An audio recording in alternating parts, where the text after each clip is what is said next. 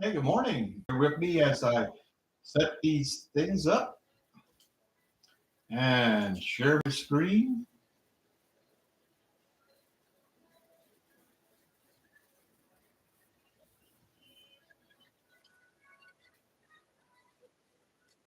So I think that's it. Yep, that is it.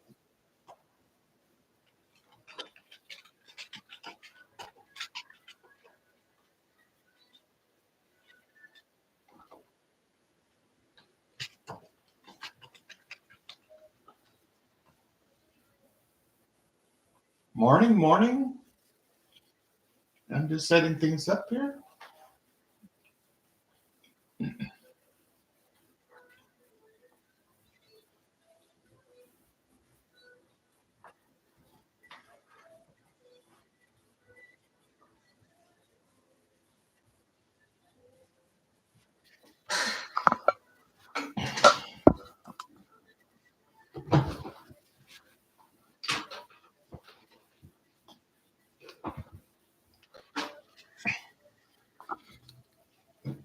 There we go. Test, test, test.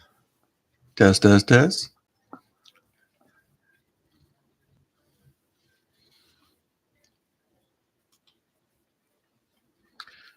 Welcome to the channel. Channel's Retirement Life. We're on this channel. I do a couple of things.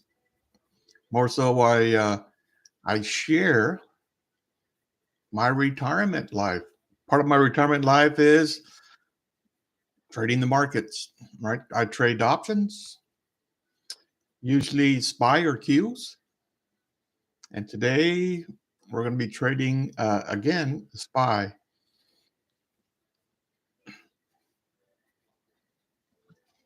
So, give you a quick synopsis. What I'm looking for in the market today, looks like we're opening up just a little higher. So the market has a tendency to go one way or the other. We all know that. But this white line, if it's going to go any higher, I'm looking at this white line has to break, right? Break, retest, and continue up, right? Where are we going up to? Close the gap. Or we're going down, right? We break the weekly lows, retest underneath, and comes down and it tests yesterday's lows, and maybe even lower. Right? And the hope is that we will see some signs. Maybe the market will give us a hint on which direction it wants to go, right? Up or down. I always have a bias to the up. That's just me. But I try to put that in check as much as possible. So yesterday, you could see yesterday, and we're on the 1 hour chart, right? So that we can kind of see it. Always got to pull back. So this is yesterday's, right? Obviously, there's big gap down, come down, hit the 50, come back up. Here you go. There's your double top. But I got chopped up yesterday, right? In this, I got chopped up. Just about all my trades didn't go my way, right? Simply because we know that when things like that happen, that's what the market does. So it's waiting for Wednesday, right? It's waiting for Wednesday when the Feds report whether they're going to raise interest rates, lower it, or keep it where it's at. I think most people believe that they're going to leave it right at where it's at. But 30 minutes after they announce, then Jay Powell comes up there and gives a speech, and they'll be looking for verbiage that indicates if he's hawkish or if he's dovish or just kind of what direction he might go. And based on that, the market can take off one way or another, or it could falter, right? So you never know what he's going to do, but because of the anticipation, um, options start to inflate, right? They'll cost more uh, into Wednesday, and so that's another thing that I always watch. So today, that's what I'm looking for, right? Just to recap there today, we're opening up a little higher. Um, if we get above this white line, right? Which is the previous level. If we get above that, come back, retest. I think we can go higher and close this gap, right?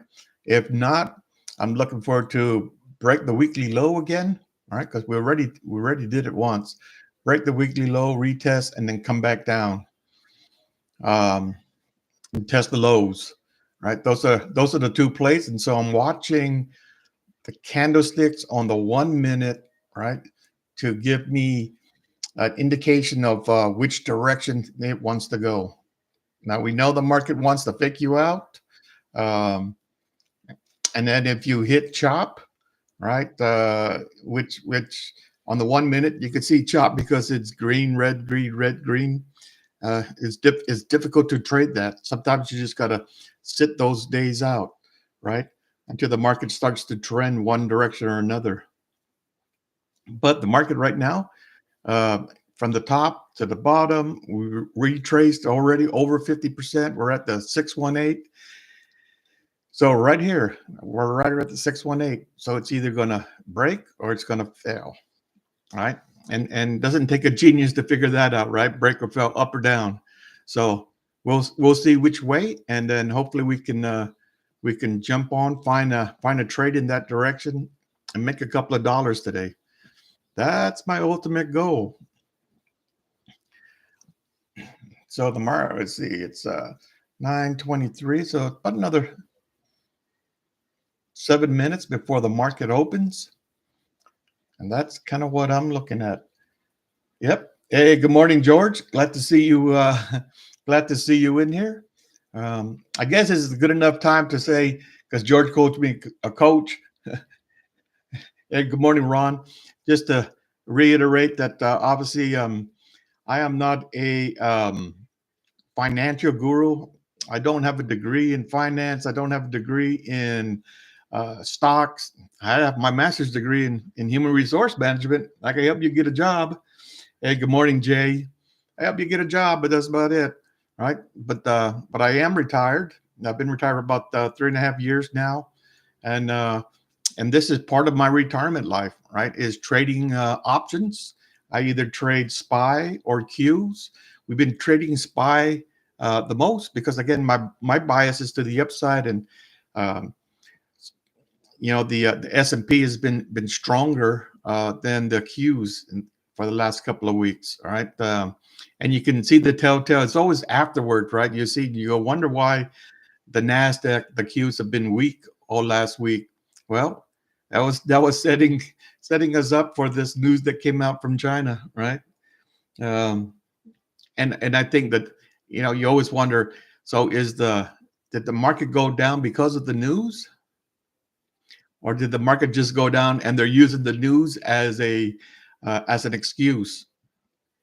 I don't know, but that was a big drop, right? That was a big drop in the market just based on uh, AI, and so I don't know. We should see. And if you look yesterday, the Dow was up, right? The Dow went up, right? Because it's not heavily loaded with all these tech stocks. So um, we shall see if they can put in a recovery operation and get this thing back up and close that gap and head back up to the highs. That will be a good thing. But we shall see. So I try to enter the market with no bias, right? Obviously, we're popping a little. We did paper trade, and I say paper trade because I wrote down a call. There was a question of whether we should buy a call or a put yesterday. I think some people were saying, "Hey, buy a call, right? You'll probably make some money." And so we bought the 598 calls for $3 at the market close, and I think it's trading up a little bit now. So you would have made some money. I think it's like 25 cents so far. So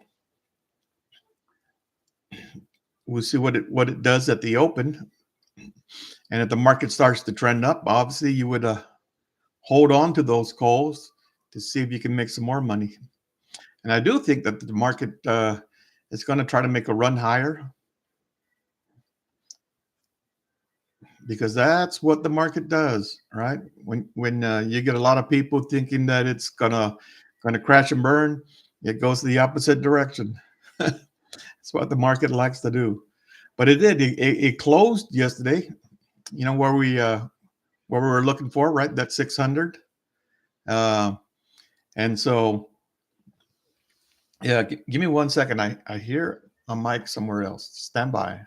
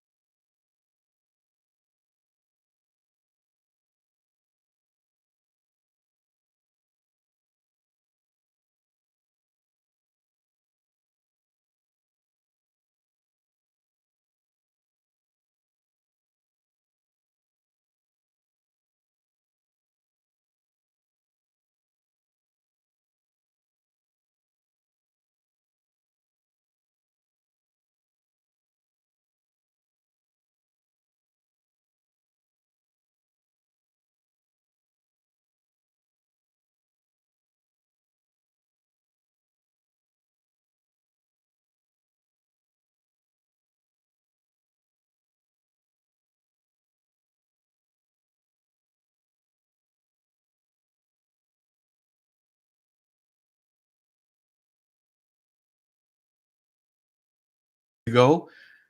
Sorry about that. Yeah, I didn't say nothing important.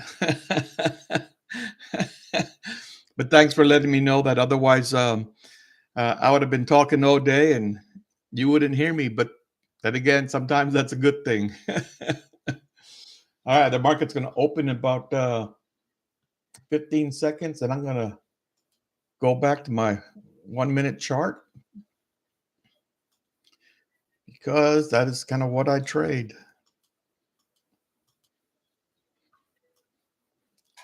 Everybody trades something different.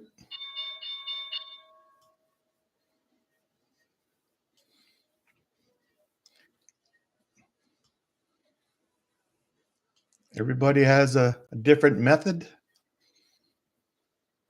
There's nothing wrong with that. There's a ton of ways to make money on the market, right? A ton of ways.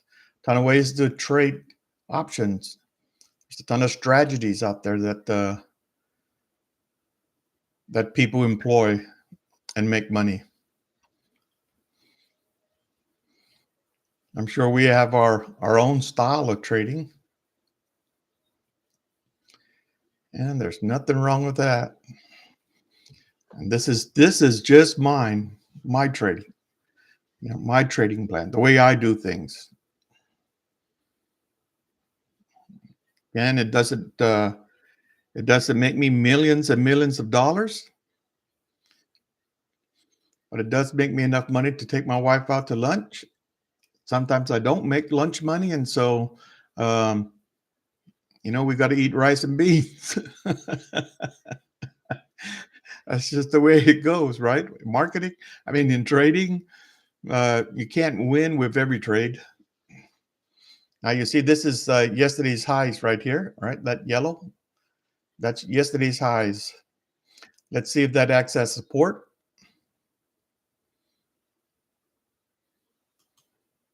I just want to see that.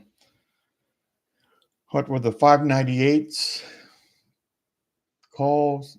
Yeah, it's already underwater from what I would have bought it at yesterday. So if you bought an option yesterday, you would have to sell right away to make a couple of dollars. Which is why I really don't like kind of doing that. It's not my style. I know you can make money just like earnings. You can buy a stock right before they report earnings with the hope that the market's going to go up and you make money. And then it doesn't go up. It goes the other way and you lose your money. So to me, it's like a toss up, right? 50-50 chance of winning or losing.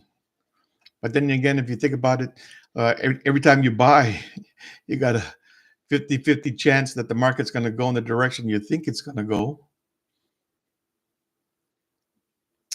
or it's going to go opposite. That's probably true.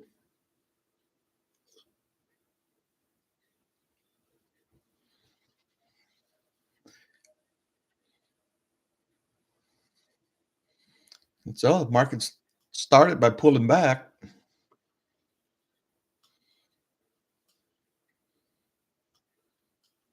But how many times have you seen that where the market pulls back and then it takes off? Which is why I wait the first 15 minutes, right? It's usually some news comes out 15 minutes after the market opens. And that must be by design because they could put that news out earlier before the market uh, even opens, but they wait that time. And so what ends up happening is the market can turn at that point or it continue pushing it higher depending on the news. So a lot of times I like to wait, right? Because I don't want to be in a trade. I'm like, yeah, it's going my way, and then the market news comes out and it's bad, and the market tumbles. So normally what I look for is because there's a high, right? That's the market high, and then it comes down. And now are we gonna make a equal high?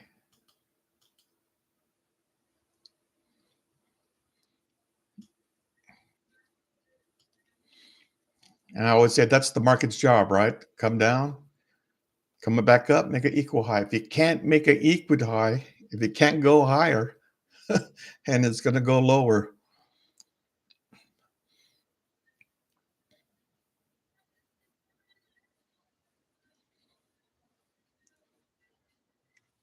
And we'll see how that does. Just put in a call. Yeah, there's shop one. Just put in a call on this pushback. Yeah, I, that's one philosophy. Just buy a call and let it run. As long as the market doesn't come down.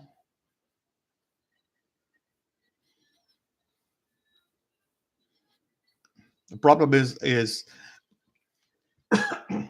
excuse me, is all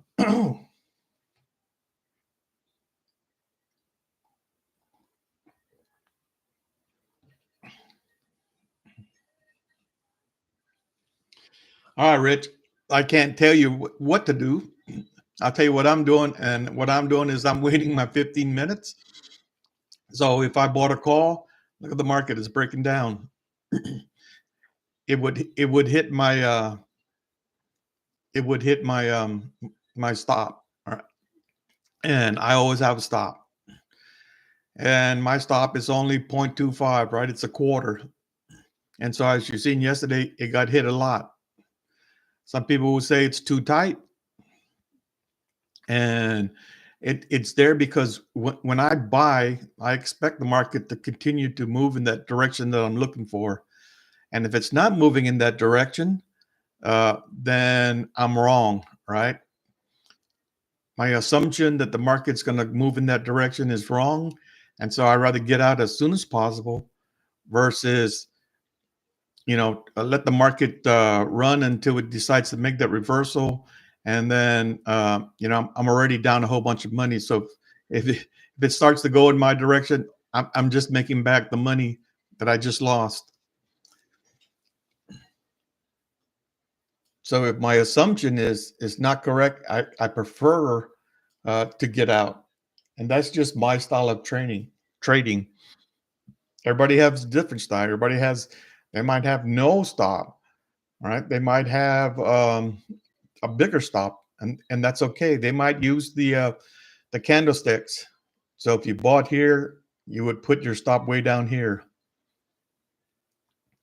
Well, if the market did come way down there, I would lose more money than I want to. So I try to make only 1 to 3 trades a day. Some days I don't even make any trades. But what I do look for is the trade that's going to give me the best opportunity to make money. All right. So I know a lot of people come into the market and it's exciting. It's fun. Buy, sell, right? Watch it make money. Um, and people get excited and they like that excitement. Well, at 66, all my excitement is gone, right? I don't have any more excitement. Now I'm just looking for the best setup possible, which could be right here, right? If I was past my 15-minute wait period. I mean, that's one of my rules, and that's what I try to stick to. But you can see it came back. It hit the 618, as well as that's the weekly low. And we know the market likes to stay above the weekly low. That's its goal. But nothing's to say is that after this candlestick, it don't continue to come down, because you can see, as we talked many times, market came down. It's supposed to come back up, at least make a double top. It couldn't do it, right? It couldn't do it right here. And so we know that if it can't do it, then most likely it's going to pull back even further.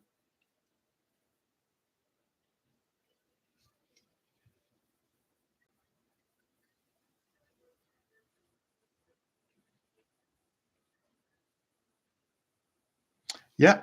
But nothing's to say is that the option you buy for tomorrow is not going to be underwater by tomorrow. I mean, that's one philosophy. You could buy out the weeklies, right? By Fridays and just let it run with the thought, with the hope that the market's going to go in whatever direction you want it to go in. I mean, that's a method, and if you can figure out how to do that and you make money, that's great. I'll never ping on anybody's trading plan, right? Obviously, I trade a little different. I trade options that expire the same day, and I just try to capture that move, make a little money. So there is a lot of different types of methods, a lot of trading plans, all profitable, many ways to make money on the market, right? A whole lot of ways.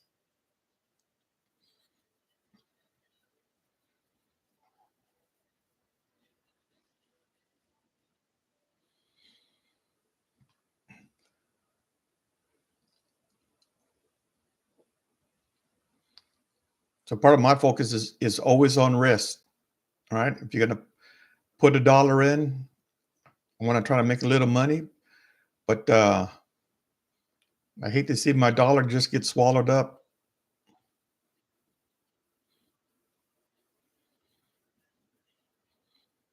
That's why I have to stop. So that if I'm wrong, all right, so then I lose 5 cents. I still have 95 cents to trade again because there's always another setup. There's always another trade. All right. Kind of see the market kind of trending down there. Now, would this be a double bottom or an equal low, I should say? Could be, but it still feels pretty weak.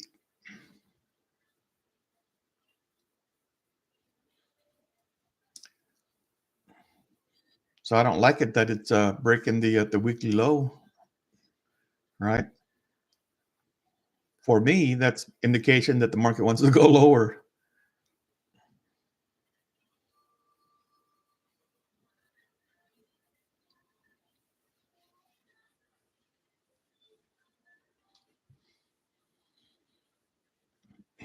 So imagine if you bought a call up here believing it was going to go higher.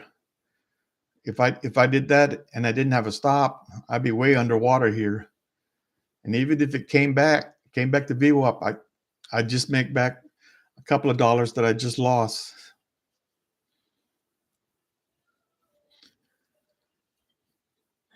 So let's see if that weekly low is gonna hold. Looks like well, hard to tell at this point. Trying to act as support.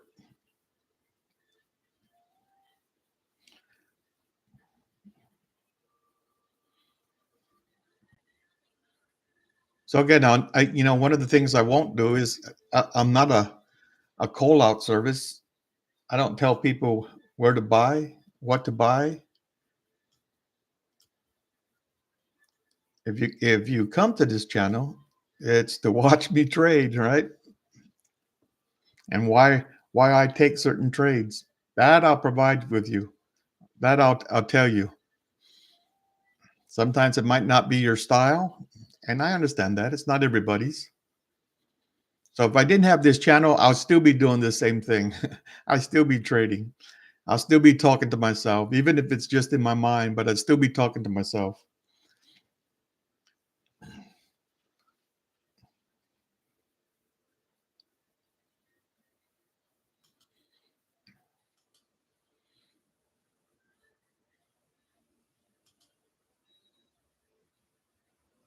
All right, so there's the kind of sort of a trend line. Just helps me visualize direction of the market. Definitely breaking down.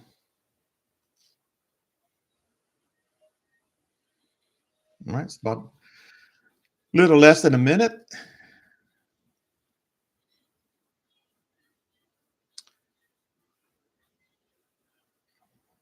And so I'll be free to buy if I wanted to buy something.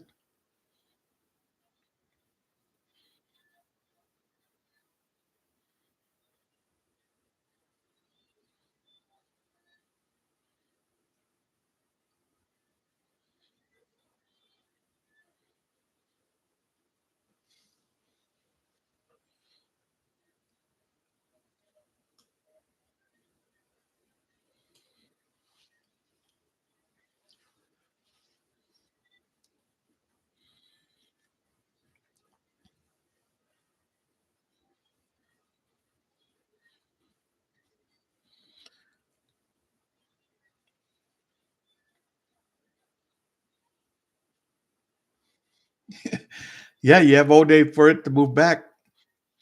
But again, I remember how I trade. I always have a stop, so it would already hit my stop, and I would have been out. So the next thing you'll probably say is, "Well, that's why you need to have a bigger stop or no stop." And some people trade like that.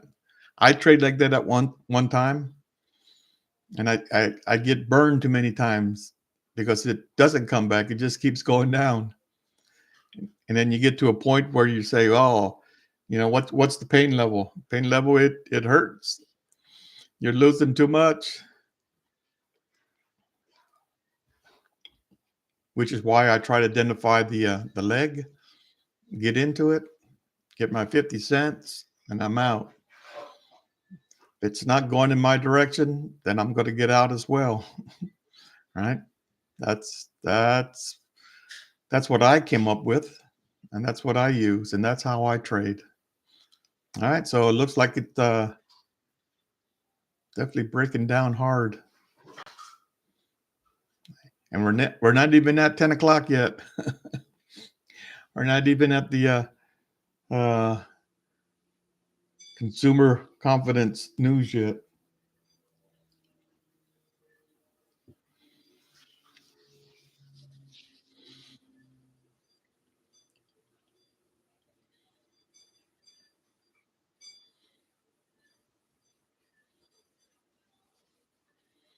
All right, so see if it finds support here.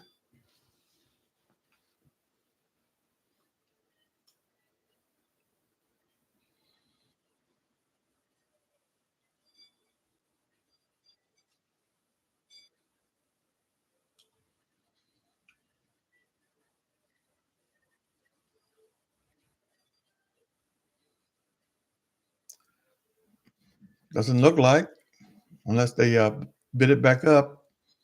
There you go. Up.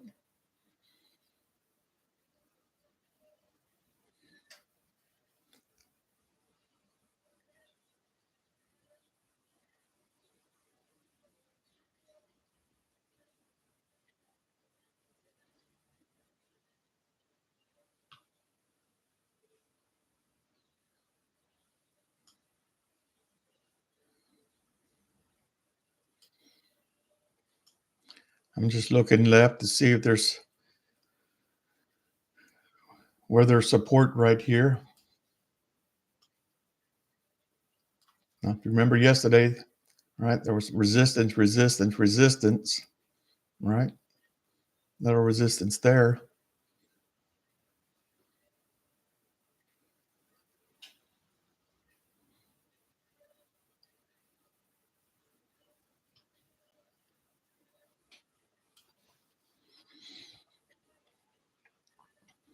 So I don't know how strong this equal bottom will be.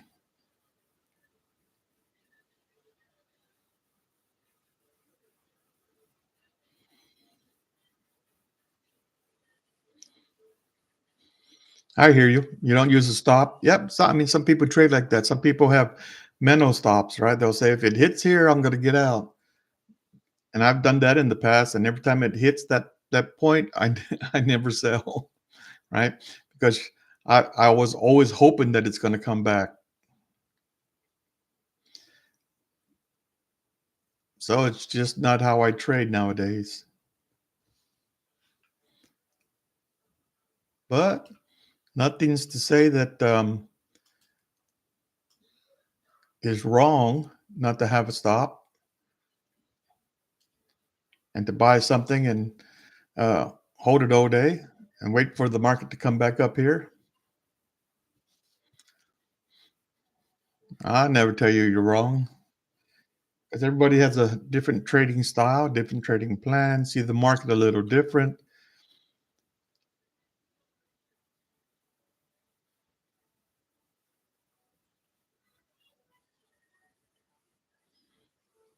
And each one has to, you got to trade your own plan. You got to trade your own method.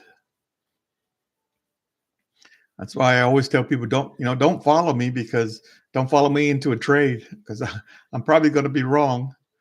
But I'll tell you why I'm getting into a trade, and you'll see it once I get in. And you'll see me either make money or lose money, one of the two. All right, so still looking to see Still looking to see if that's going to hold or it's going to break down, and we're either going to go lower.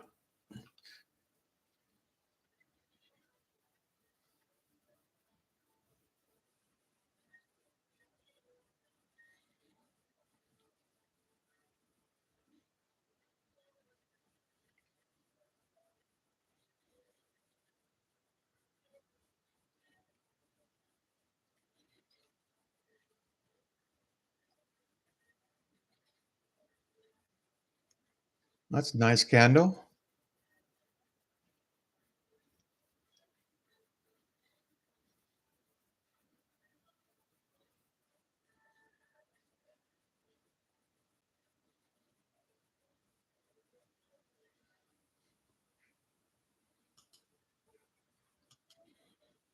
I'll put a line there because I'm going to go ahead and remove this Fibonacci.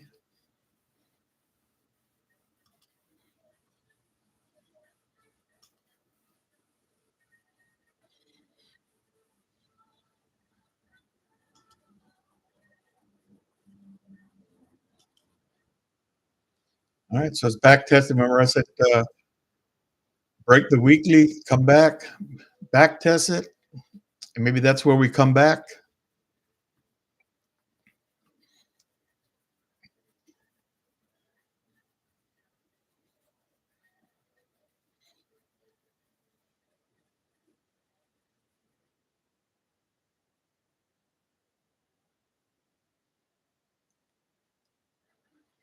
Let's see if it wants to move higher.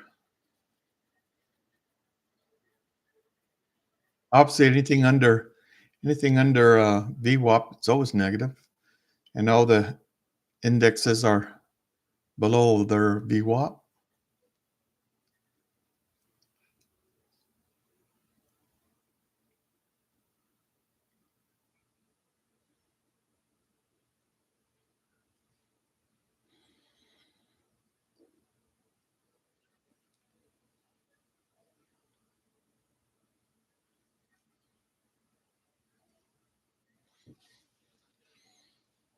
So maybe there's a tendency for the market to here.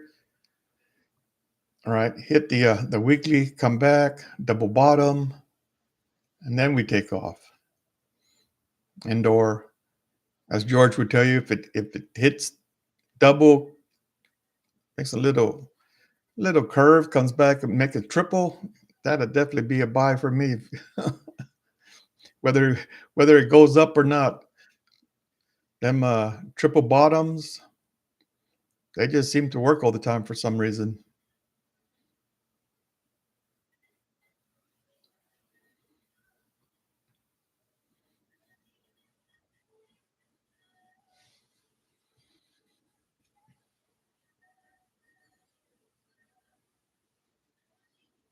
Yep. And triple bottoms. And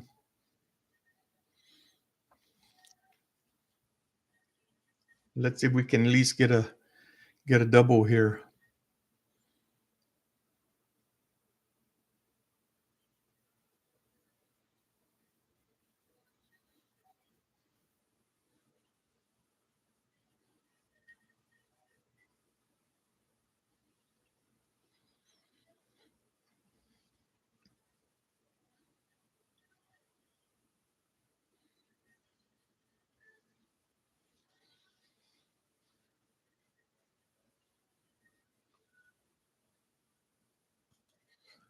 Let's see what the Magnificent Seven is doing.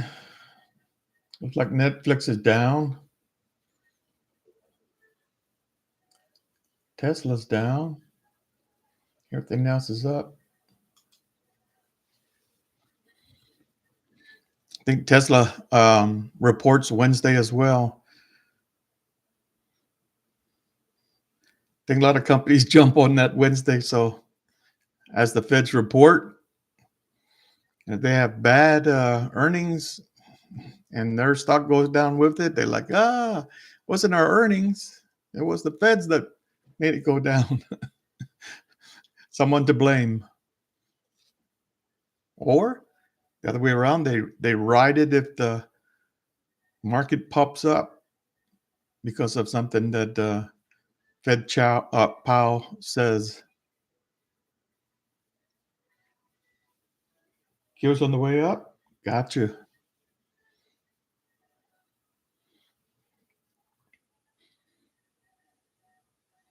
Like all the indexes are moving up to their um, VWAP.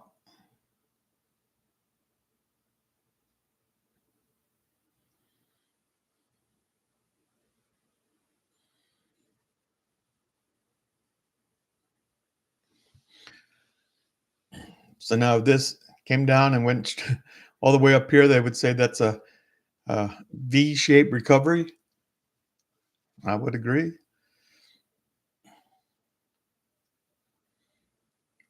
Because normally what we look for is at least a double bottom. That gives us better confidence that the market's going to find support and go up. And it still might come back and do that. If it hits the 50%, hits the VWAP,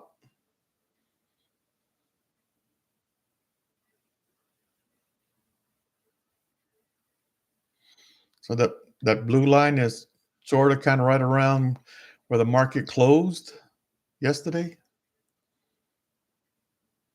So you know that it's still negative, right? We're still in the red.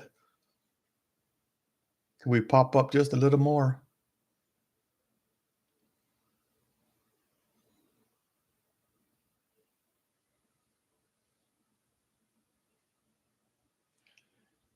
Hey, good morning.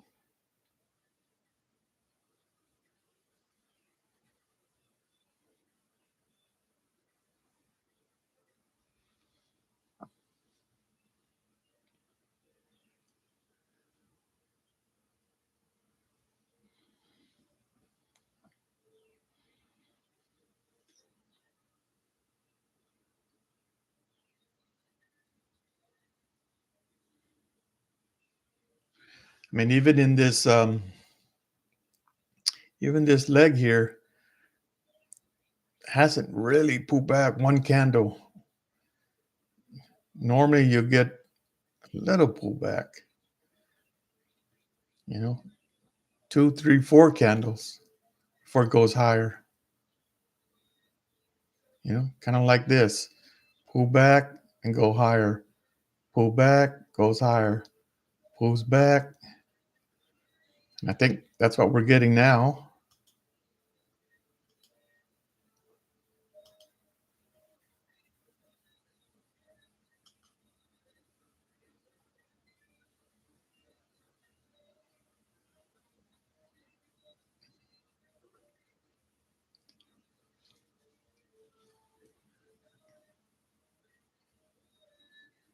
I just worry that binding right here because you got VWAP. You got resistance right there. All right, 50 percentile retracement. You got VWAP.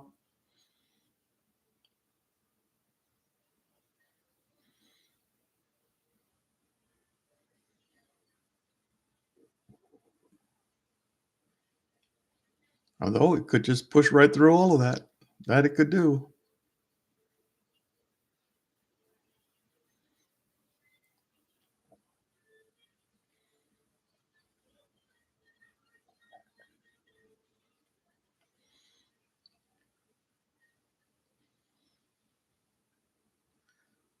Just like that. That's a touch VWAP.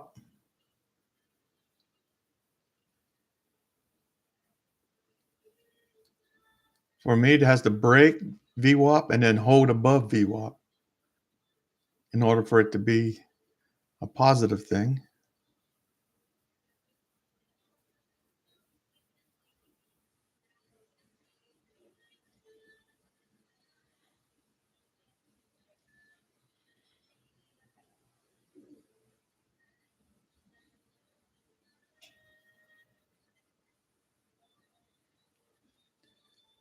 So the NQ, the Qs are doing good.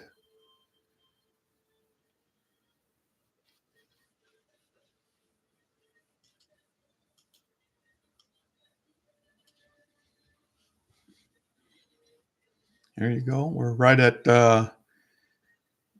yesterday's close, as well as the 618, as well as yesterday's highs.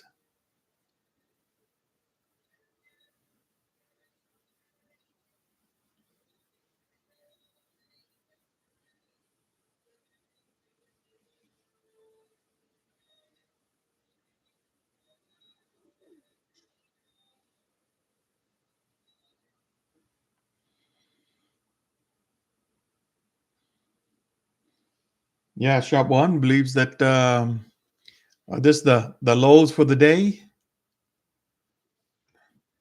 that what you're saying? It's not coming back down. It's going to make higher highs.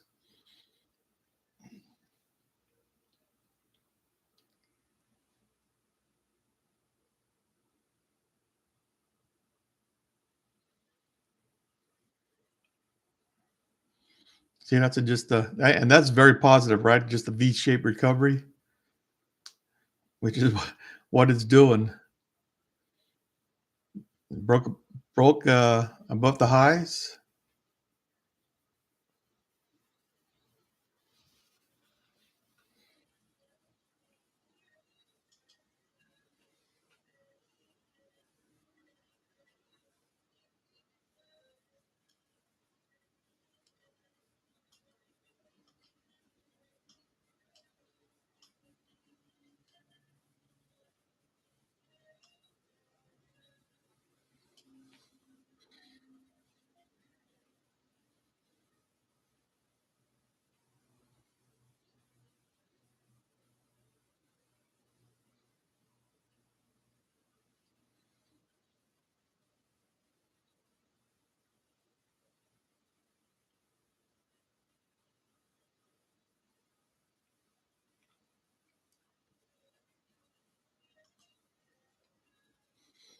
All right, so it looks like it's gonna definitely gonna make, if not a equal high, a higher high.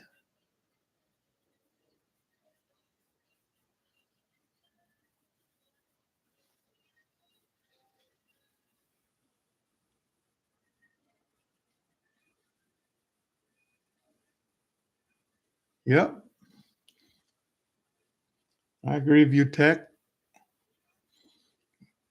Well, that's a good candle right there.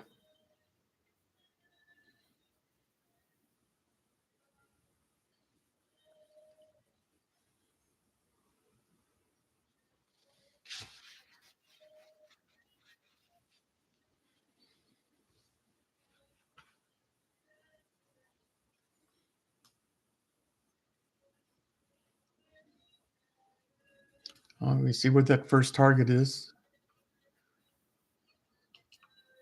I'm going to take off this Fibonacci's.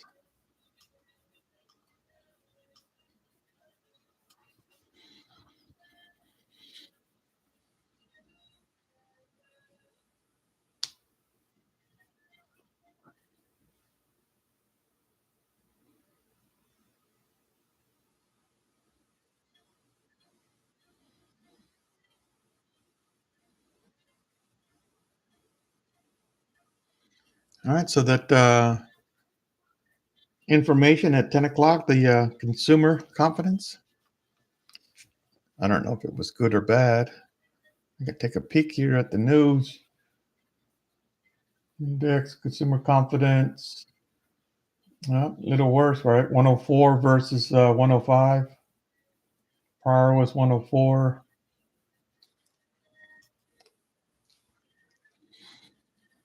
Maybe that's what pushed the market up a little bit.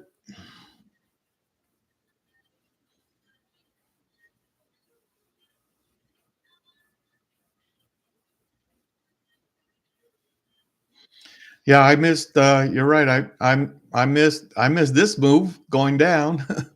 I missed this move coming up. Right, there was opportunities to buy it again. Hopefully, somebody else jumped in and bought it, made some money.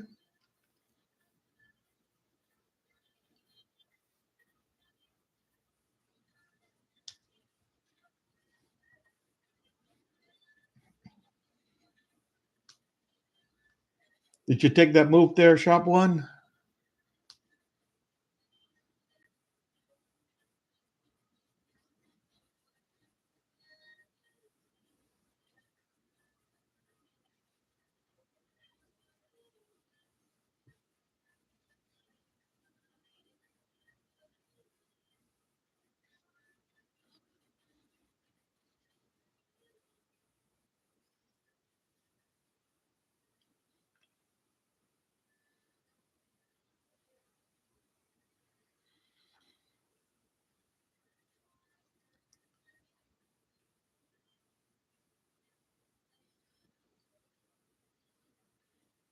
All right. Looks like we're going to get the higher highs on this push here, and we'll see what it's going to do.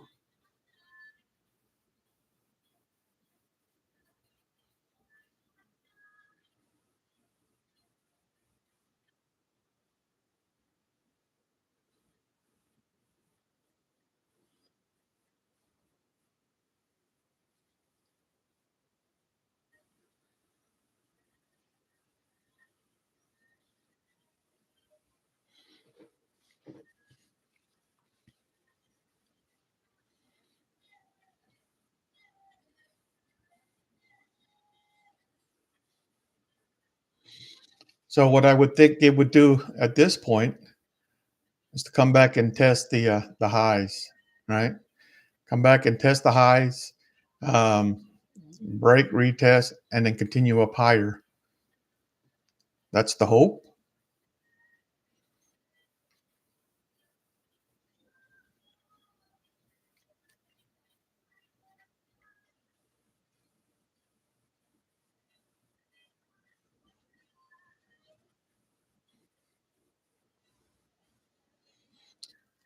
The concern is it didn't make a new high.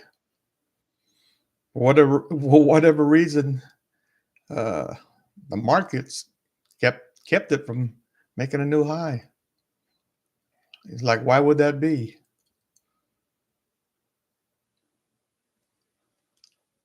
Another puzzle piece on what it's going to do.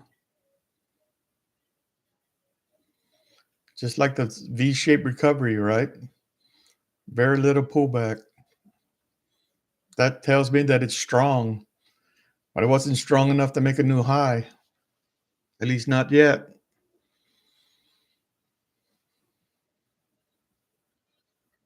All right, like we're coming back there to test it.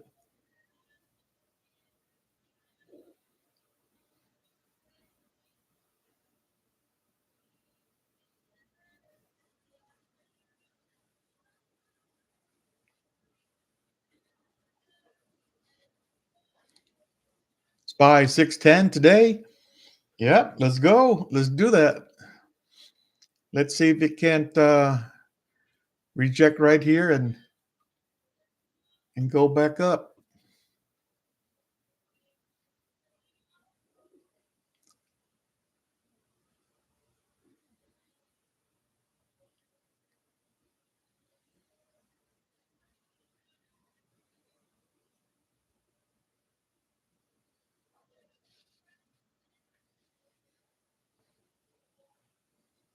So what this next candle does, come back a little more.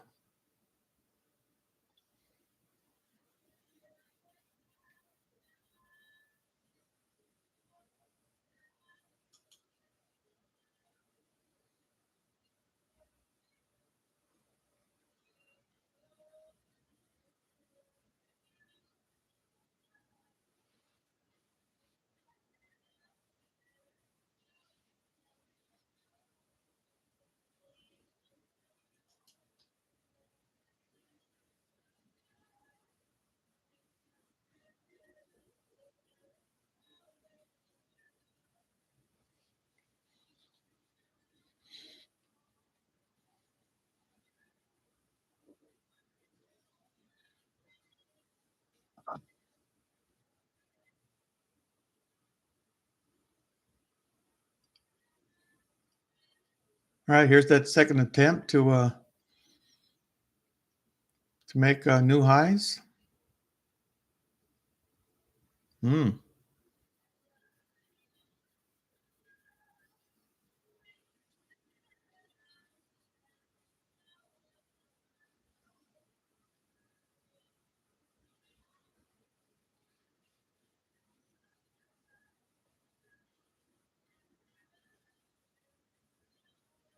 Yeah, I hear you. Yeah, it's always harder when you're at work, especially trading on your phone. Yeah, yeah. Too many problems can happen. I hear you, brother.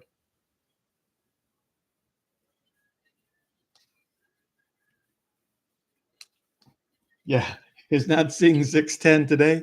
Not today. See, I mean, we can always hope.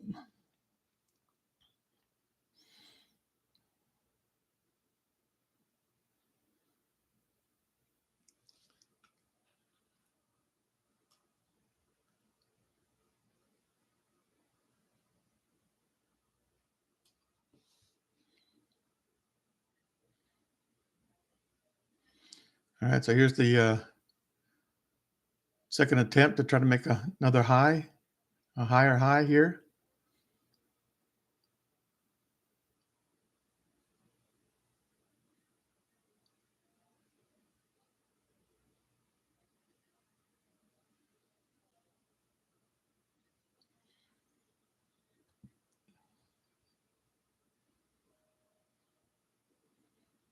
That's a nice candle. No wicks yet.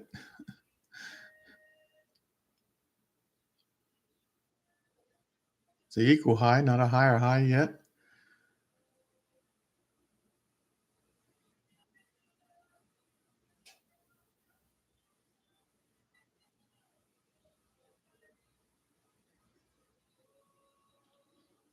There you go. There's your higher high.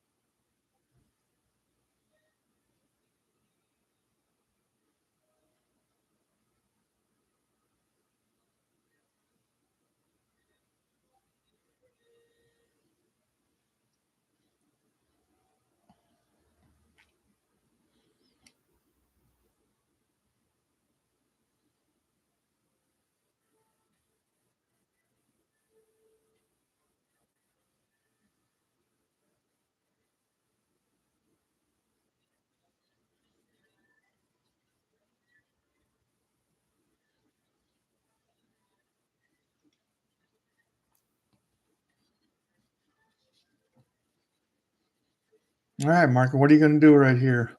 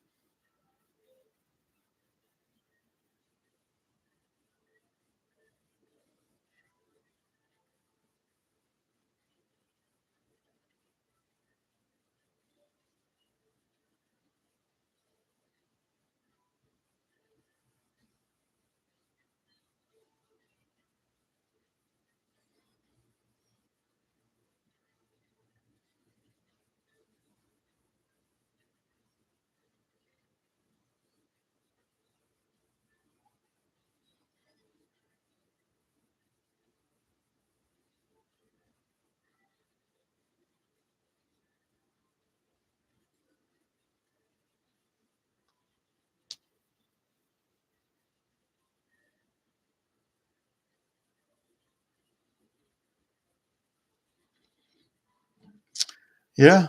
You know what? 605 was what I had too.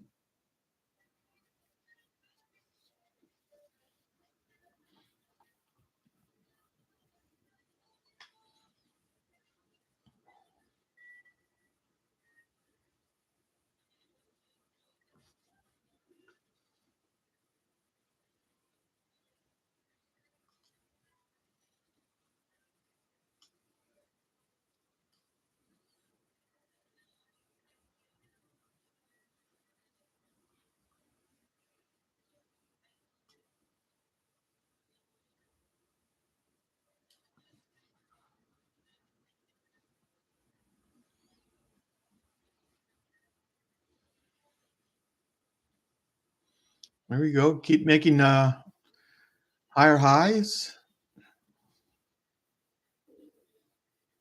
Let's see if it breaks through this pivot point.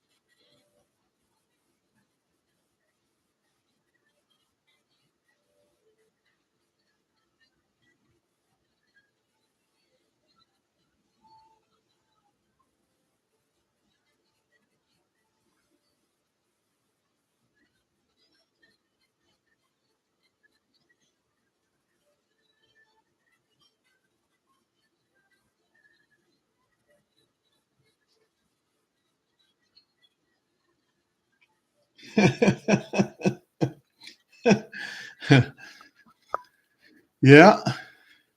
Well, as long as it's trending to the upside, just give us a little more pullbacks to get in.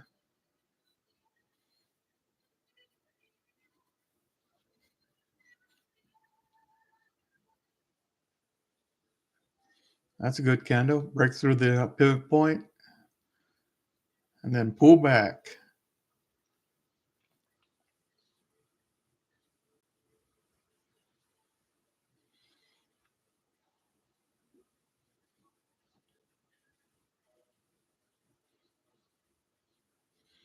Yeah, the trending days are terrible when you're not in it.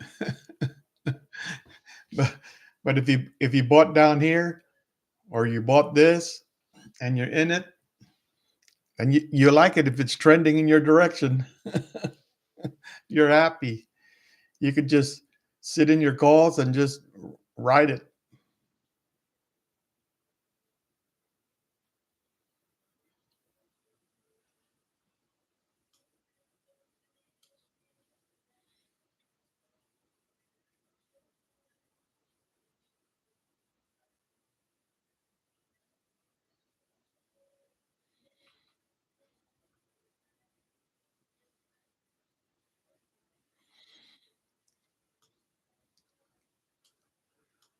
So the market's goal is obviously to close the gap.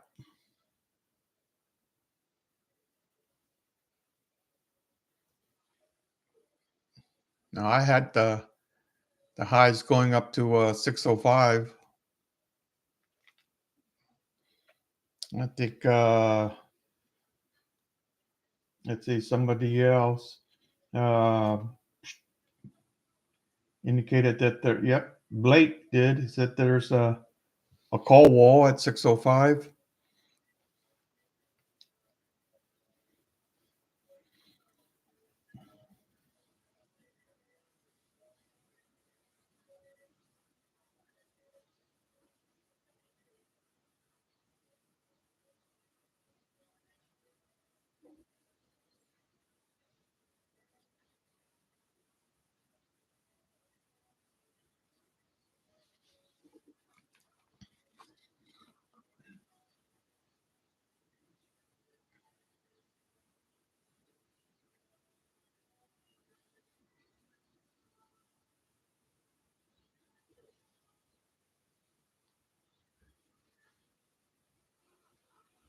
Yeah, buying pullbacks on trending days.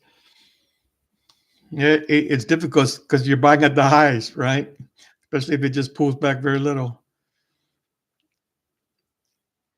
You're buying at the highs, which is hard sometimes, but sometimes that's what you got to do if you're going to get in.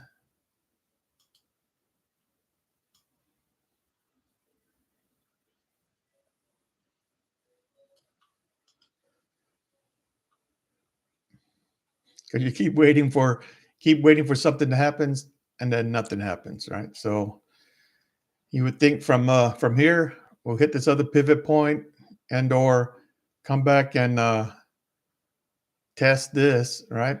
Test this morning's high, come back, test the morning high, and then continue up. Maybe so,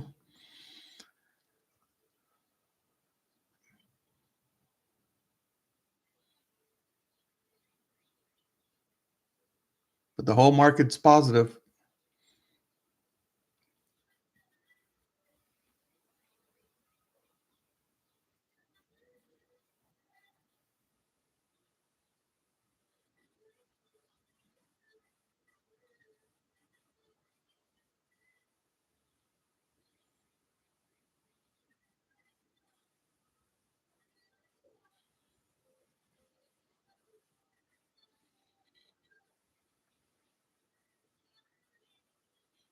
Yeah,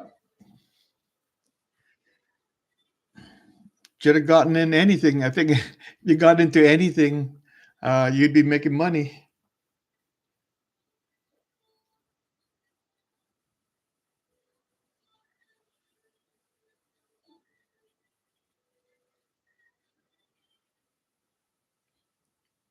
Yeah, I hear you, Tech.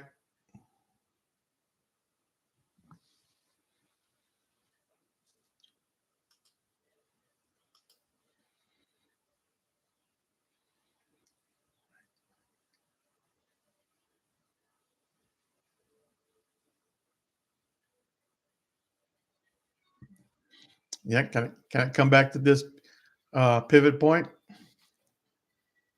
Yeah, which is almost at the highs, right? So in this zone, come back to let everybody think that the market's going to go lower, but just give more people the opportunity to get in. But yeah, that's a strong move. And there again, that's something that I put in the back of my mind, right? A break above, come down to support. All right. Now there's the 50. I don't think the 50 was right there before, but comes down, and man, we were looking for a double bottom. Couldn't give us that, right? It just took off from there. This was that first pullback we talked about. My only concern at this point was that you had VWAP, you had yesterday's close, right? And yesterday's high, all right there. That might act as resistance. Obviously, it wasn't, but I could have bought it right then. Took off, broke the highs, came back and it retested. We talked about it. And I said, "Yep, come back retest," and I still didn't buy it. And look at it. I think someone the other day said it best when they said, you got to trust your levels, right? If that's a level and it's coming back to retest, you got to get in. I know I was looking for a little lower, but sometimes you just don't get a little lower.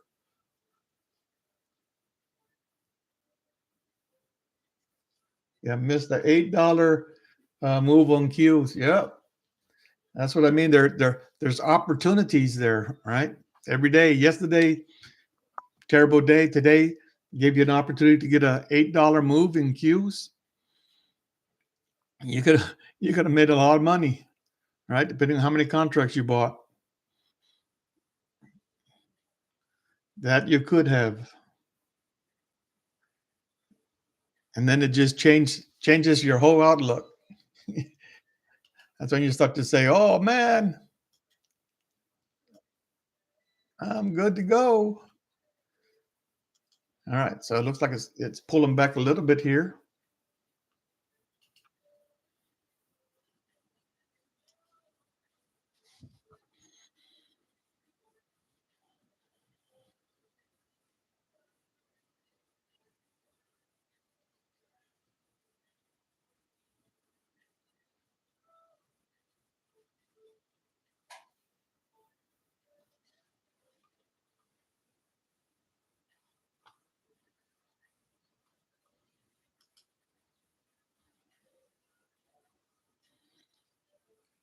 Yeah, Apple's definitely doing good.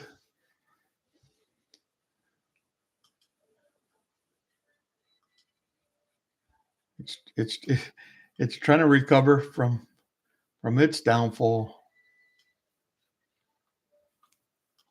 Let me show you Apple real quick.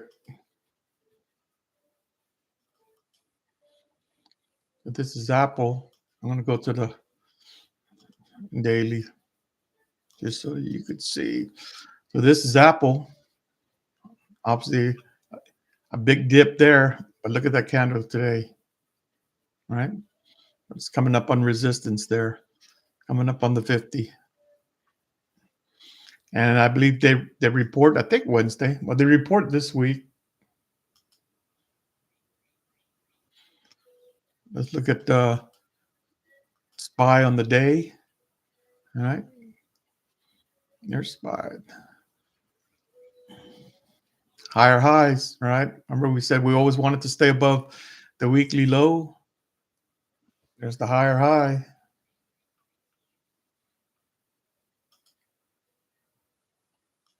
Question always is, how high is it going to go today?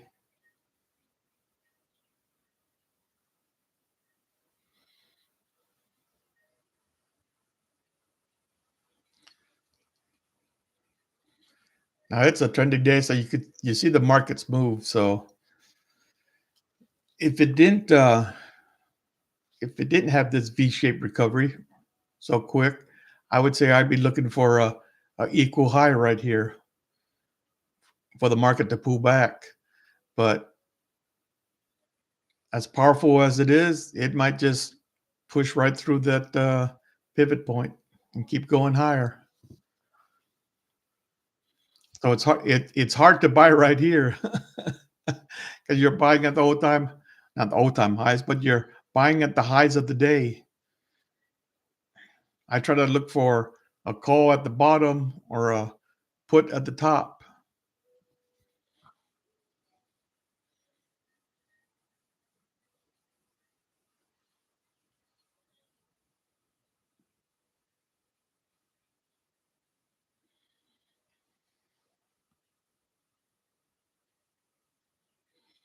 All right, you're grabbing the 601 put.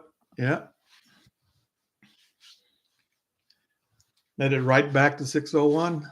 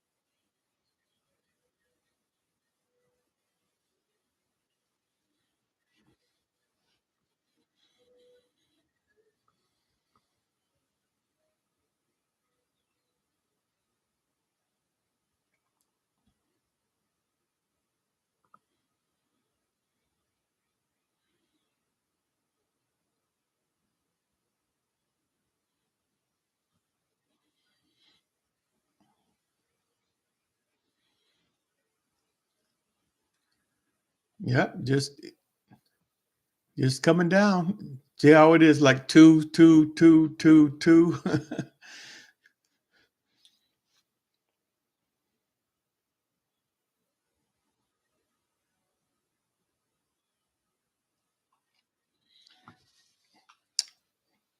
Have I ever tried to? Yeah, yeah. I mean, on another screen there, I have my options chart,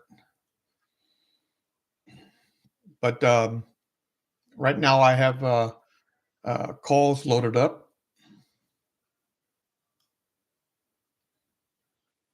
So I'm looking at a call chart,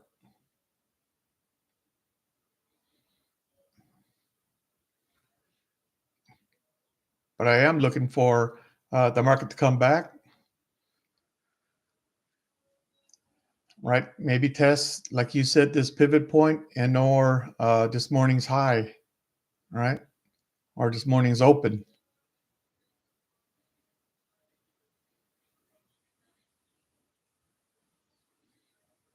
And that'd be a good pullback. Maybe VWAP can get further up here.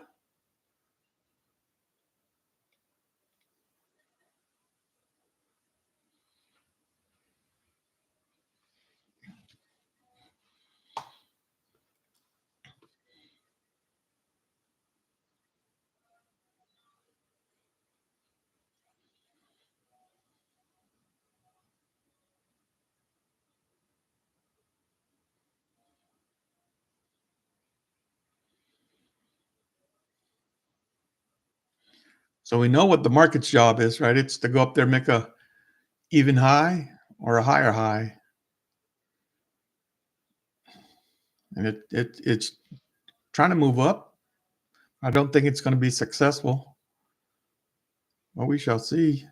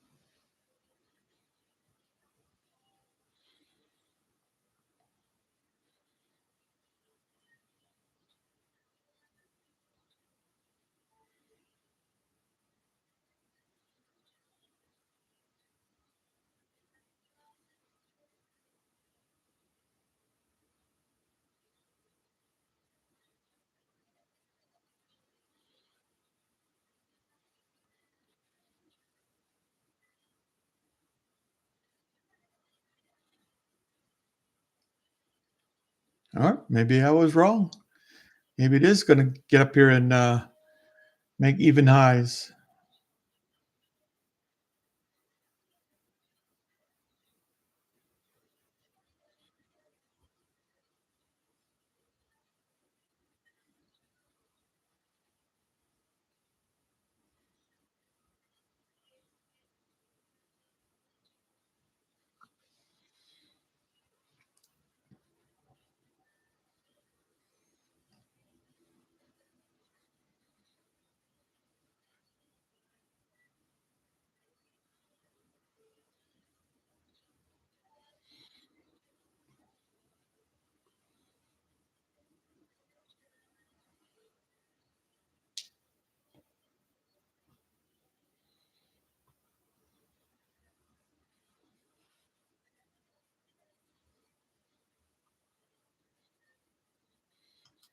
All right, I'm going to look for a put here. I'm going to load that up. 70 deltas.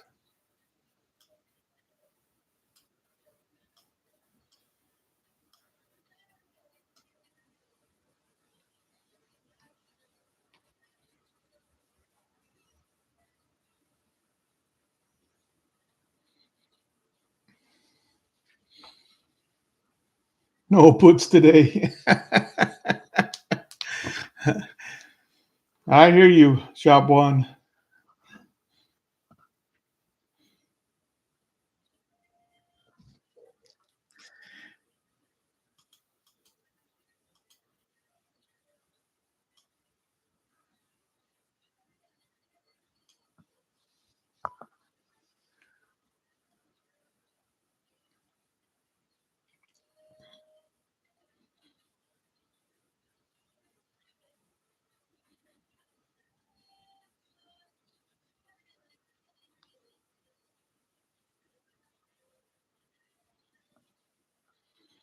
Yeah, I hate buying at the highs though.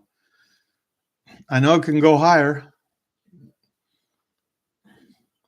But I was looking for a deeper pullback. I didn't get that. And so now I just want to see what it does here. Do we make higher highs or does it struggle and start to pull back?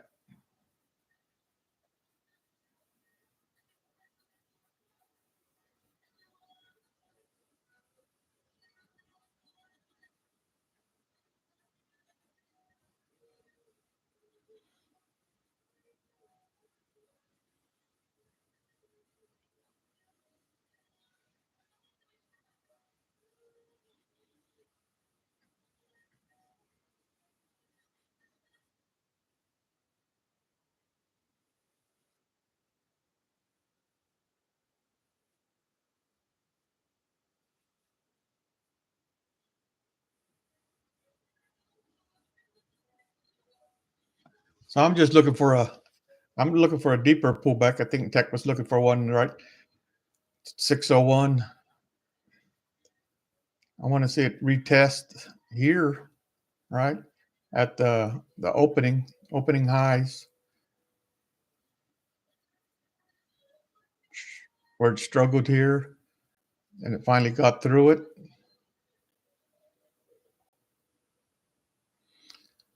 There might be an opportunity for it to come back.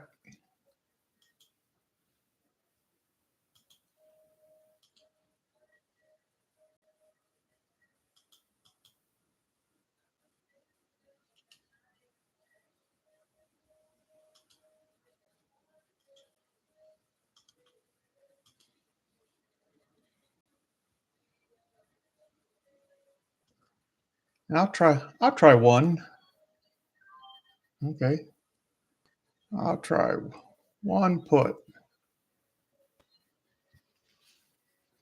Let's see if it'll pull back some. So you see my stop loss and you see my sell.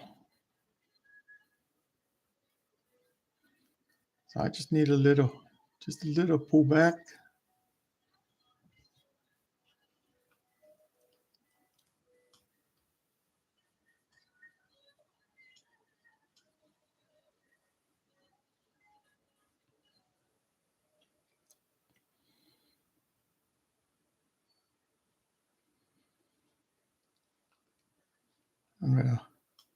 I am gonna adjust because I'm only doing one.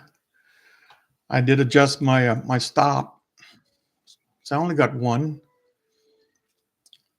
I just moved it above the pivot point, and I'm gonna let this kind of play out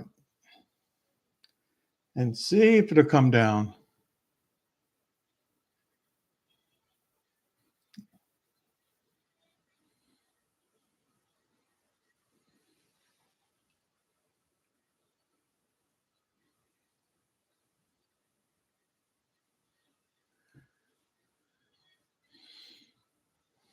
Yeah, I hear you there.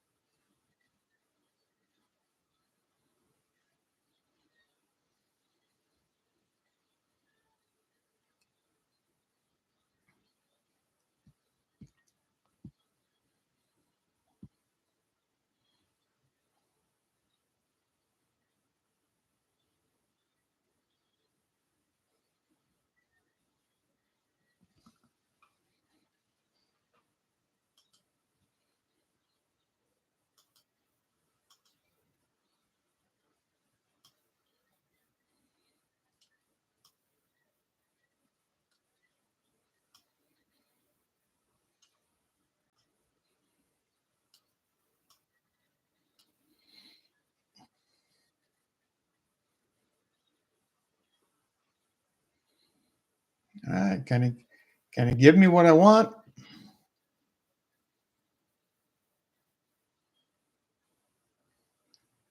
Come on, give me one more push down. There we go. Come on, one more push down. Just a little lower. Don't do that.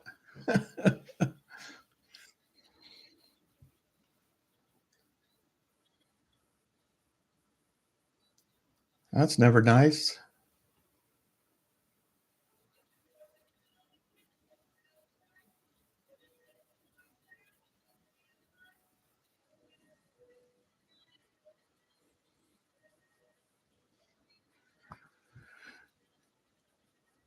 As long as we don't get follow through, we're okay.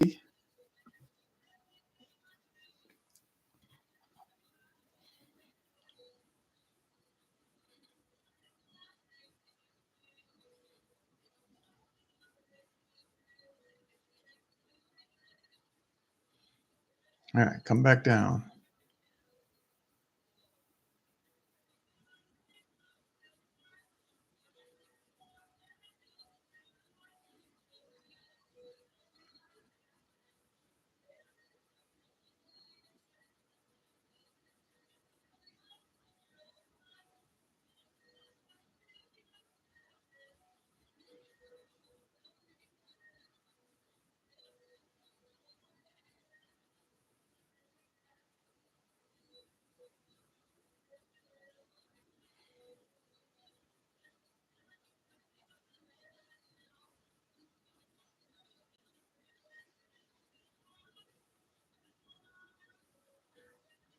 Yep. I'm still sharing the screen. You're not seeing it? Let me double check. Yeah, no, it's still there.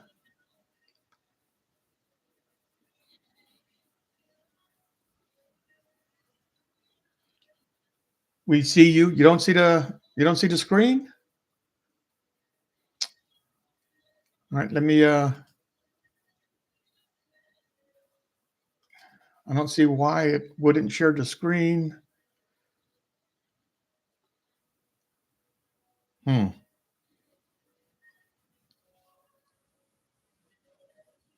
You see me, but nothing else. No, that's not it.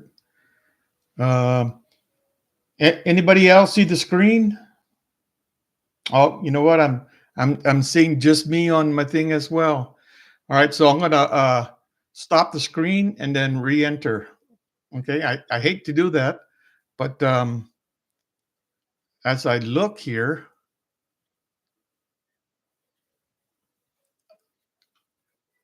I don't have X manage. Yeah, as I look here, I don't know why it's just that. Okay, here we go. Here we go. Okay, is that better? There we go. Technical difficulties. Blame it on YouTube.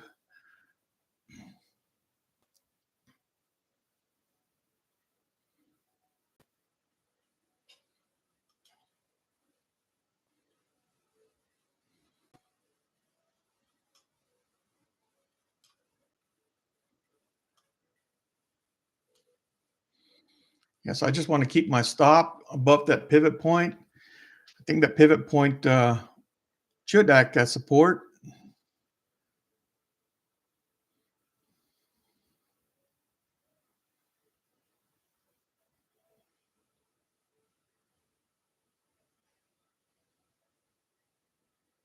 Yeah, hit your stop loss. Yeah. Hey, live love or live love live.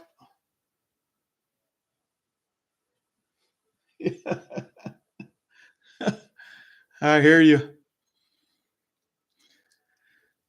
All right, so I guess the pullback wasn't there. What? But maybe we. My only hope is that we trade in this channel now, right? So maybe it does come down again. That's that's my that's my only hope.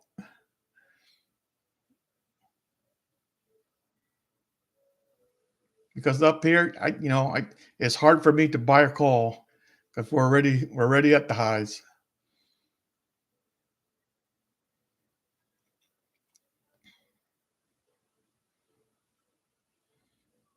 So lucky I just got just one contract.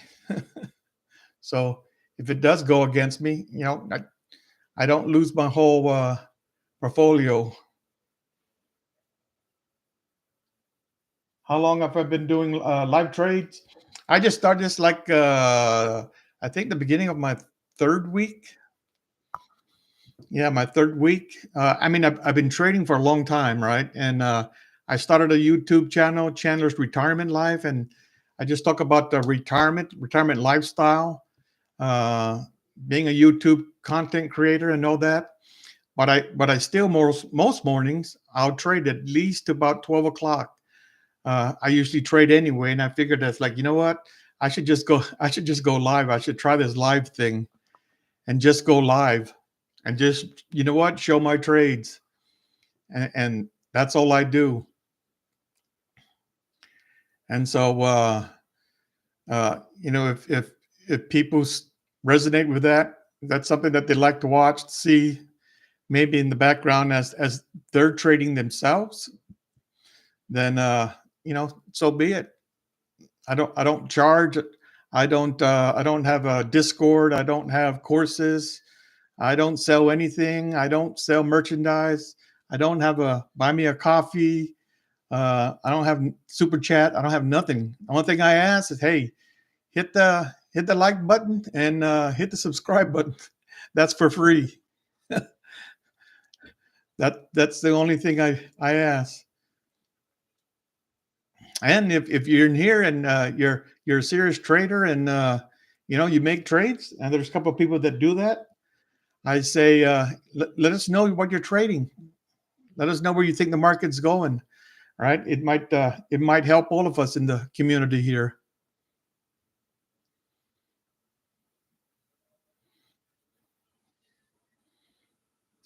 And I'm just hoping this thing pulls back some. Might have to end up pulling my sell order down if it comes back to here again. Right? And I'll go ahead and I'll mark it. Because if it comes back to there again, and we're just trading in this channel back and forth, and I might as well just take my profits if we get to hear whatever that is. Might be a couple of dollars. Yeah, trading is very difficult, right? So as you begin to learn, the most important thing is risk management. And that's like, when I went into this trade, I just traded one contract because I'm not 100% sure that it's going to actually come back to here. I wanted to. I wanted to come back further, and I would even consider buying a call if it did. So in order to capture that, I just bought a put and see what it will do, because it's already at I think it's one standard deviation out, that I feel that I'm more likely to see the market come down a little bit versus go up. Now that's when the market was back over here, right? that's when I bought that put. That'd have probably been the ideal time when to take my profits, even if it was, $25. That's 50% of the move. But trading definitely is difficult.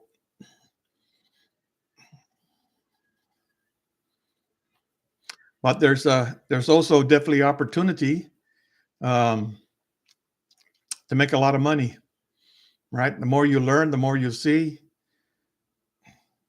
There's some traders here. Stop One or Shop One is one of them. He had some good calls yesterday. Good call outs.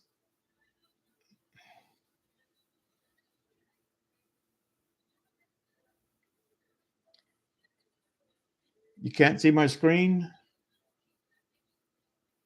Did it happen again?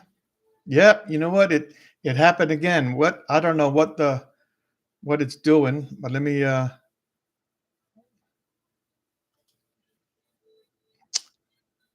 see if I can't share again, uh, since I figured it out. Yeah, I don't know why it keeps having this glitch. There you go.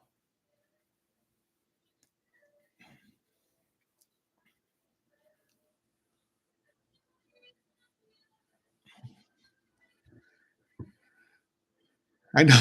I know it's not because there's a ton of people here.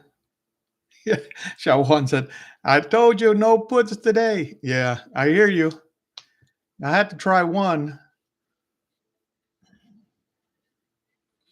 but yeah, I know it's not that there's too many people on the live. Uh, it might be that there's a ton of people on YouTube because of Wednesday. You know, FMOC. I don't know. But yeah, I figured out how to quickly get the screen back up in case it does go back down again. All right, so I'm still alive. I haven't died out yet, but as you can see, my stop continues to it move down as it decays. Right, it keeps coming down. Yep, the market is bullish. I mean, you had this V-shaped recovery here, right? That is awesome. Now we're trading in this channel. All right. Now we're trading in this channel. So what I was looking for was for the market to come back. I wanted to come back to this pivot point, and or maybe to the highs of the open, right, of that 1 minute chart. And I was just trying to capture that quick move down. Unfortunately, it's not giving me that yet.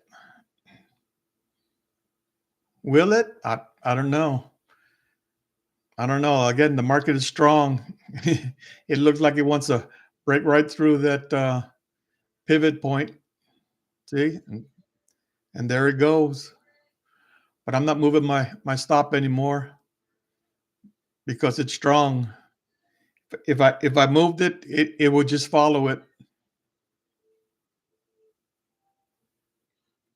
It's going over 604 today. Yep, there you go. It hit my stop. And see, because I kept moving my stop, which again, this is the reason why I don't like to move the stop, because I kept moving the stop and I said, okay, the better place for the stop is above the pivot point, because that's probably where it's gonna peter out if it was. And if I left my stop where it was, I would be down $25, right? But because I kept moving it, if you could see, my P&L is right up here. Now I'm down $65. See, that's the difference. When people say, "Oh, your stop is too tight," and if you move it more, that's kind of what happens. So if I left it where it was, I would have been out $25 managing my risk, and I can enter into another put if I wanted to, or switch sides, right? Go to calls. So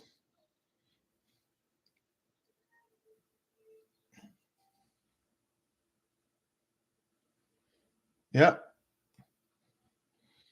that's why I say when I put a stop, I really don't like to move it, because it never helps me.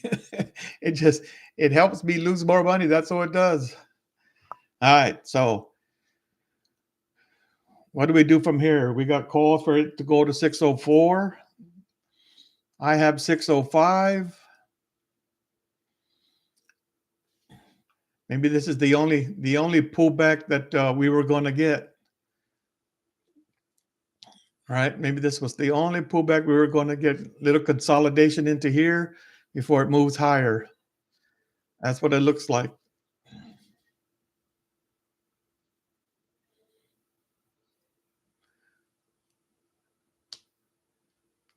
But of course, now that it hit my stop, it had to come down. Yeah. Sometimes you just have to laugh. If you didn't laugh, you'd be crying. Upside is limited today, or probably at this point. Yeah, we got some calls for it to go to 604, which is right here. I had on there 605 myself.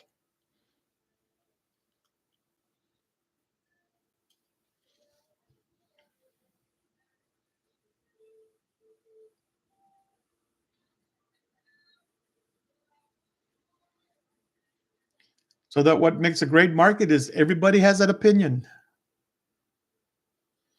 and there's a lot of times where nobody could be right.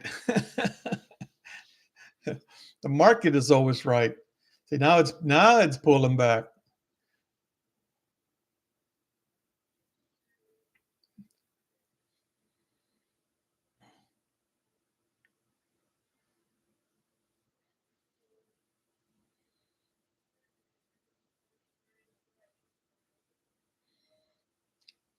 What we do, don't that's one of the things that the market likes to do, right? Where there's a level, it's a look above, take a lot of people out. We're going long, and then it comes back.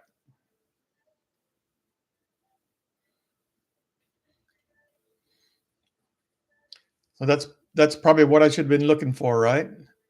A peak above. If I want to go short, peak above, go short, let it come back versus trying to get it here, right? Reason why I'm trying to get it here because I said, hey, you can't make a higher high. He's struggling to make a higher high. That didn't work.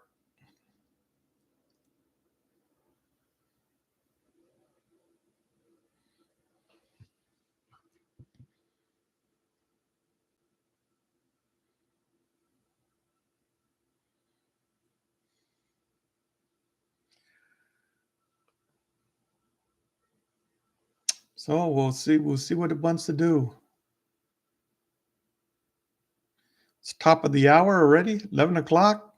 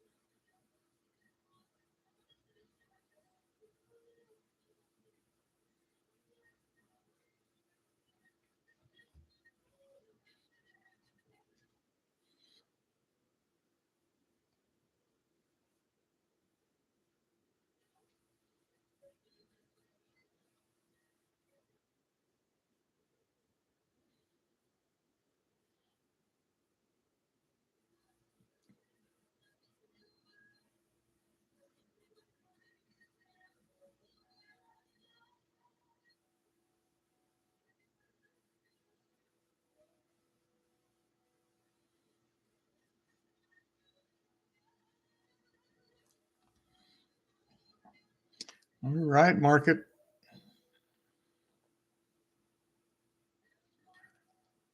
That kind of looks like a retest, huh? Right here were the highs. It broke out, came back, retested. Now is it going to go higher? 604, 605? Could be.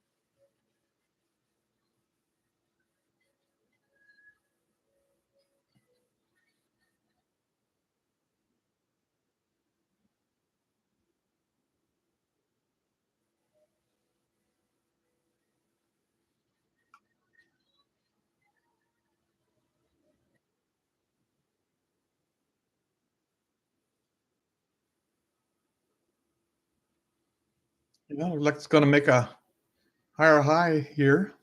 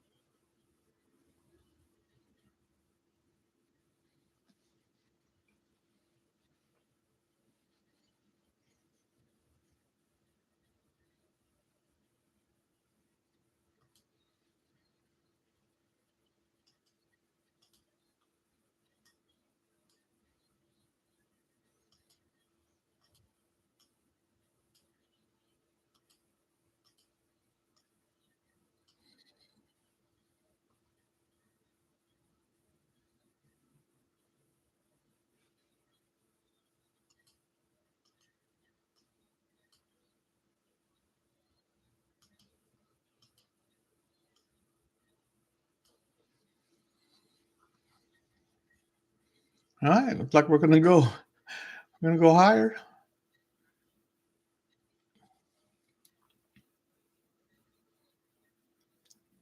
It's just so difficult to, because you buy here at any moment. You can see one of those big red candles just to swallow up everybody's stops.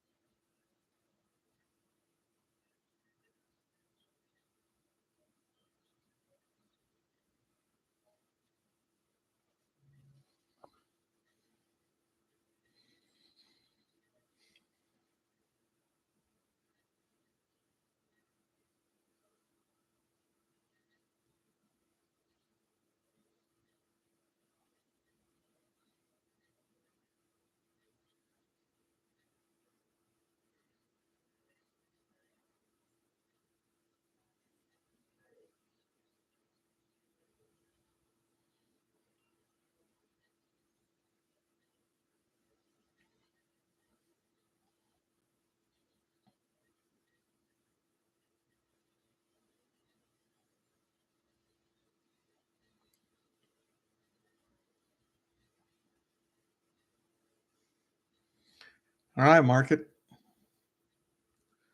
Ain't lunchtime yet. Make some moves. You see how small those candles are?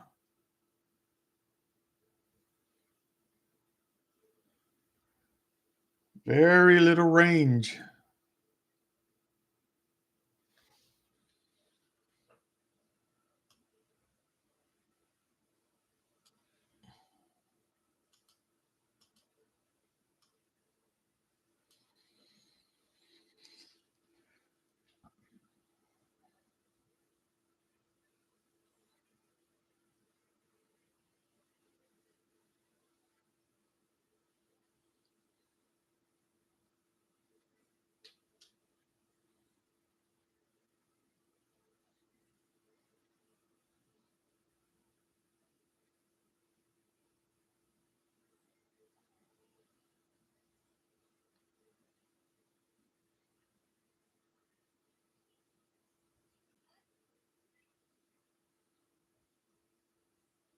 Okay, there we go.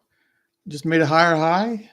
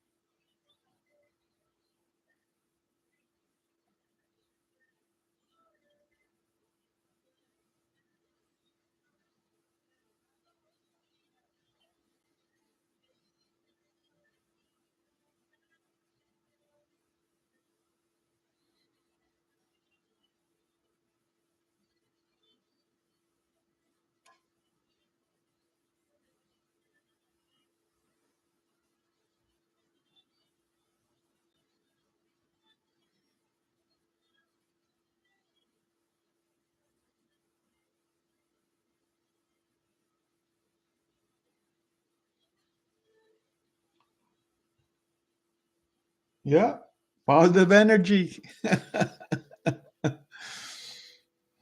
Pump it up.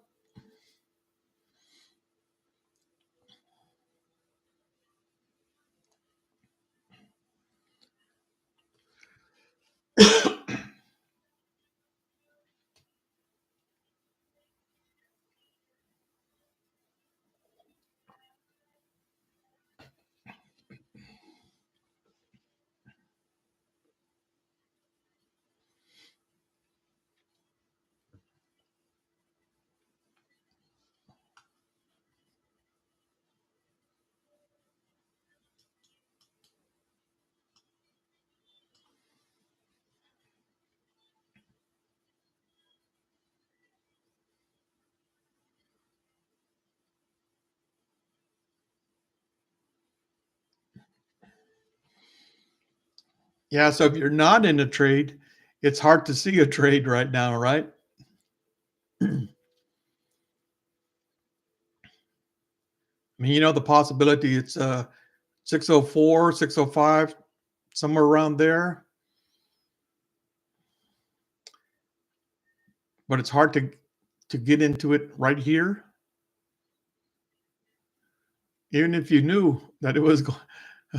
If you were 75% sure it was going to get up there, it's hard to buy at this point.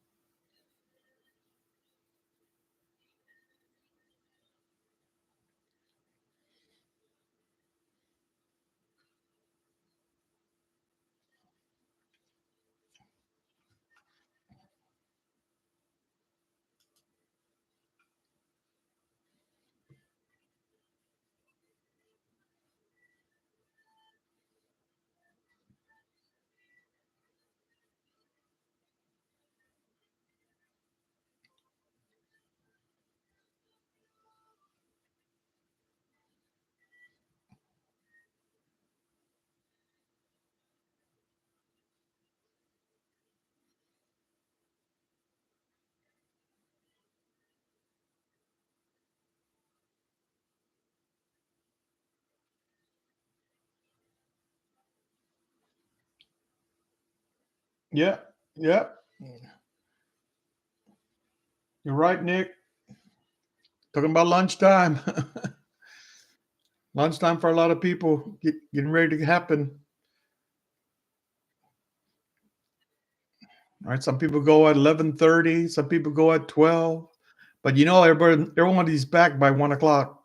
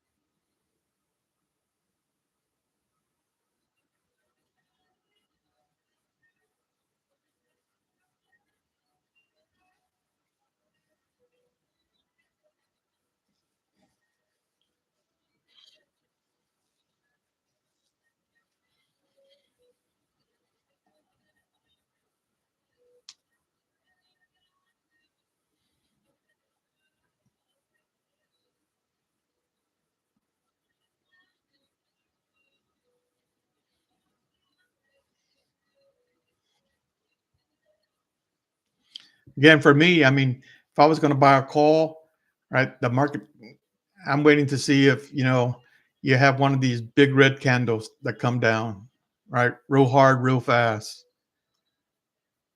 And if that's the case, that might give you an opportunity to jump in as it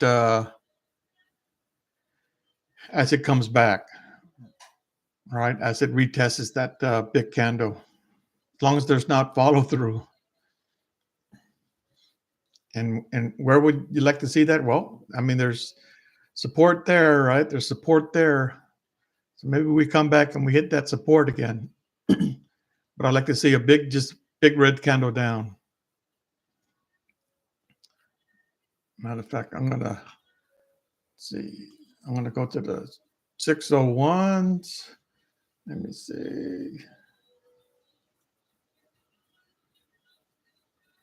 So it's gonna pull back.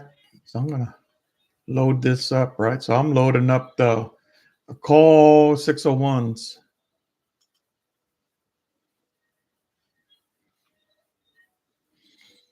Because shop one told me no puts. So I can't buy a put because he said no. So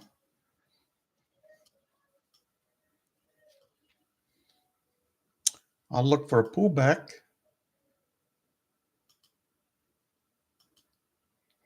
So I do think the market is strong.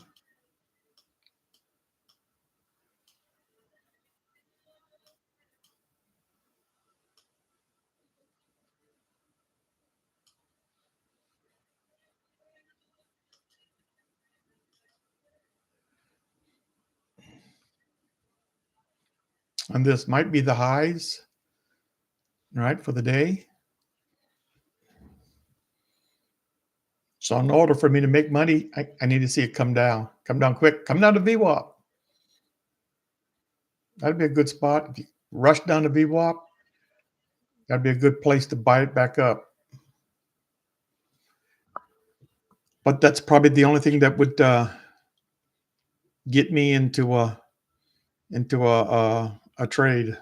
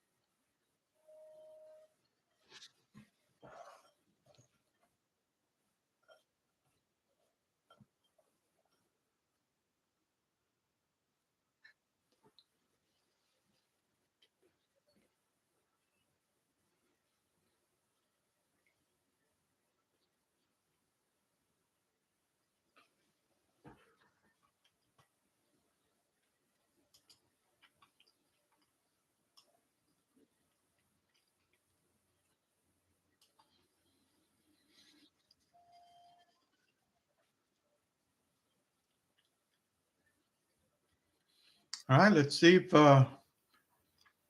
it's going to come all the way down here to support. Right, support.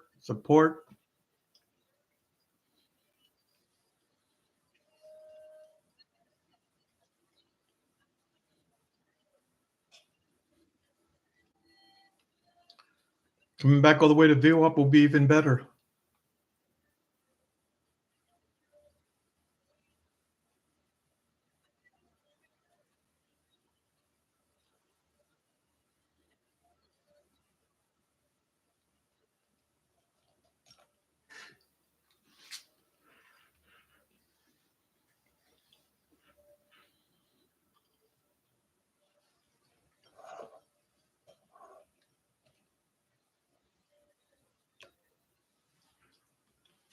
That's a nice candle.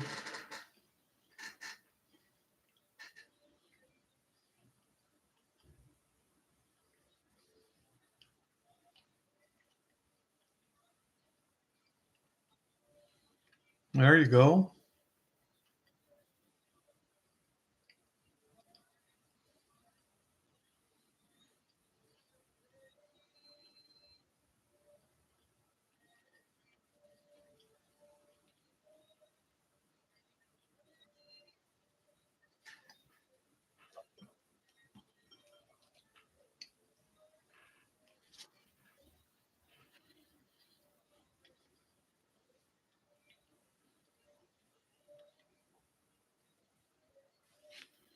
See if this is going to hold.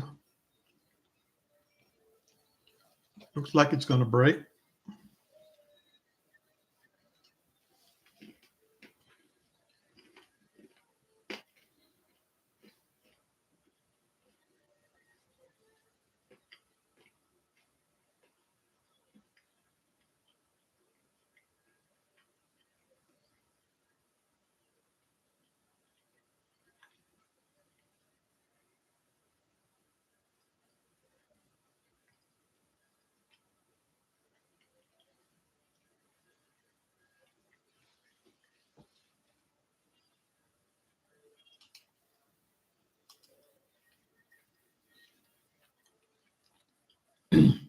Now it's going to lower low, right?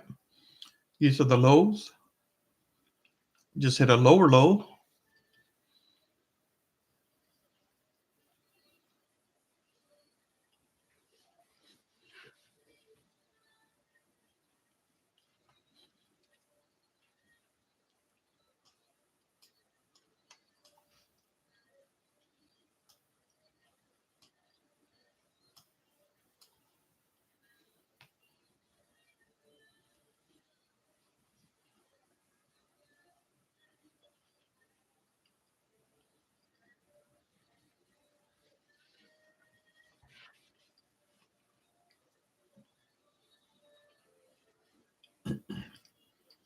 Look like it just might go down even lower. I think that VWAP is pulling it in.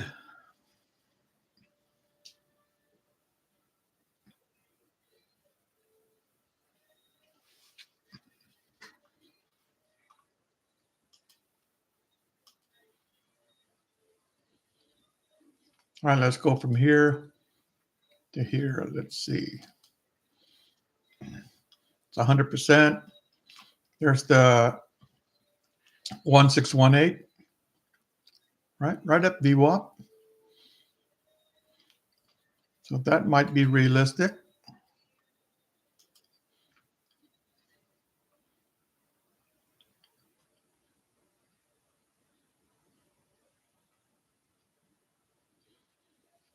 Let's go from the last low to this high. All right. The 261, same thing, right at VWAP.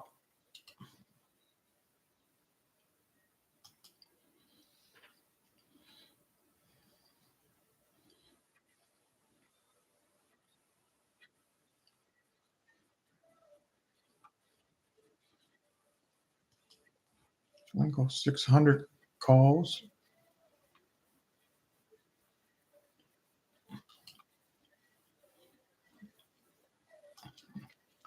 I'm doing the 600 calls. That's what I'm loading.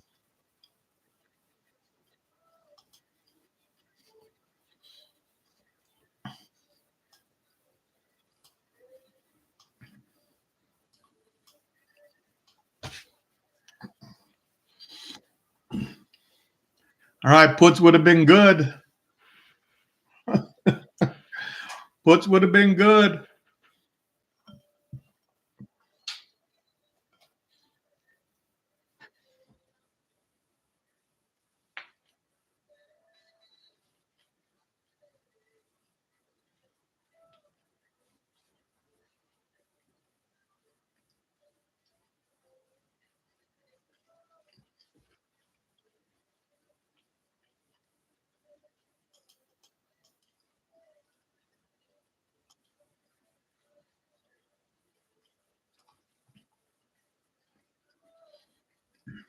That's that candle we like. We get follow through.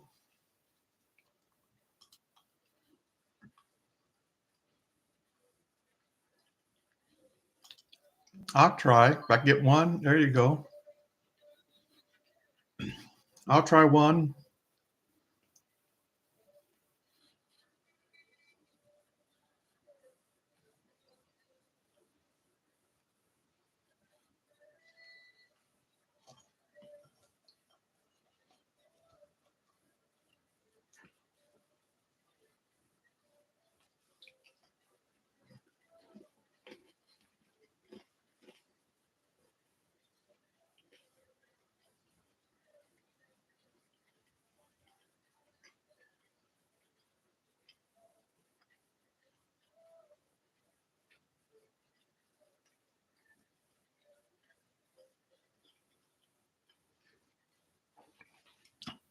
So what got me in this trade was this candle. Right, it tried to wick down to VWAP. Didn't quite get there. Although we like to see this candle turn green versus red, we did have a little follow through. So still a little positive that this might turn into the reversal from here. Could be at least up to here. All right.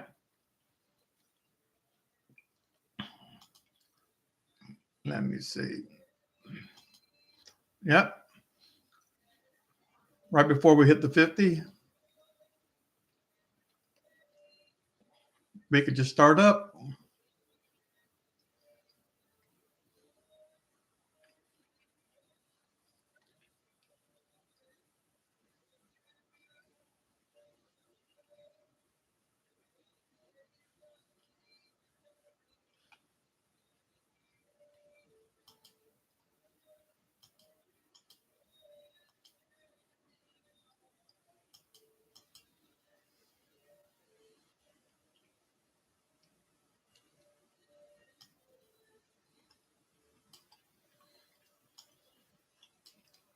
And now the only thing I have to do is wait.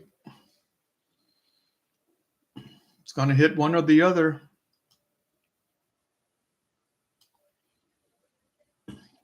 Either I'll make $50 or I'll lose $25.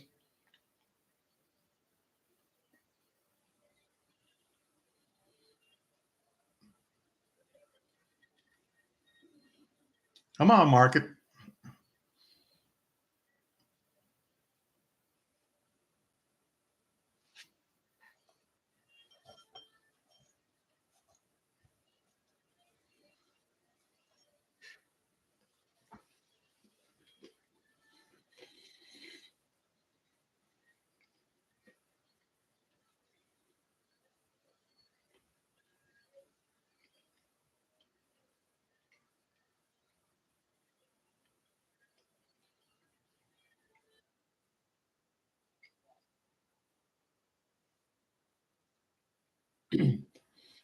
No, I hope I don't want this to be a back test, right? Right here, where's resistance, resistance, resist, or support, support. I don't want it to turn into resistance. We got to break through that.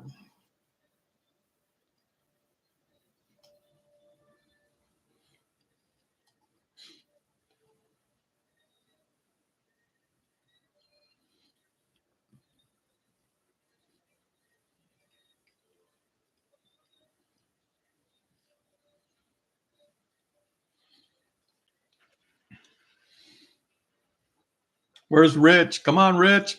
Positive, positive. I need some positivity.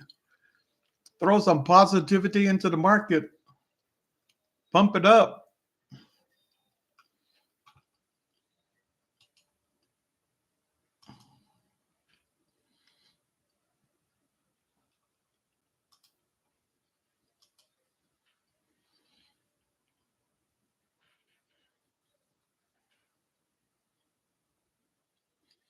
Between 601 and 603.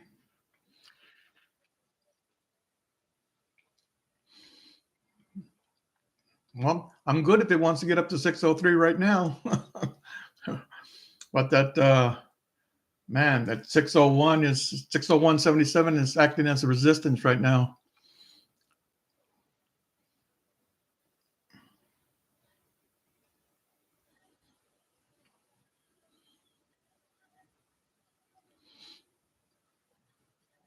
You need to break through that.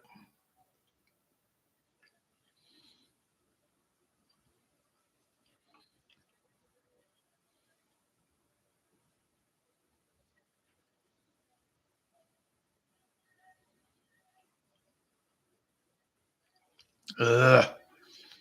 That's that big red candle.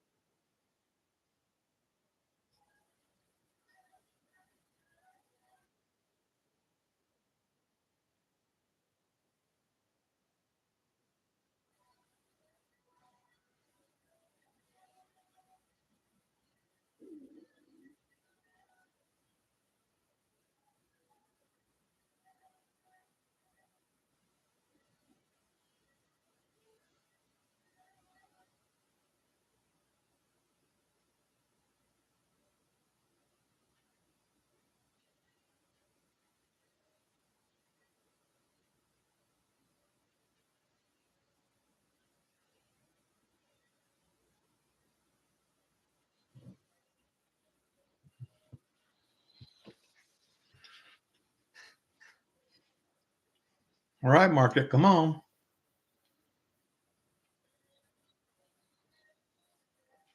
Break through this. Break through it. There we go. It tried. Try to give it a big push. Come on. Follow through right now.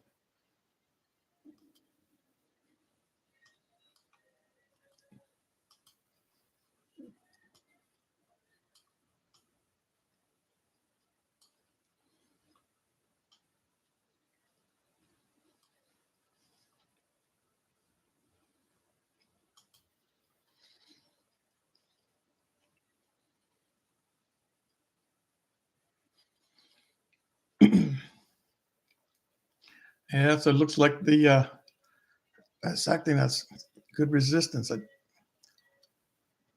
Come on, push right through it. Break that. Break it. There you go. Break it. There you go. Break it and run free.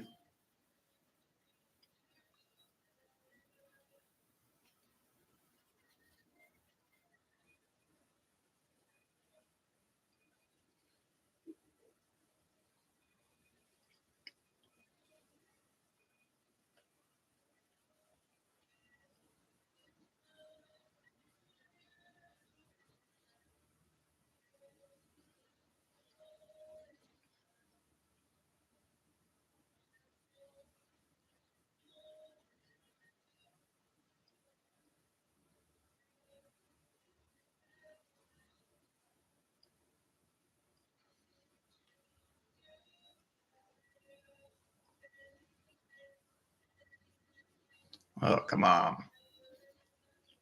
You could have did one more.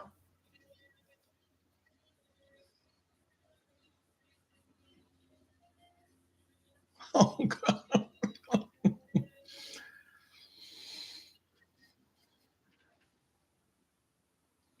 Yeah, the Q is stronger. Yeah, I didn't think the Qs were going to be stronger today. That's why I didn't go for the Qs.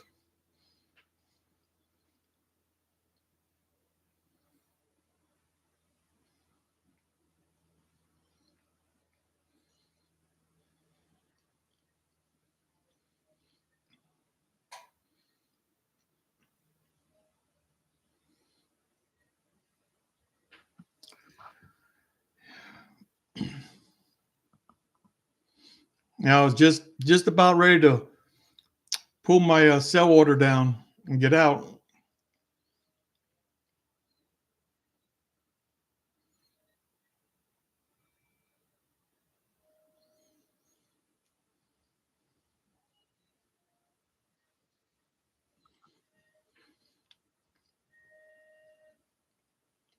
But looks like I'm going to get stopped out. Yep, there it is. But what I like to do once I'm stopped out is I just reload.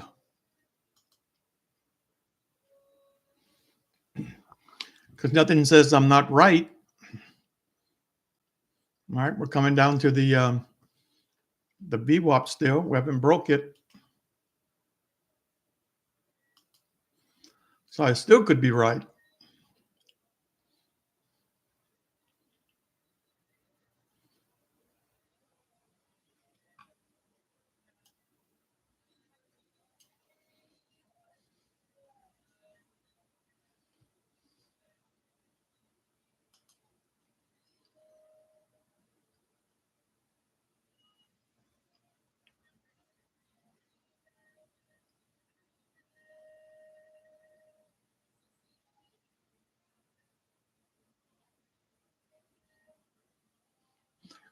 Yep.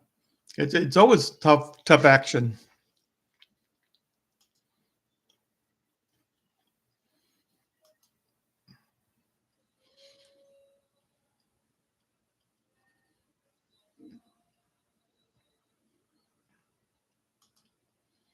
I'm looking to try to get back in this right here. It'll let me. Okay. And I'm going to try it again.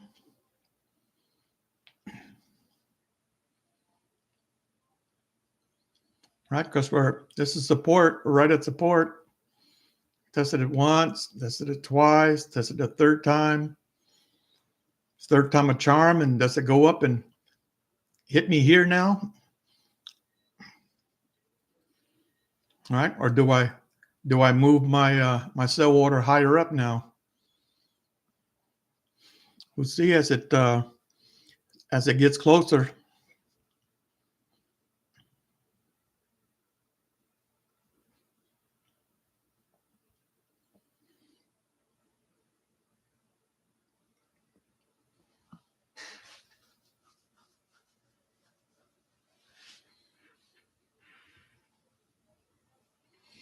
Hey, just stumbled upon my channel.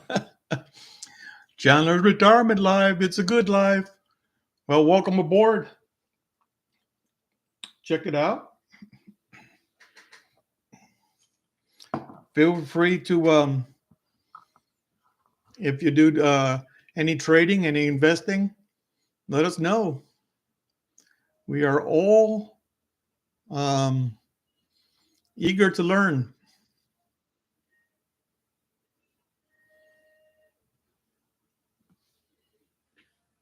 All right. I'm going to be brave, and I'm going to move my my sell order up a little. I think we'll make higher highs here, meaning this high, low, higher high. Although this was a lower low, now I'm looking for it to expand the range and go make a higher high. Let's see if it can do that. You know, I usually count candles. So 3, yeah, I usually get a red. The next candle, 10 seconds, hopefully it comes back up. Now, at any time, I can pull that down.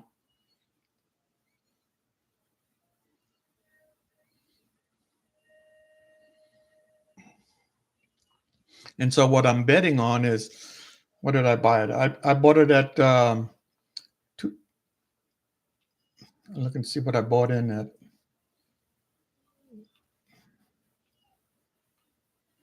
Like I bought in at $1.88. So it cost me $188 to buy this one call. All right. And my normal sell, which would have been right here, is 50 cents. I'm chancing it that it's going to make a higher high and go a little higher.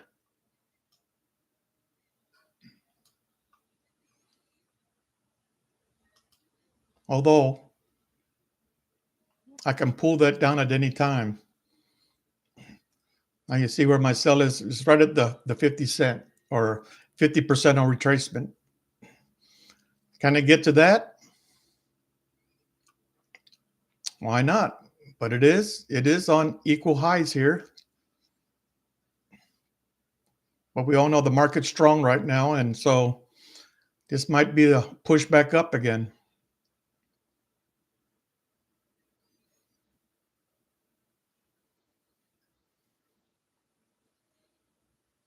Come on, market. Help me out.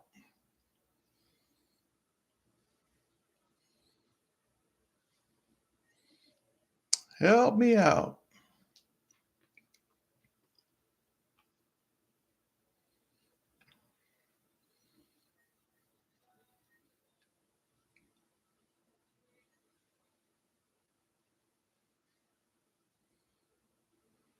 I just need a good push up. There we go.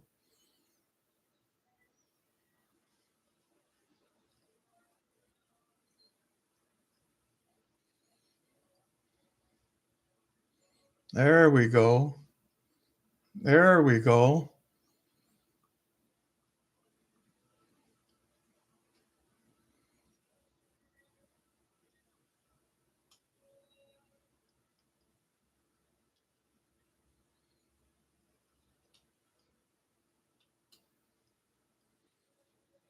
I'm trying to get out now. Let's see if it come back.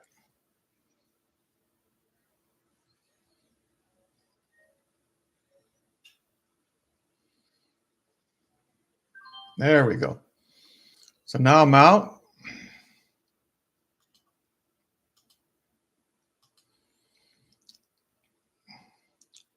So what got me in the trade was this, right? This candle where they bid it up, right?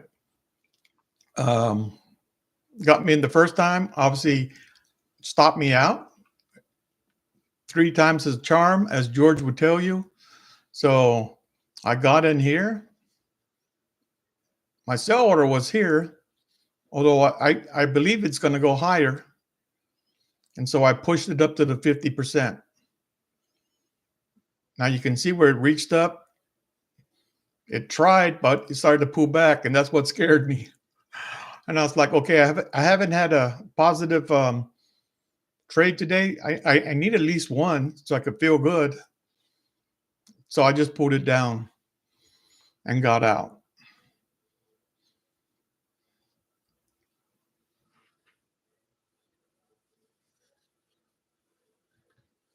So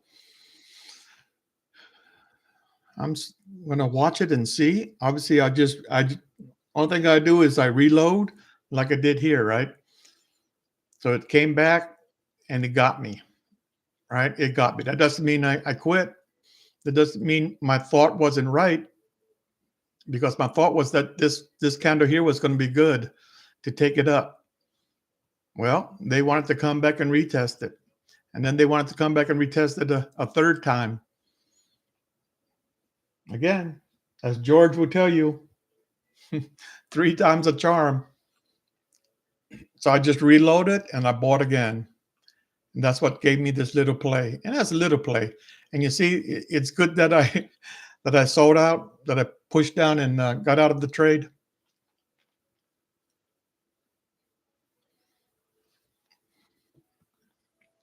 Because it pulled back.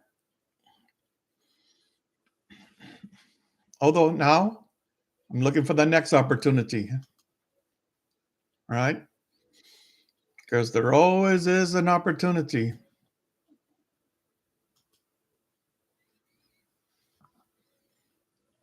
I don't know, maybe it comes back, comes down and tested it 4 times.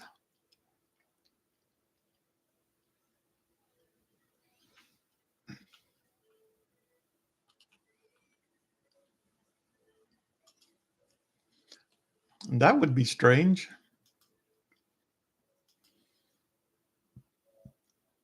Although we were making higher highs, we're making equal lows.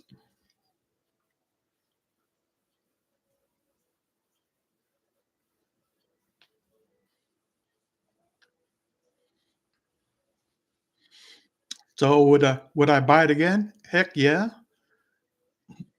But I gotta have an actionable signal. So this was, for me, this was an actionable signal, right? Although I like it to turn green, it didn't. But it still got me in the trade, but it didn't work out. All right.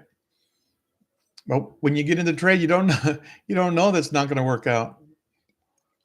I know 3 is good, so you would say 4 must be great. If 3 is good, 4 must be spectacular.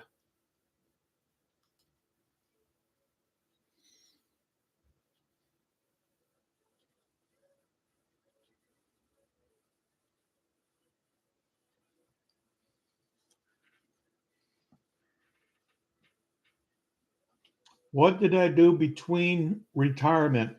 So I spent 23 years in the Army and retired as an infantry sergeant major.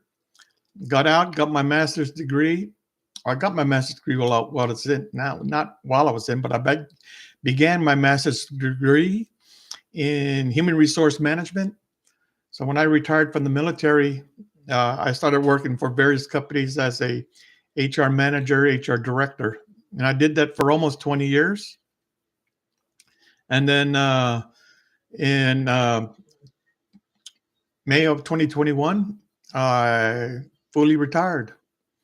I was 62, and I said, "Yep, I had enough." Now you see how that continued to work.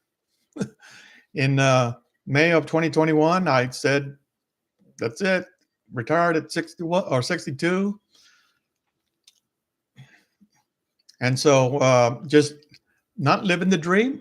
But I like to say I'm living a simple retirement life, right? And a lot of videos that talk about my journey, trying to make ends meet, living the simple retirement life. Now, back in my early Army days is when I started trading, started investing, right? Investing in mutual funds, and that led to me buying my own stocks and creating my own mutual fund for myself.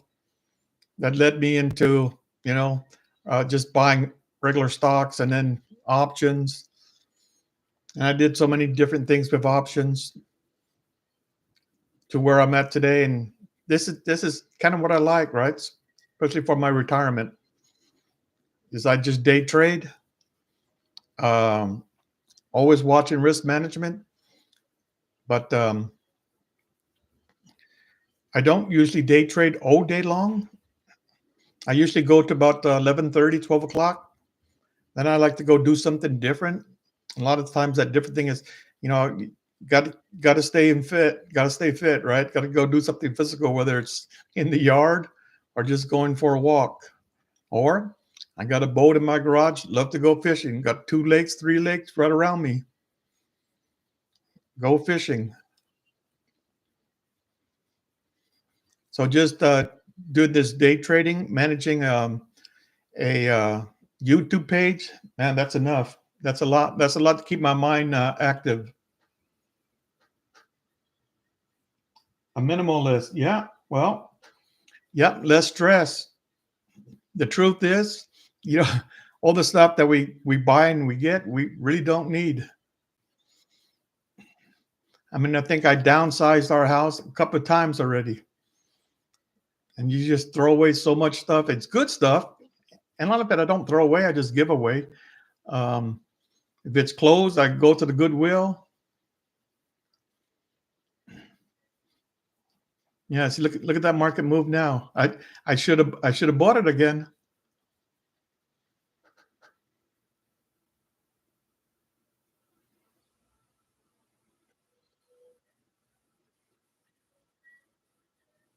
Yeah. So when you talk about strike prices, the only thing I look at, I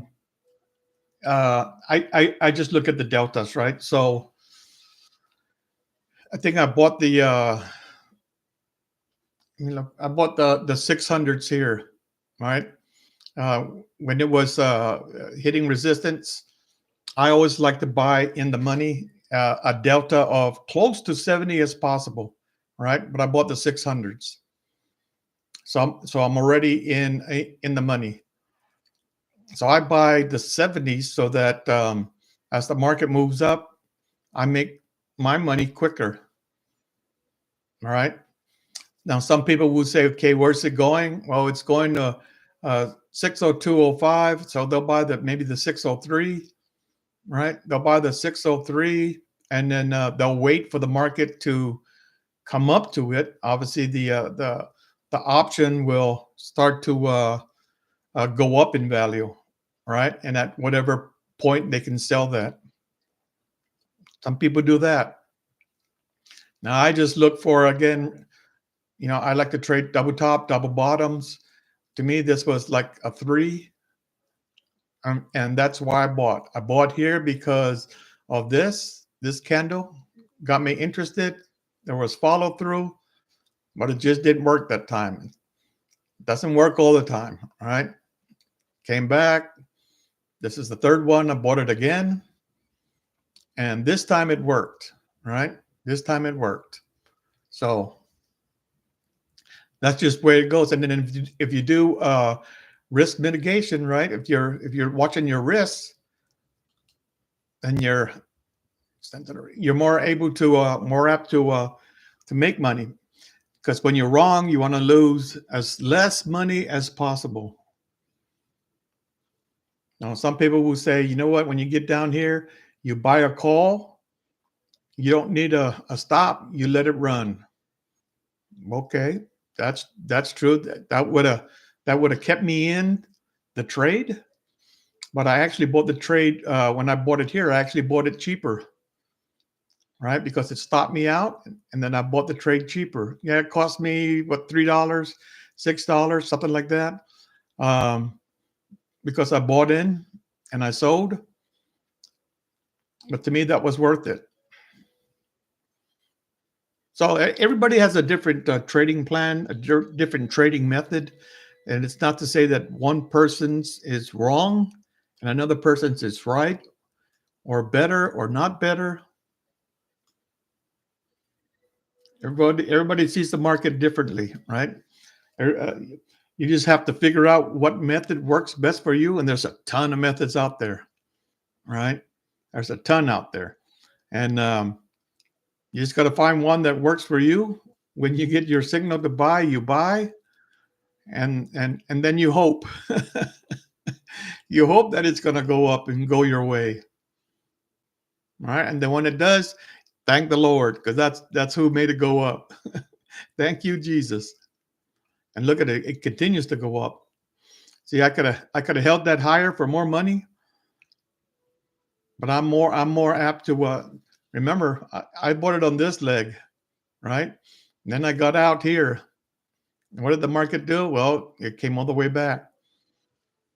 Would it have stopped me out? I don't know. I don't remember where my stop was, but I only used a 0.25 percent stop, right? A quarter. So it could have stopped me out again.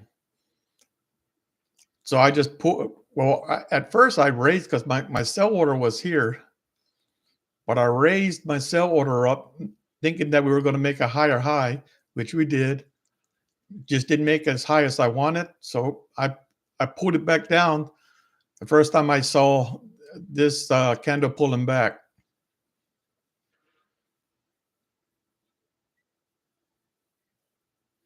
Yeah, so the data tells me, well, I always look for 70, right? So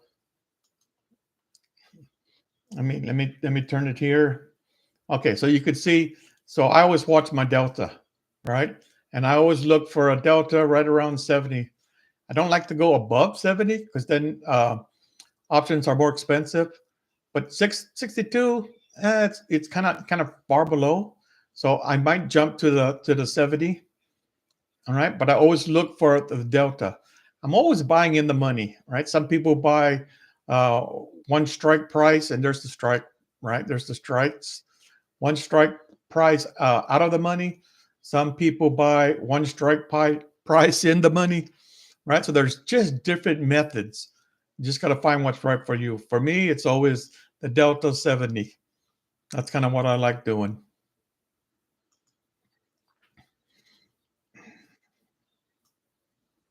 Yeah, look at that. Look at that market. VWAP was definitely support, but it kind of faked you out, right? Support, there's the high, come back, VWAP, higher high, come back, another higher high, come back. Now look where we're at. Watch it come back to VWAP again.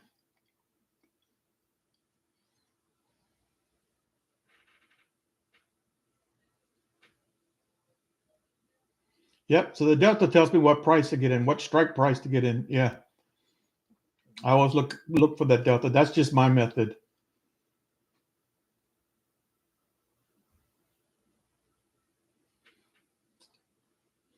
Nick says I do the daily for trend and then 10 minutes for entry. Yeah. So you look at the daily, which in the mornings that's what I look at, right? Well, I always watch the weekly. So I know where my weekly is, right? My purple line is always weekly. That's where the weekly. That's where I said yesterday that my assumption was that it was going to get above the weekly because that's the goal of the market, right? Just stay above the weekly. Uh, and so I trickle down, right? And I go from the week to the day, and you just analyze it. You just take a look, and you start looking for levels, right? Where are the levels for the next day?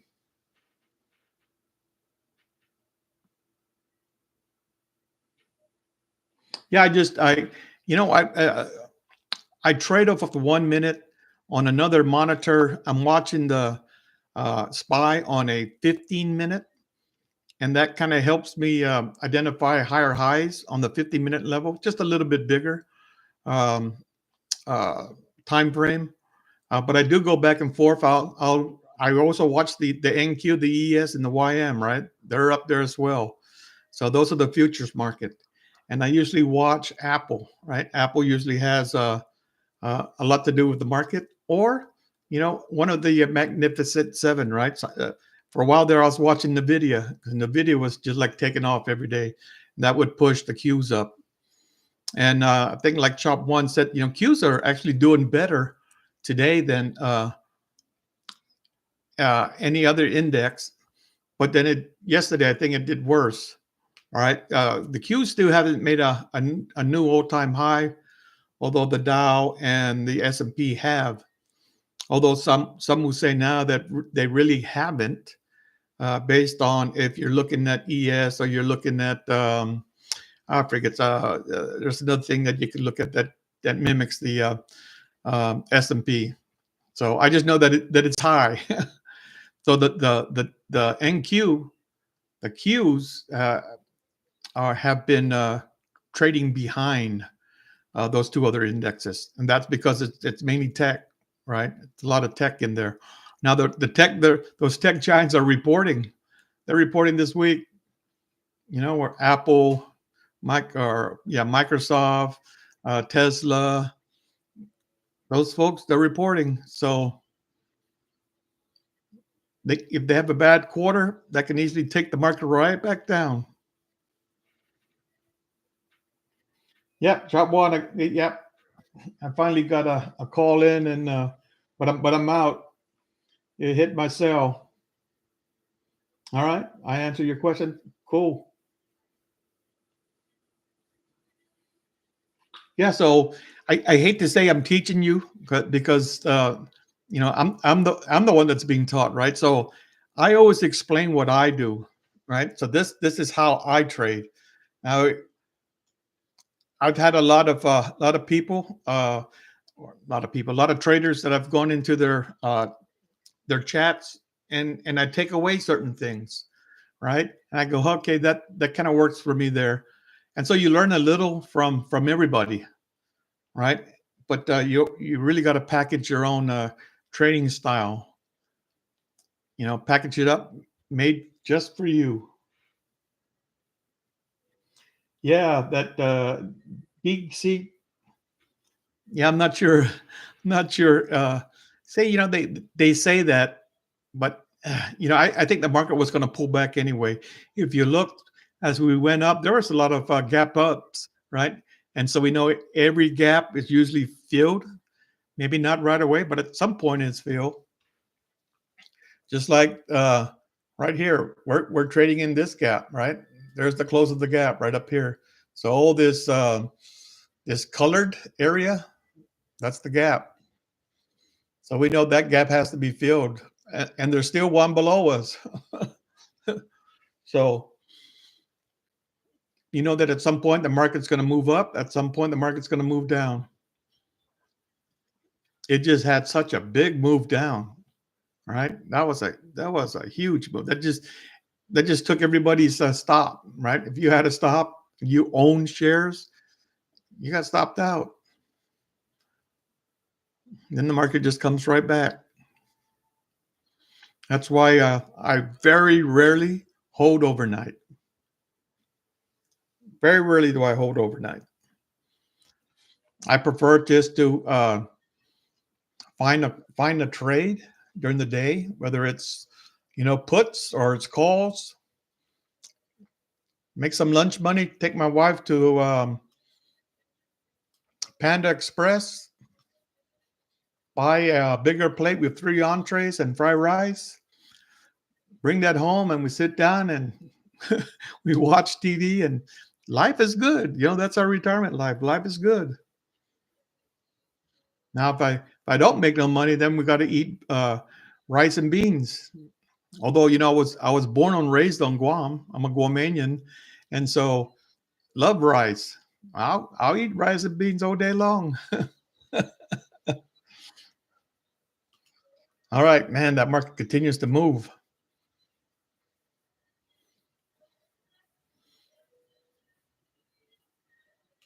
Continues to move. That trend. So now you look, okay, so what's the next trade, right?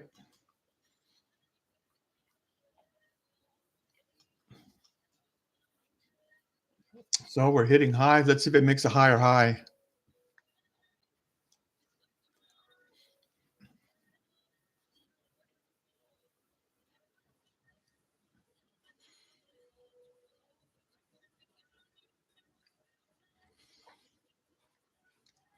And remember this because you'll see this again. You see this pattern all the time. Although usually it goes on the third, this one went to four, right? Although as soon as you start seeing this big red candle, that scares everybody, and people have a tendency to buy puts right away, only to have the market come right back. Yeah, yeah, we all learn, right? If you lose on a trade, you didn't really lose; you just learned, right? You paid your money to learn whatever that taught you, right? Because then you say, "Yeah, that was foolish. I should have probably not have done that."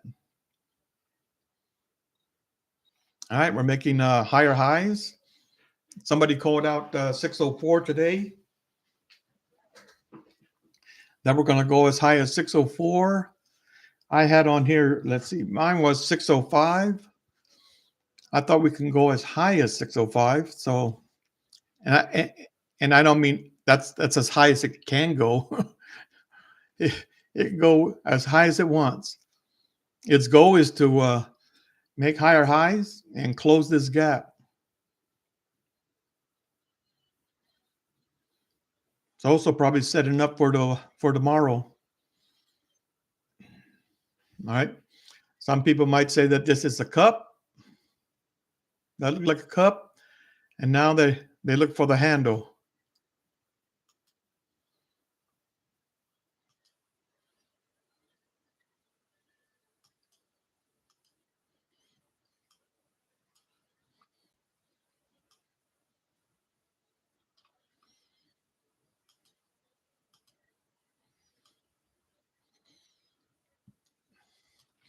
So for me, the way I would trade this is, I want to see it come back to the 50%, no more than the 618. Anywhere in between here would be good. Now this might come back and just hit this white line. That's right at the 38.2. Ideal for me would be at least 50 to play out this cup and handle. But it looks pretty.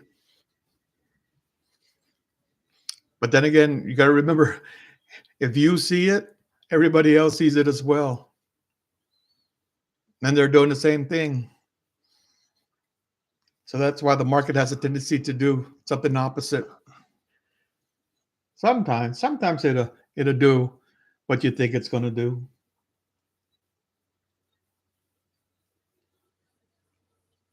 Is that normal Fibonacci's? Well, I don't know what you mean by normal, right? So I just took off um, some of the levels because really the only levels that I watched are the 38.2, right? Your 50% retracement, and then the 618. All right. Usually I look for the market to retrace to the 50 or the 618 right in the middle here because I trade reversals. All right. So if this market was going to reverse, I would think that it would retrace at least 50% before it trades back up. And that's what I look for.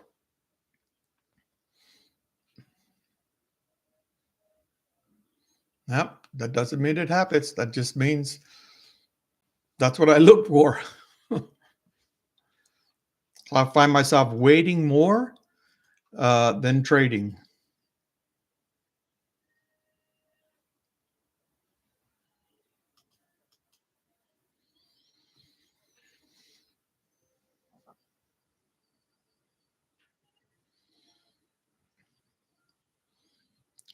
Because I don't want to go crazy and just buy, sell, buy, sell, buy, sell. Buy. You know, I want to wait for the best opportunity to get into a trade that has the best probability. with good risk to reward. And if I can't find a trade, and that's okay. If I don't trade during the day, that's okay. I don't have a problem with that. That just means I didn't lose no money.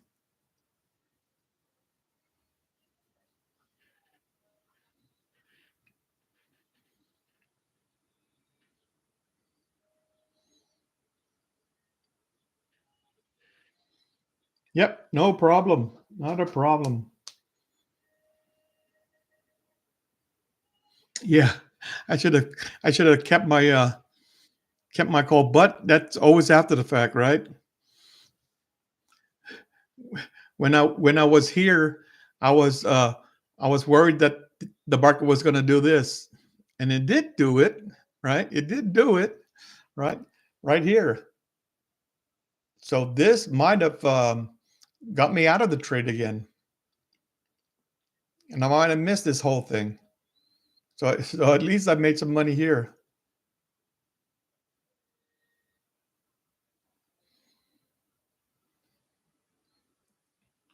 It looks like the market's not even going to pull back.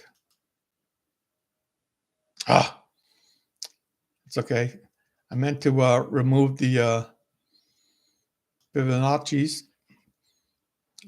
but that just depicted where the gap was, and that's no problem.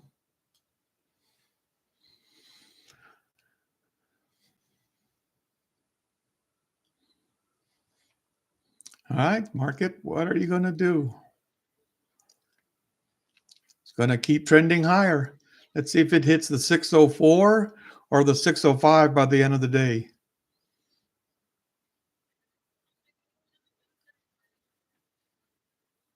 But it'll hit one of those.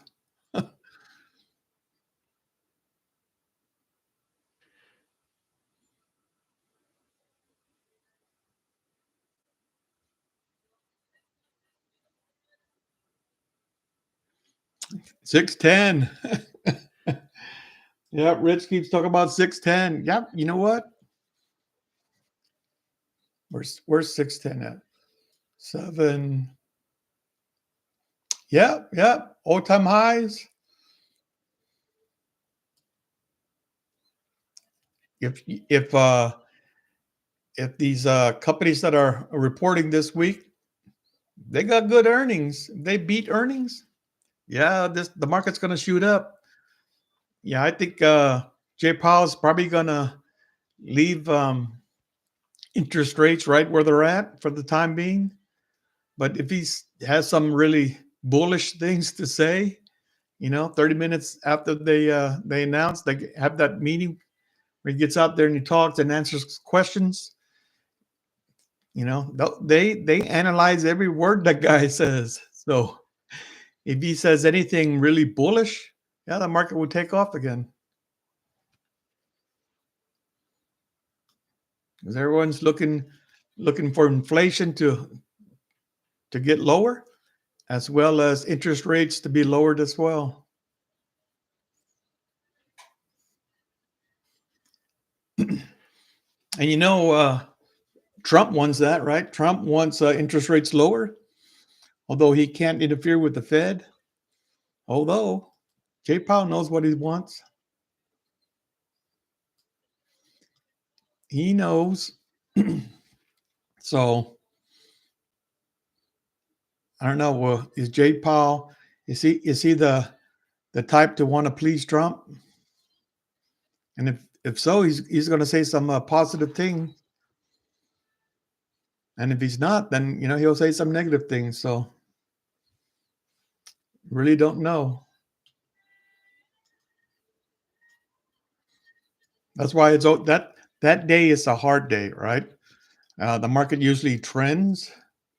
I'm surprised the market's moved this much today, right? Because usually the 2 days prior, it just trends, right? It has a small channel. For anybody that traded before, right? You see that small channel that it normally trends in all the way up to Wednesday mornings. It'll be the same thing. It'll be chop chop. I mean, it won't trend. It'll be trading in a channel, a small channel, and just They'll just wait, and then usually, just right before, because it's 2 o'clock Eastern Standard Time. Right before then, you'll see the market drop, and then he'll report, and he'll continue to drop, or he'll go back up. But they always say that the first move that the market moves, it's usually the wrong move, right? If it's trending sideways, pops up, it's going to pop back down. But I try not to trade because that market is so volatile. It's hard to make them. Talk about getting chopped up. That's even worse. But yeah, tomorrow we're talking about tomorrow when the Feds come out and announce. Yeah, it's a volatile day. And then at the end of the day, you got so, some of those tech companies reporting. So should be interesting.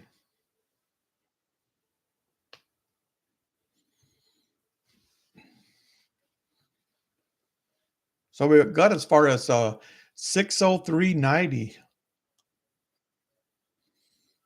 That was close to the 604.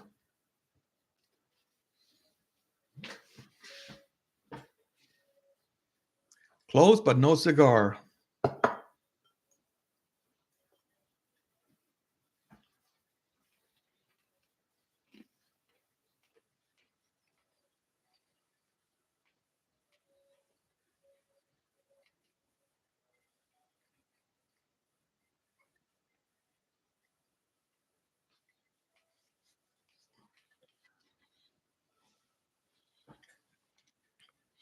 Yeah, so this is SPY. Take a look at Qs real quick. These are the Qs. This is NASDAQ. Look at that.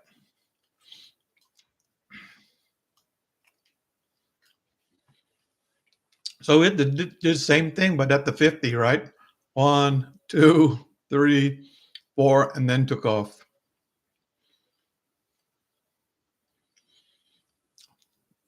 Similar in nature. But yeah,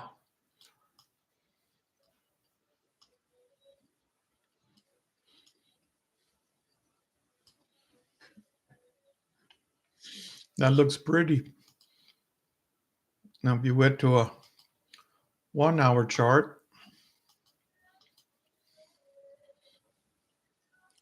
that's the first hour. Second hour, little pullback, right? Then bam.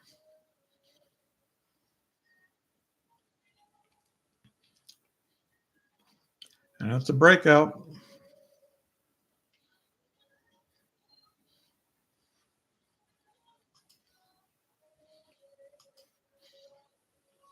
There's a 15-minute.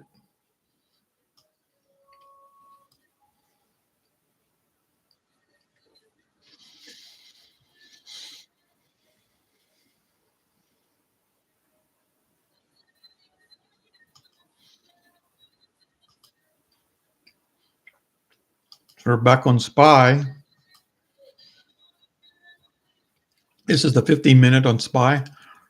This is what I watch on another monitor, where you can see here higher highs, higher highs, higher highs. It's just moving up.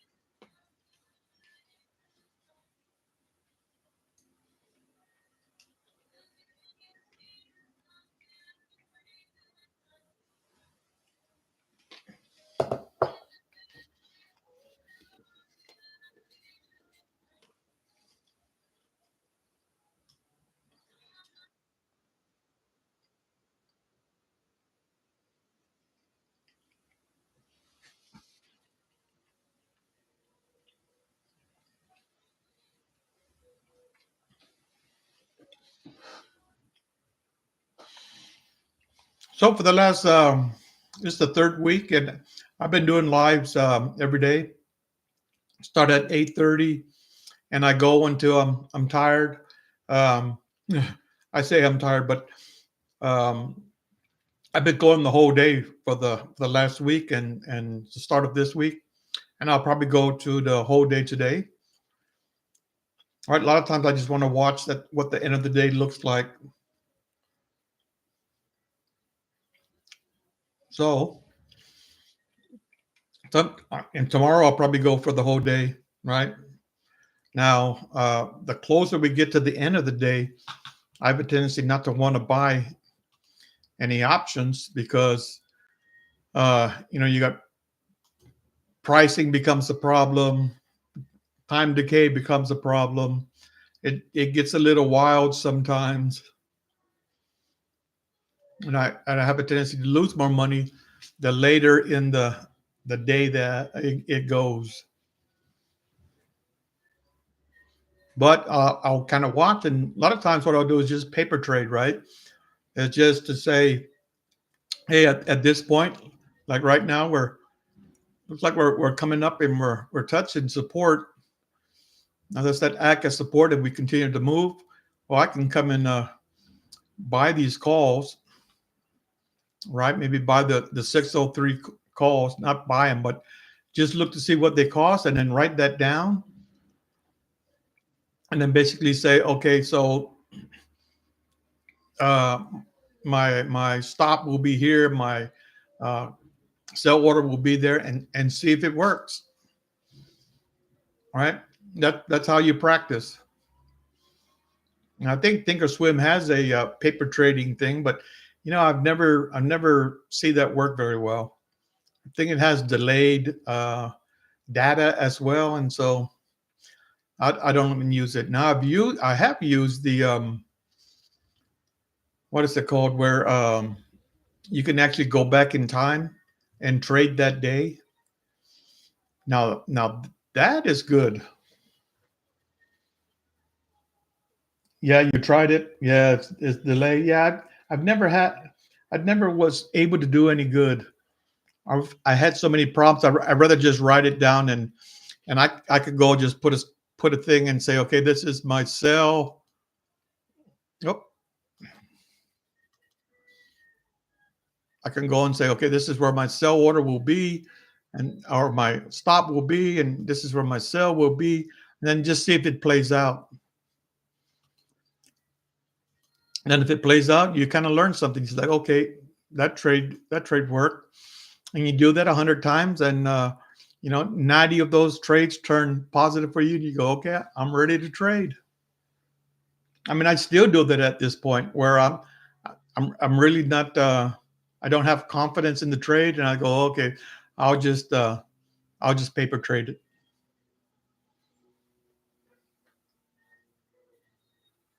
Yeah, the replay. Yeah, and that's what I would use. I've used that in the past a whole lot. Where or it's called on demand. There it is. I see it here. On demand. So you got on demand. So you can go back and you can trade any day, right? That it has data.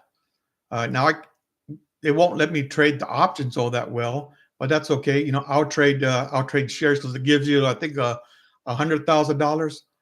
So I'll trade SPY just like this, but I'll be buying the shares instead. All right. So it kind of helps me to identify when to get in and when to get out of a trade. But that is not only fun, but that really a learning tool, right? A real learning tool.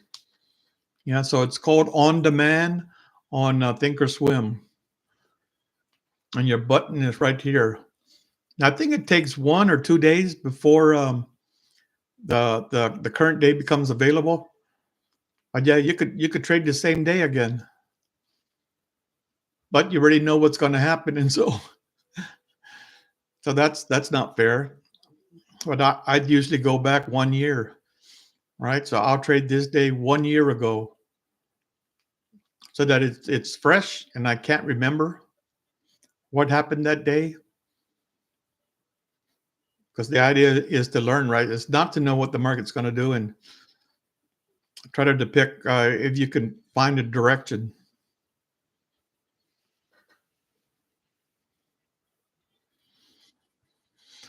So we're right on top there. I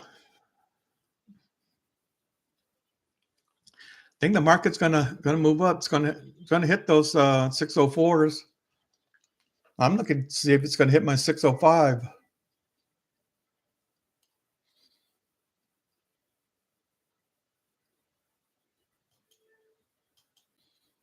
That's where I want it to go.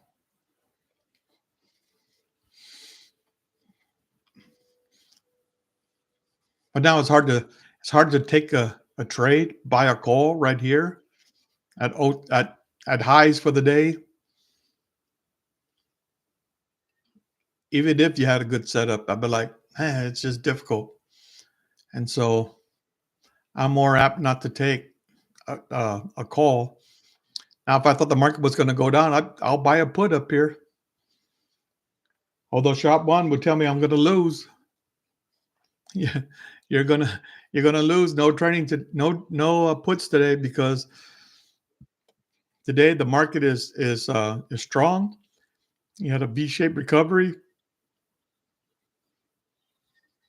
End of the day, it just might trickle all the way up to 605.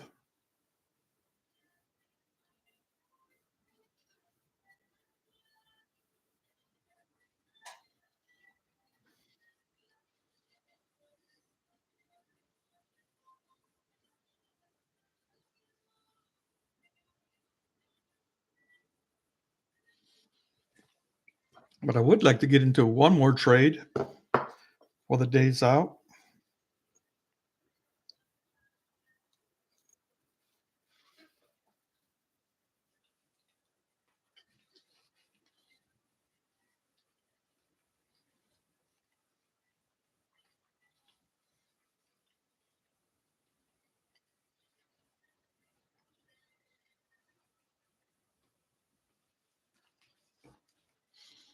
And for that to happen, I just need the market to come back some, right?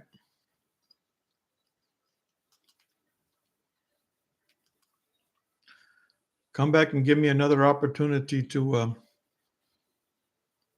get in.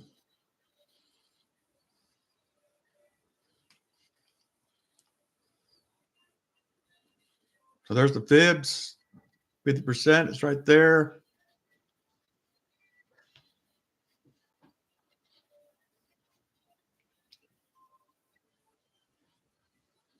So obviously this cup and handle didn't work out because the market is too strong, right? There's no sellers up here. Nobody's selling.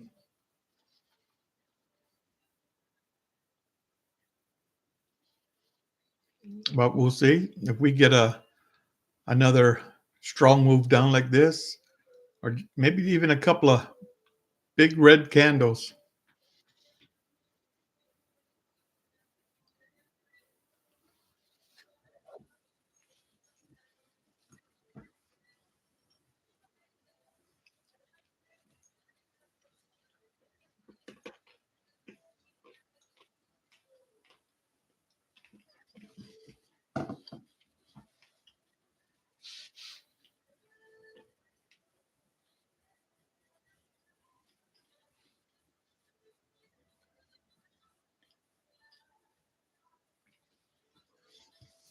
But it's got to do something because it's only 12:33 Eastern Standard Time. Still got a while. So what is it doing? Is trending, right? And not trending. It's trading in this sideways in this little channel right here. All right. Consolidating, some people say. Building steam for that next move up.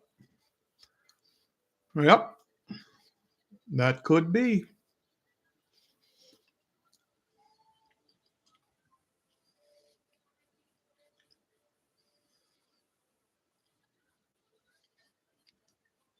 That could be.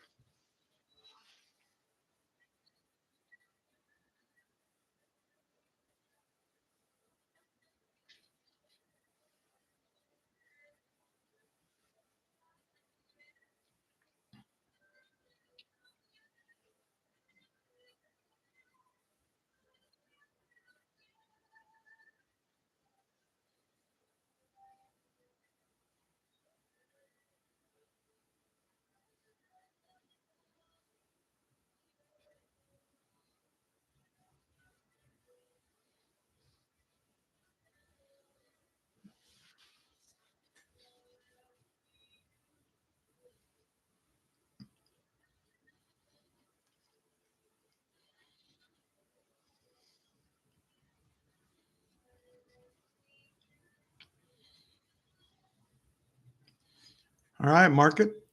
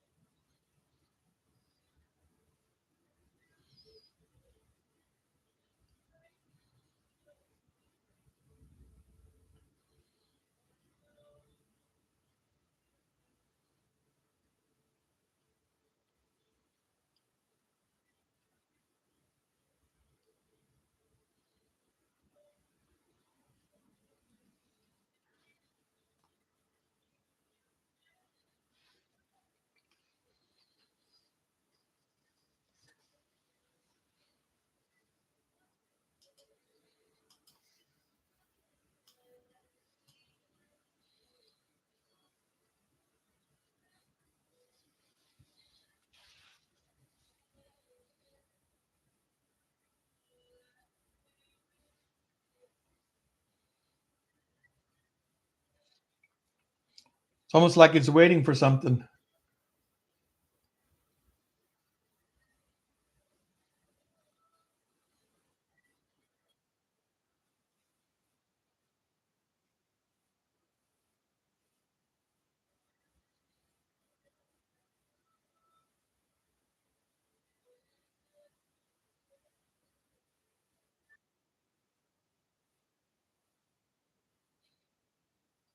Yeah, I don't think there's any more news.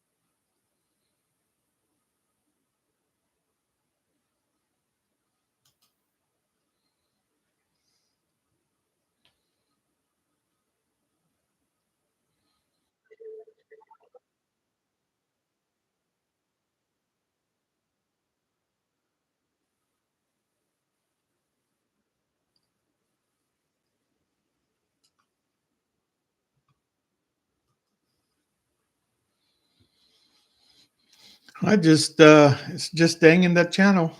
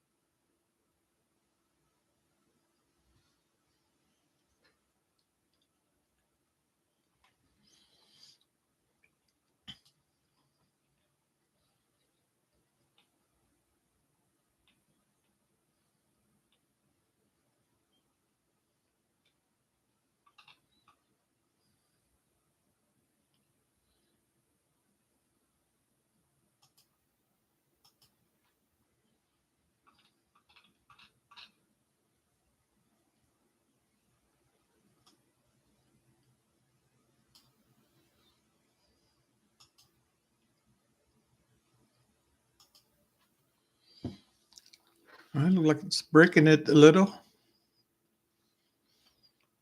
Just going to give us a chance to get in.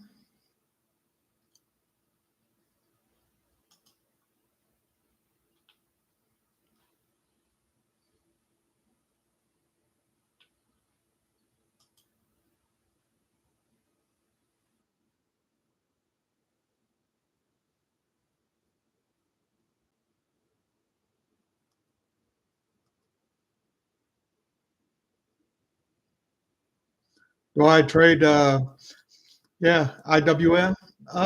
No, can't say I do. Qs and SPY more than enough to trade. It's just like the Dow. Very rarely trade the Dow. So I very rarely trade the IWM as well. Do I take a look at that all the time? Yeah. Small caps. Yep. But I mean, I find the opportunities that I need with SPY and with the Qs. Now, people ask me all the time, do I trade options on stocks? Well, I think most stocks, I think all of the stocks, they only have weekly options. And so I normally don't trade. Now, I have in the past, I have in the past, um, or just see a good setup, especially with semi conductors, SMH. I've traded that before. So it just depends. But for the majority of the time, I stick with the SPY and I stick with the Qs. Why? Because the more I trade, the more familiar I become with the patterns, the more familiar I become with how it moves, right? And so you could take any ticker, right, and just trade that. I used to trade one time when I started. I trade with Ford. Ford is one of those. It's low, right? Let me see. Let's see where Ford is at today. All right, so yeah, Ford is down in the dirt, but yeah, Ford is one of those where it's cheap enough and it moves enough to where you can practice here, right? Finding a support and resistance, right? And you don't have to spend a lot of money. I mean, $9.68 or what is it trading at now? $9.96. Okay, so maybe you come in here and you make a trade and you sell before the end of the day, or you're practicing weekly. All right, you like the day trade, or not day trade, but swing trade. You can say, okay, so where might Ford go?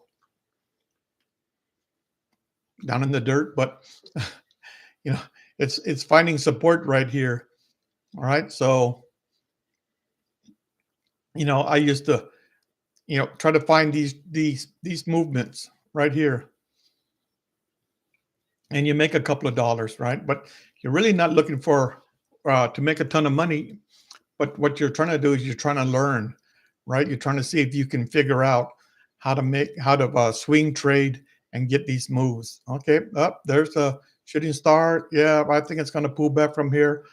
I'm going to buy puts, and then you get it. Things like that.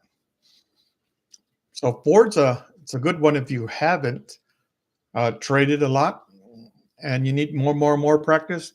That's a good place to start. Ford. A lot of people start there. A lot of people sell um, options on Ford. Let me go back to SPY.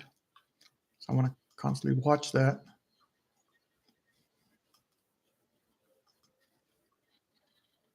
But I don't. I'm trying to think. I don't know of any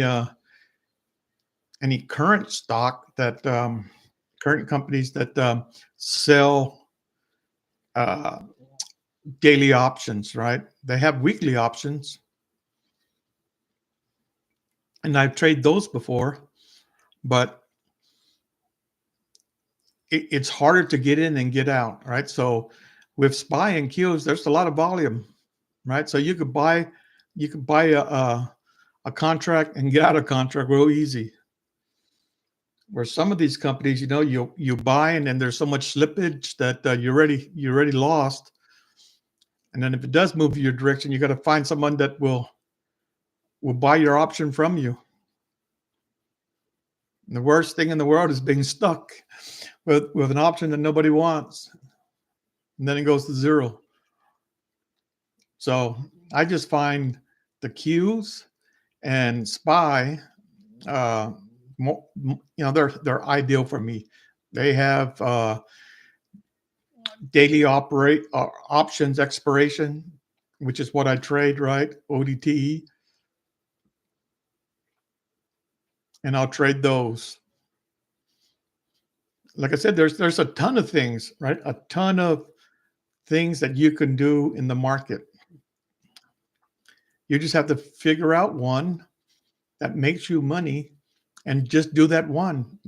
Now, there's really just two patterns that I trade, right? Double tops, double bottoms, reversals, right? I look for the reversal. Like here's a double top. It's a double top, but you could tell that it's a strong day today, which is why I just pushed up. Now, a lot of times what you'll see is the market will come up, and before it gets up there, it stalls out, right? It might stall out like right here, right? That's a great place. And that was probably a fake out, right? For some people, right? And I always say that if it can't make a higher high as it gets up here, then it's going to pull back some. That's what will get me into a put. That's what I look for in a trade. Or you get these double, right? Then it trends, and you don't know. You have no idea. So it's a coin toss, 50. It goes up higher, it goes down lower. But what bothers me with this is it can't go higher. I always say it's got to go lower for a little bit, gain a little bit more steam, and then come up. Now it might take only that much to go back, to get more people buying puts, more people buying, or more people shorting the market before it is able to go again. Well, let's look at the option statistics. All right, so look at it. It's almost even. All right, there's the puts, there's the calls. Yeah, it looks like they've bought more calls than puts. Almost like what, 50,000 more so far today. What does that say? It says exactly what it says. They've bought more calls than puts today. That's for today. So I always say that, sometimes the market likes to do opposite of what everybody's doing. What button? Yeah, right here where it says analysis or analyze. This is how you can analyze a trade. This is at the bottom. All right. If I went up, here's all your strike prices, right? Here's today's, there's tomorrow's, right? So you got all your strike prices. You're at analyze. You're like simulated trades, all right? And I just go all the way to the bottom, and it's today's option statistics. Now, if you clicked off that, they even have time and sales, right? It'll show you all the trading that is taking place. Now that always moves way too fast for me to gain any value from it. And you never know what somebody's trying to do, because they got big companies that come on there and they'll put on spreads, right? They'll put on huge spreads. And so I can never and I try to watch that and try to see if there's any correlation with anything, and there's not. Just like here, right? There, Okay, so what does that tell you? I don't know. It tells me that more people are buying calls. Well, the market is down a whole bunch. You would think that they would be buying calls. Yeah, it's too much. Yep, it's too much. Yep, no problem. I mean, there's a lot of indicators. It's a lot of things that provide you with data information. I remember at one time you can subscribe to I think it was the Pit where you can actually listen to them trading, right? And they'll say, okay, here's what you got to listen for. You know, when the volume goes up, volume goes down, or they say this, they say that. I was like, man, I can't even hear. Everyone's yelling. 20, 20, 20, 20, 20. And they have their own language. And I was like, okay, yeah, this is not working for me either. I'm not subscribing to that. So there's a lot of indicators as well as things that you put on your chart, right? I always say that, the only thing on my chart is I have the pivot points, right? And that's right from Thinkorswim. Um, I watch the 50, the 20, the 100 moving averages. They're on there, right? I watch those, and then I'll put some of my own levels, right? Some where I find some resistance and support. Usually they're higher highs somewhere, and I'll stick that on there. And then my only indicator at the bottom is the market forecast. That's the only indicator. I don't use a volume chart. I don't use MACD. I don't use the crossing of the 9 and the 21. I've tried all those things and they never work for me. All right, that don't work for me. Um, and if it works for you, I say, you know what? God bless you. As long as it makes you money, you're good to go.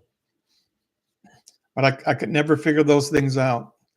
And there's so many strategies that are out there, and that's just for buying stocks. And then there's so many for options, right? For options, you have not only buying vertical like I do, right? But you could buy spreads, all right? You could buy condors, iron condors. You could buy butterflies, saddles, straddles, and everything else.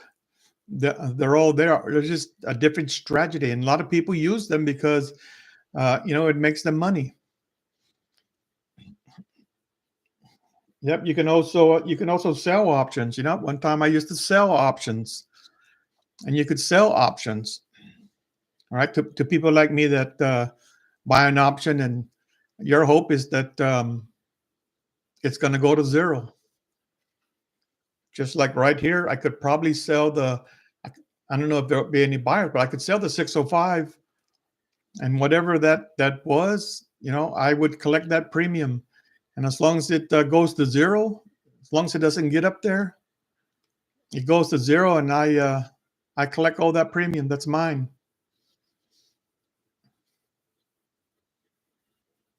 So there's so many different ways to make money on the market. I always say, you know what, I ain't that smart, so I have to do something simple. And for me, simple is just watching for my patterns that I look for, trading just a couple of setups because there's a ton of setups, right? I just trade a couple of setups, and I look for those setups to come into the market. And then when they do, I buy, right? Just like, remember I told you about this candle, although I like to see it turn green.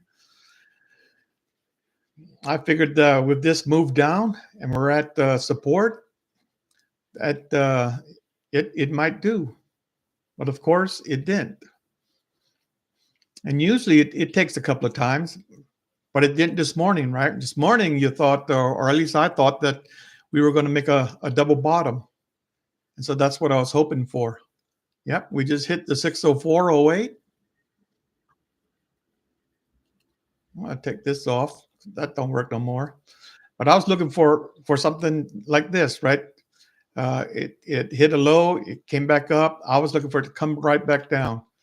And if it made a double low, equal low, then I would have bought in.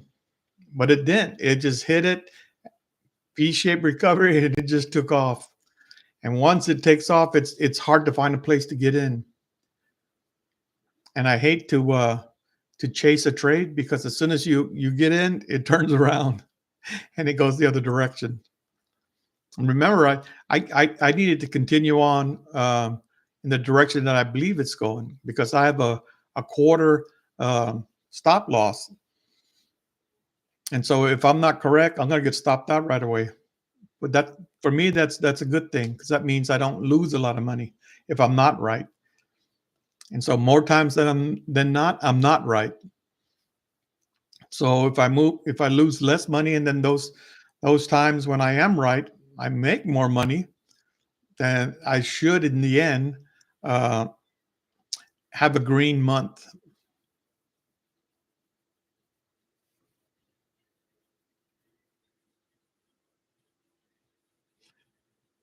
How can you take it off your screen?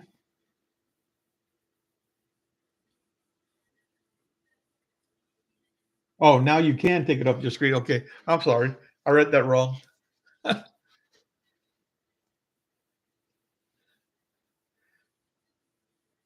You're asking is SPY good for calls right here? Well, if you think the market's going to continue up, it is a good place for a call. Although again, you're buying at the top.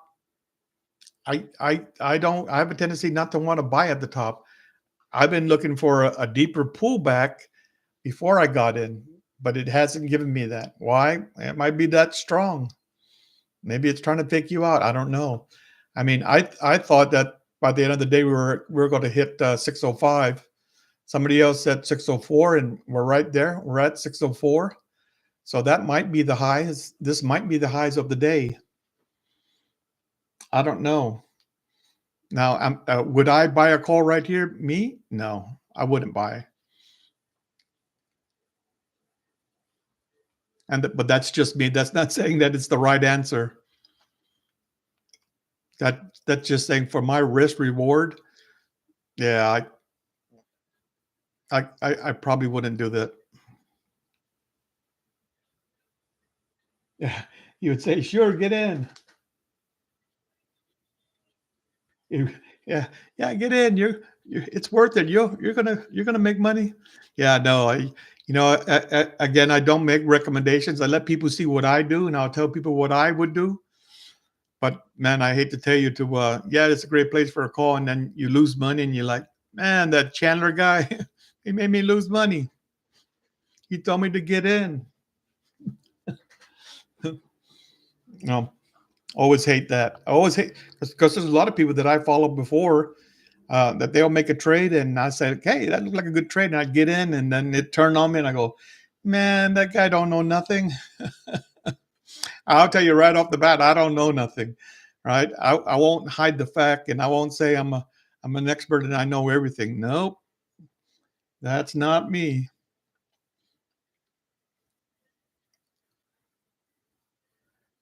Oh, if you want to sell options, so yeah, the best bet is you sell the options at the when the market opens.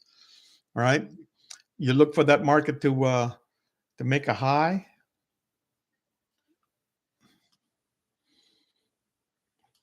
So this, the market opens. If it gaps up, you're like, okay, is this going to be a gap and go day, or is it just going to come back, right? And again, it's flip of a coin, right? And then at some point you say, okay, I'm just going to sell options. You got to start looking at the options and what the premiums are, see what how much money you can make there. But you have to make a determination, kind of where the market's going to go. So if you said, well, yeah, I think the market is going to go up today. Why? Because it's pulled back so much that it's got to be some relief today. So you're looking for a bottom, right? You're looking for the market to bottom out. So as you watch the market and you go, okay, okay, okay, put a trend line. All right, it's probably going to break. Maybe this is the low, And if this is the low and this is your 50 daily moving average, oh yeah, let me buy down here. All right, let me buy somewhere below the 597. And there's probably a lot of people that wanted to buy it at this point because they figured the market was going to keep coming down. All right. So again, it's just strategy that you got to play out in your head, right? And so as it starts to move up, you start to gain all that premium, and you don't want to wait until it's down to zero. You know, if you make 50% of your money, you're good. All right, because the market can easily come up here, tag that, and come back down. So when I did it, right, if I made 50% of the premium, I'm like, okay, yeah, I'm pretty good. I'm happy there, and that might be 150 bucks, and I was like, okay, we're good. I'll take that money and go. So I mean, it's just another game, right? It's a video game.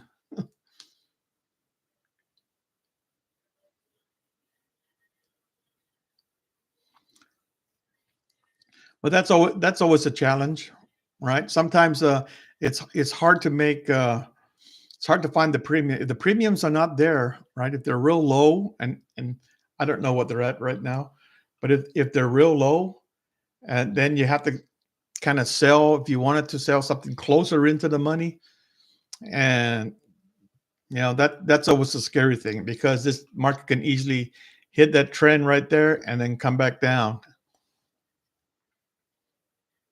and now you're starting to lose money. So that's why afterwards, I mean, there were just when it first came out, I did it and I made good money. But then, once everybody figured out that it was easy money to sell options, well, everybody was doing it. And then when everybody's doing something, then yeah, it becomes like, not a way to make money anymore.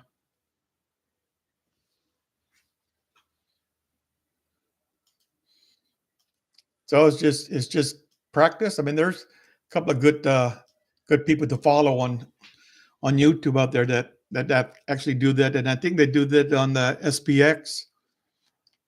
All right, they'll sell the options on the SPX and make more money. And usually they'll sell it, but then within 5-10 minutes they're out. They're out for the day. They made whatever they made, and they're good. And so the market continues to trend up. Again, my target was that 605. The 604 has been hit already. I think somebody else was calling out 605 as it being a coal um, wall, a coal wall. But I don't know. That's just my best guess.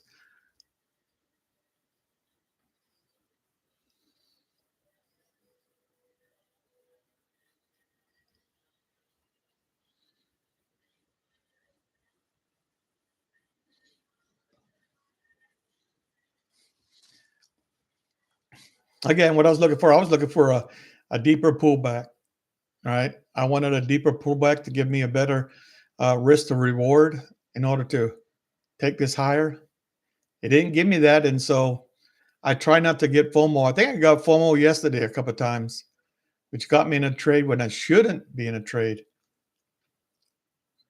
So FOMO gets you, right? FOMO can get you, and that's the fear of missing out, right? You don't want to miss out on the trade, so you try to get in, and it's not a trade, right? It's a wrong trade.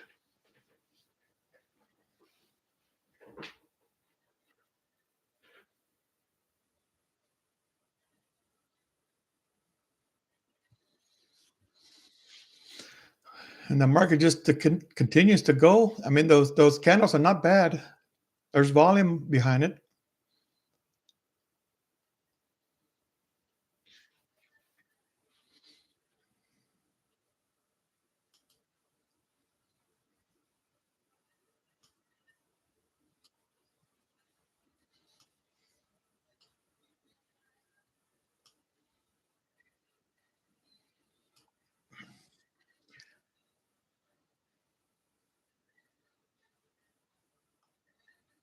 I'm gonna share another chart here with you. Let me see if I could do this. Share Windows. Where is it at? All right. And we hit share. Now this is active trader. If you don't have Thinkorswim, this is active trader.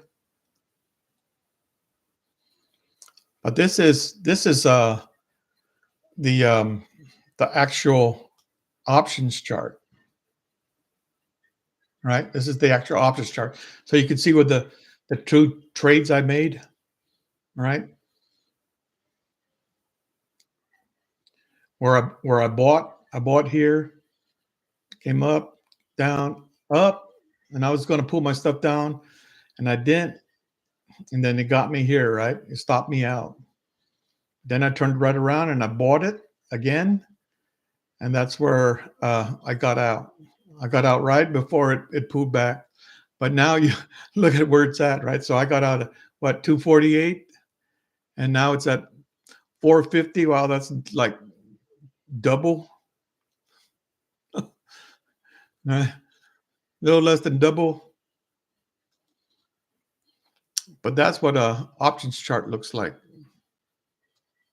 right? And this is what I watch on a others monitor. I watch this. I think somebody was asking earlier if I had learned to analyze an options chart. Yeah, I don't analyze it per se, but obviously I do watch it, right? So I just wanted to share that with you. So you can see what that looks like.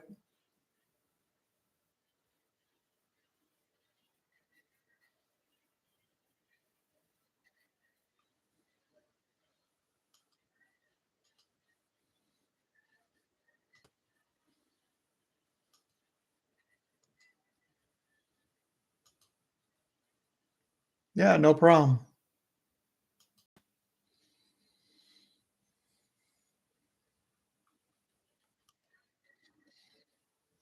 So there you go. You watching the market kind of trickle up, trickle up, trickle up, keep going up.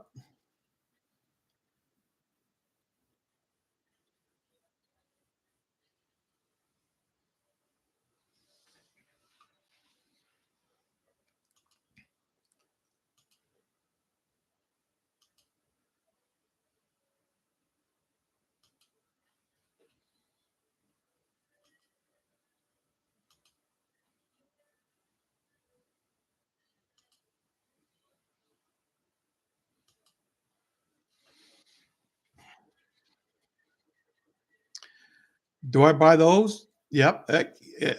The first one's always the best one, right? First at anything is always the best, right? And so in the past, yeah, I've bought it when it breaks the trend line. I could buy, and it all depends, right? I mean, this late in the game, and I say that because it's a little after 1 o'clock.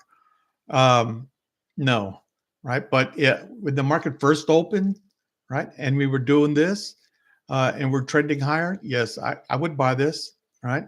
I would definitely buy this. If I said, "Oh, the market's going higher, I need to get in," this is how I look to get in, right? Because it normally happens just like that. It steps, step up, pull back, step up, pull back. Now it's going to keep going till it hits 605.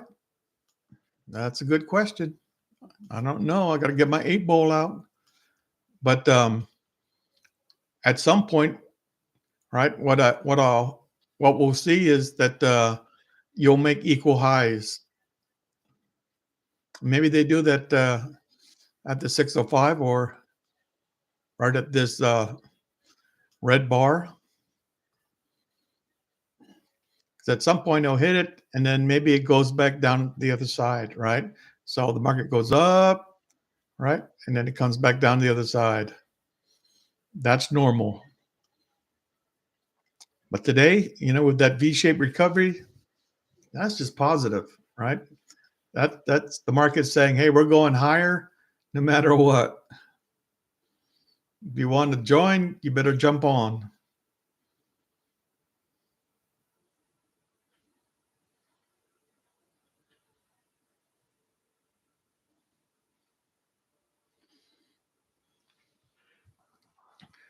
So let us see. Like I said, we still got a lot of time. A lot of time for the market to make a lot of movement.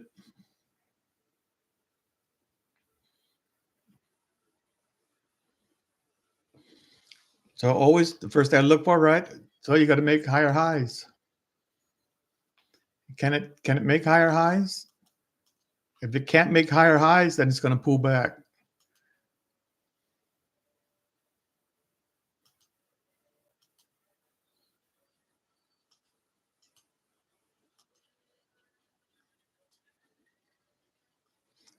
Try to make this easier to see. There we go.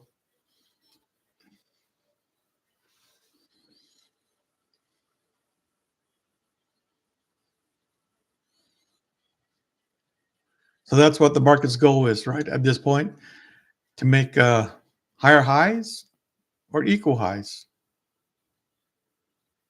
Or if it can't make a higher high, then it's going to pull back some.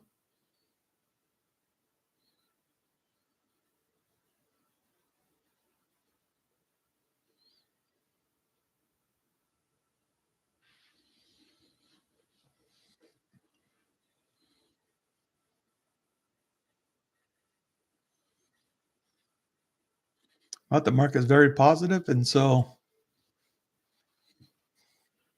why I'm saying, I think it might hit that 605 before the end of the day if it doesn't pull back before then.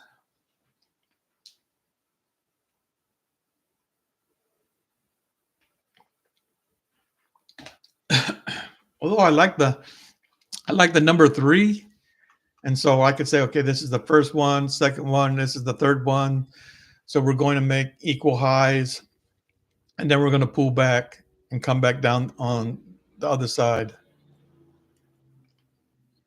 But the other side of that coin is, now we're going to make higher highs and keep going, come back, have a little pullback, and then go on to 605.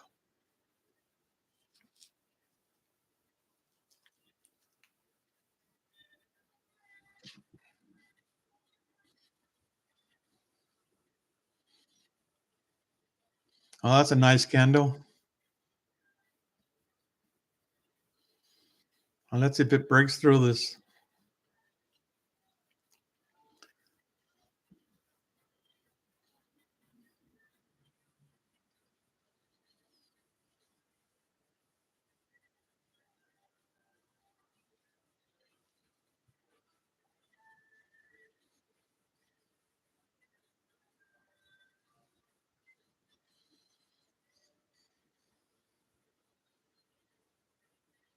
There you go. Higher highs. A lot of times, what you'll see is it'll poke above, get people interested, and then if it rejects, then it's going to come back down. But if it continues to trend up, then we know where it's going to go.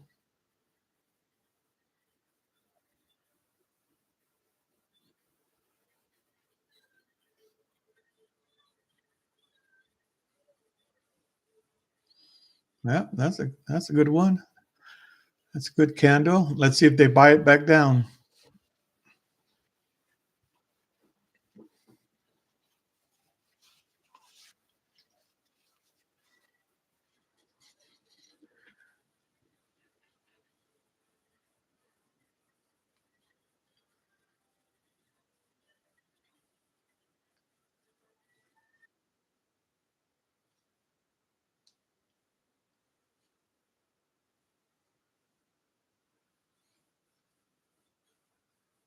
That's a strong candle. See, there's no wicks at all.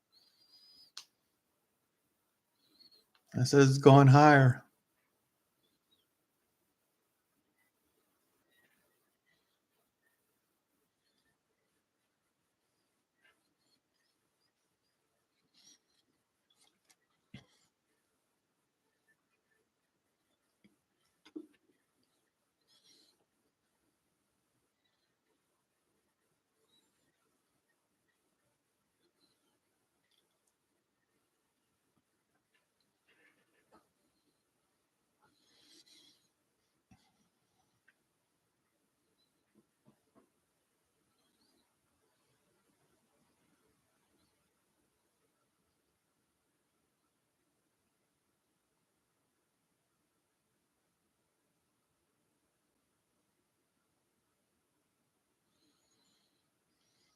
All right, let's see what this next candle does.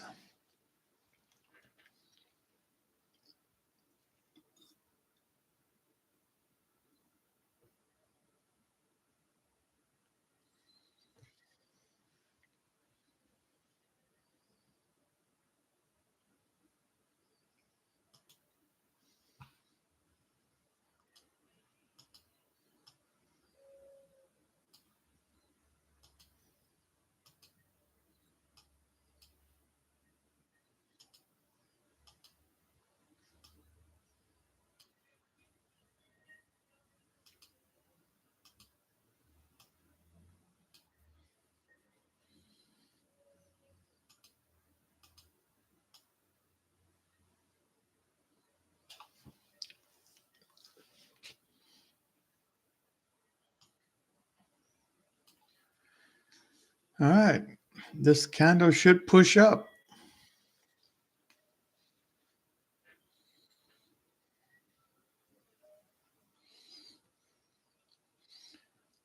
Now, when I watch candles, I always I'm watching the 1 minute, so I know it's broken up into 30-minute segments. So the first 30 seconds, not minutes. So the first 30 seconds, I don't trade, right? If I was going to buy this, I'll wait to the second half of the candle, right? The second half of the 30 seconds that make up the 1 minute. Why? Because a lot of times it'll trick you. All right. A lot of things happen as soon as that candle turns, and then the market goes against you. So I always wait for the second half, if not by the end of the candle. See, as you look, you've seen it. It's like, okay, yeah, it's going up, and then it pulled back like it did. Now we're going to the next candle. What does that next candle do? It shows you red.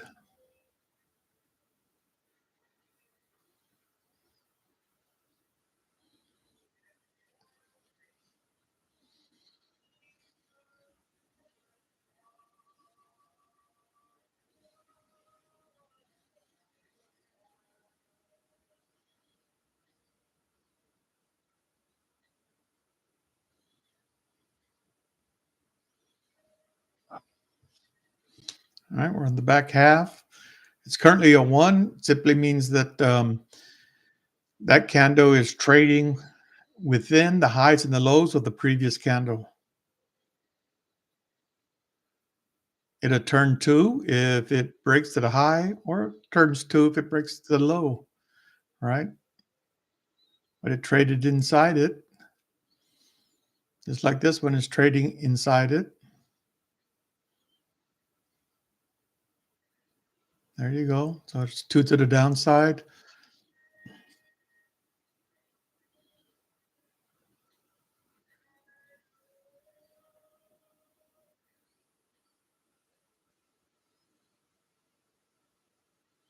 Now, if it's a three, it just says that it traded below and it traded above. Let's see if this will turn into a three before it runs out.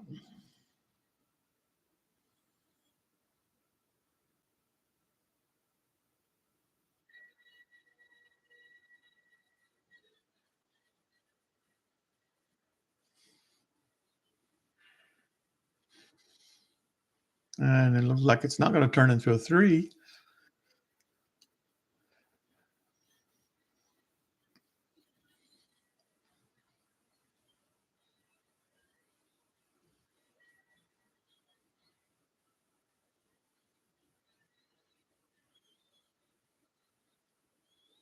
That's a lower low.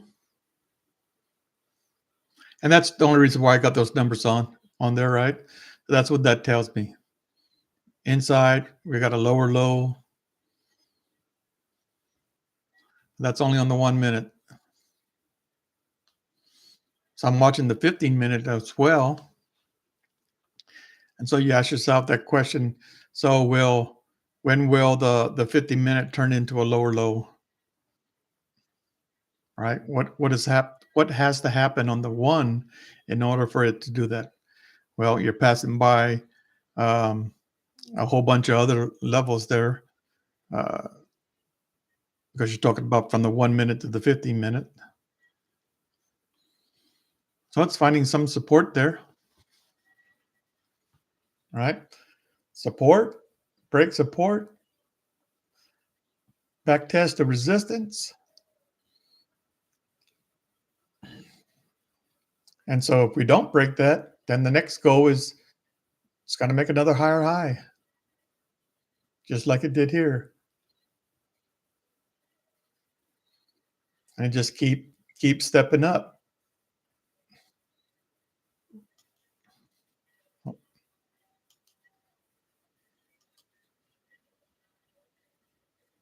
Up, it's coming down.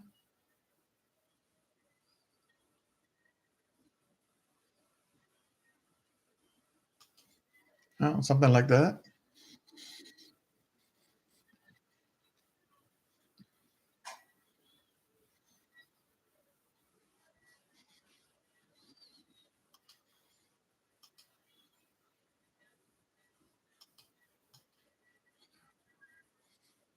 Where's the first place it's going to go? Probably to here.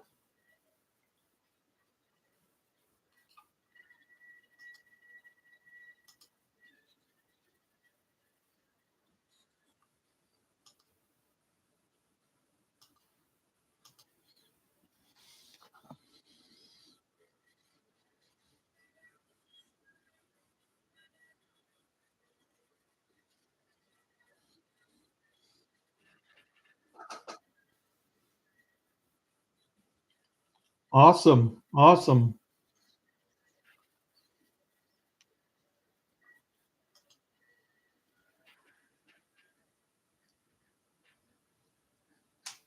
$0.60 gain.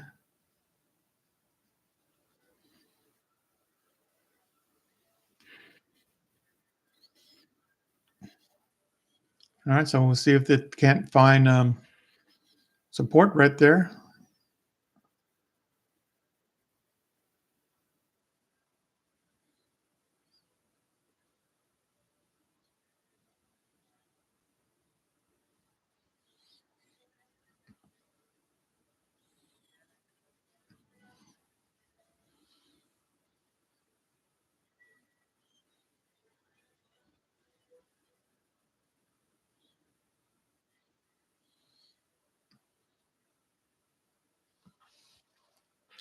But you see how the levels come into play, right? So we know that's a level. And over here, it's acting as support for now.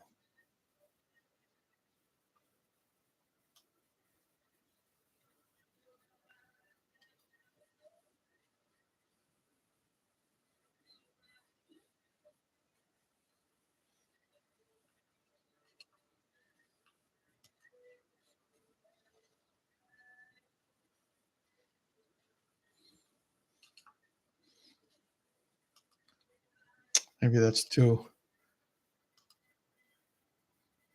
wicked. Maybe something more like this.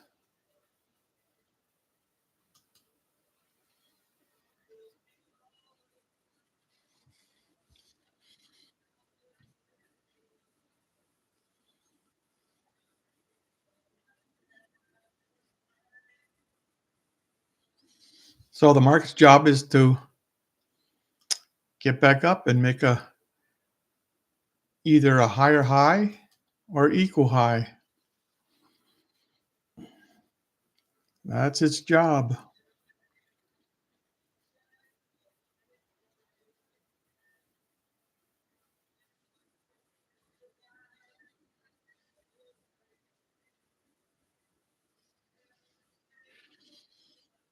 Now, can it do it?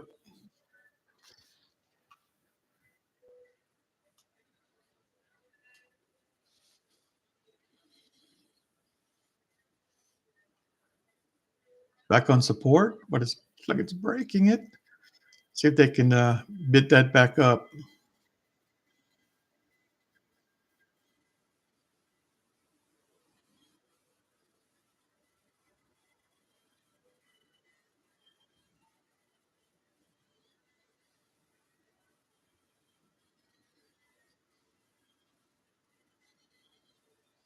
I don't think it's going to do it. Nope.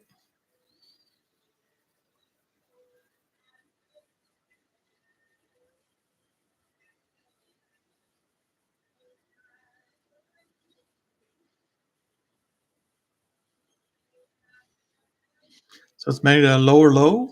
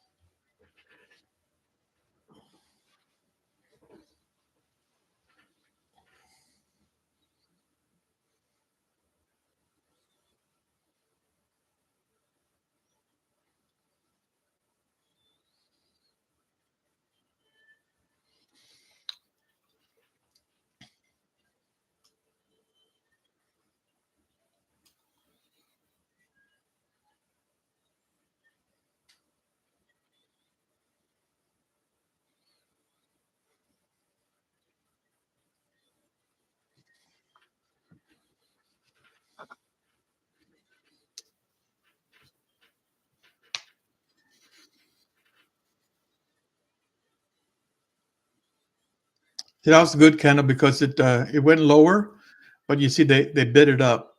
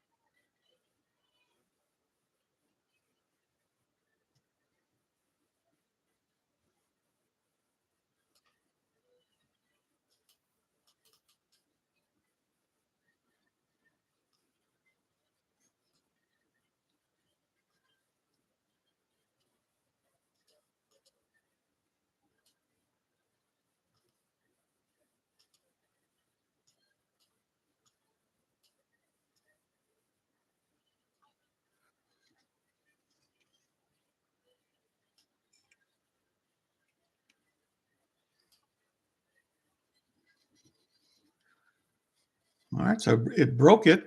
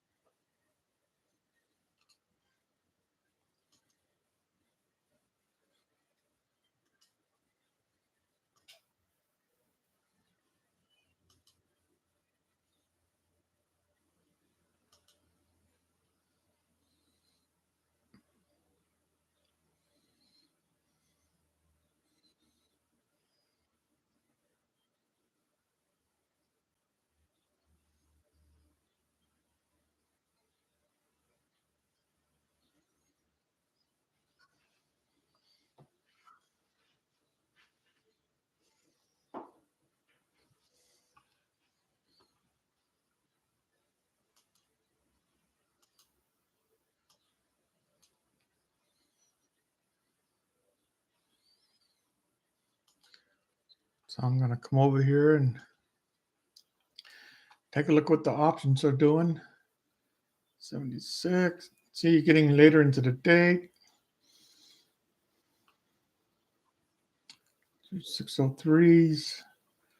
There's 76. I'm going to load those up. 603s.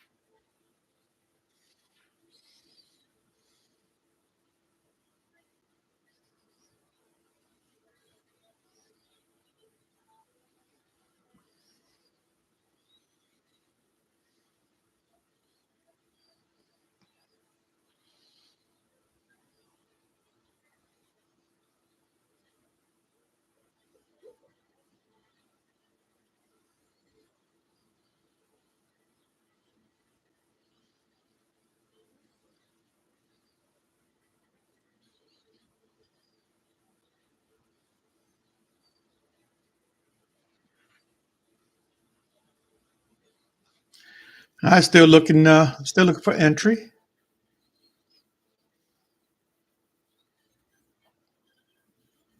Still targeting either the highs, the 604.79 or on my 605. Either or. Uh, I see the market going higher.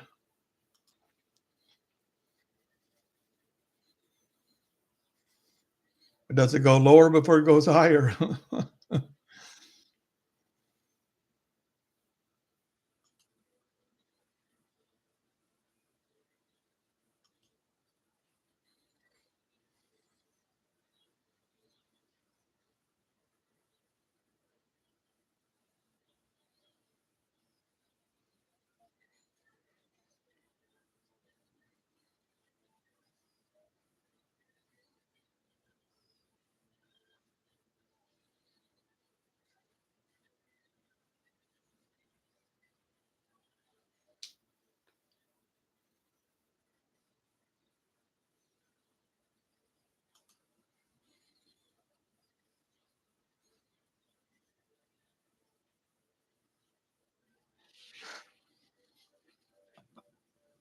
Still waiting patiently.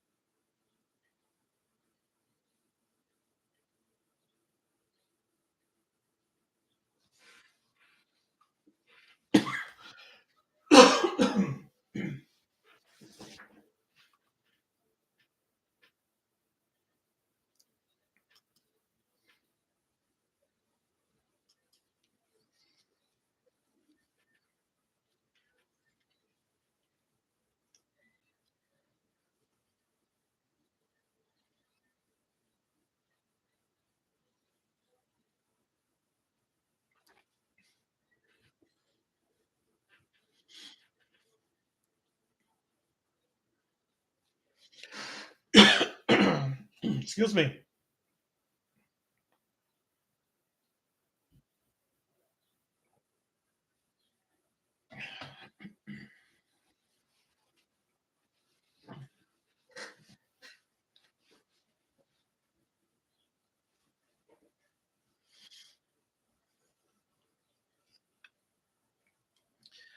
Okay, so it traded inside of that 50%. I wanted to see if it was going to break through that, but it didn't. It's pulling back.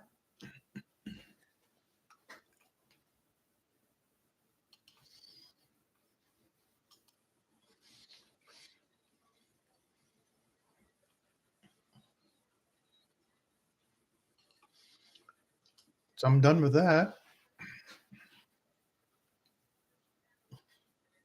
Back onto support here.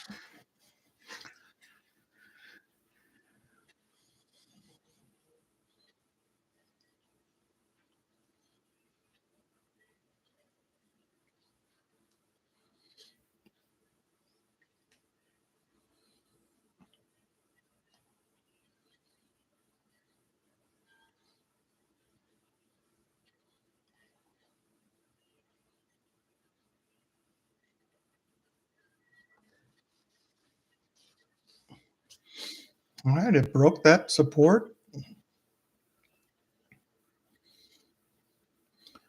So where will it most likely come down to? Maybe here?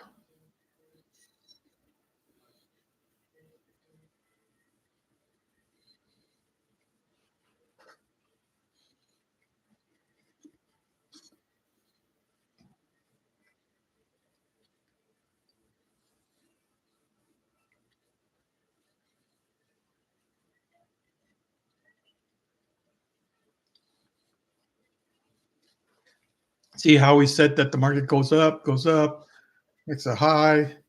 There's that second chance, double high. Now it's coming down the other side. Up, down, out. Starts to come back down this, right? This leg.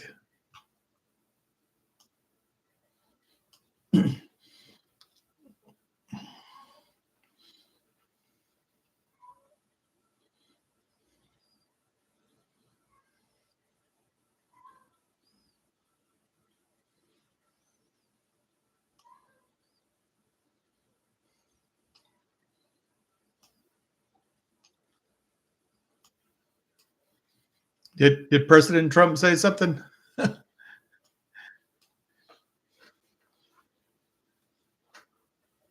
Yeah.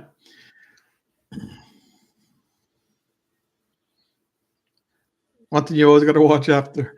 Yeah. Trump gets on there and tweets something, man, it can move markets.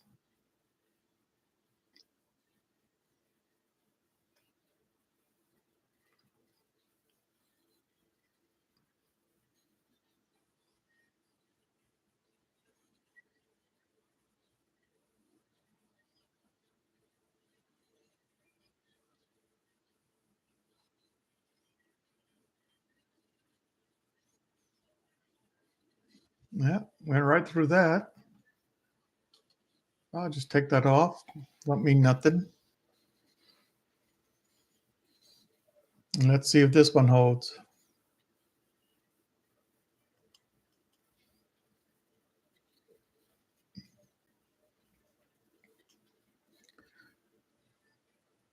I always say, the market's going somewhere, right?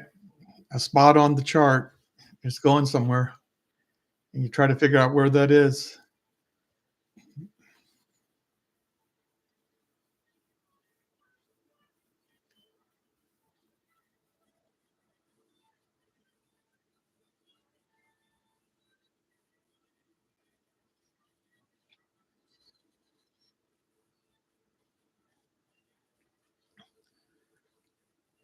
So this is the second half of that 1 minute candles. Let's see if they just buy it back down.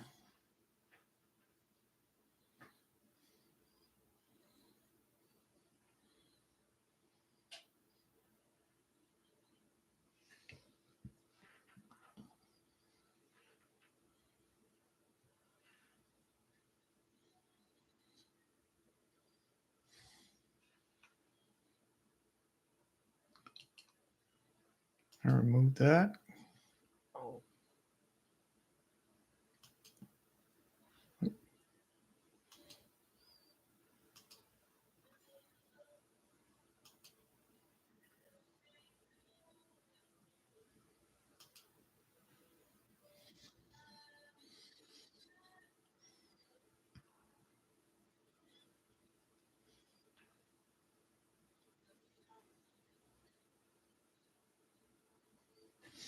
Yeah. Apple's on a tear. Somebody said something good about Apple.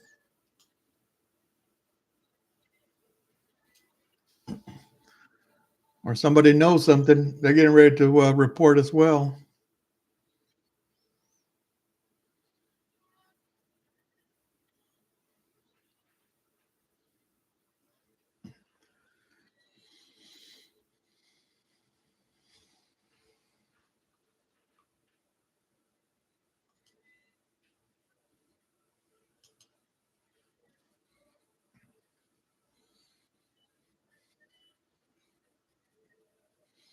So I look for this to bounce, head in that direction.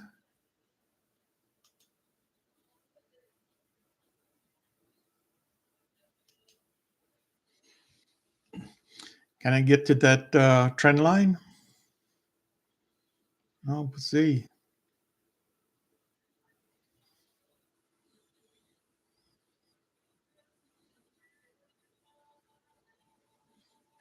Remember, I said about threes. Here's one, two, three, top, one, two, three, and it breaks and comes back. Obviously, that doesn't always happen. That's just what I look for.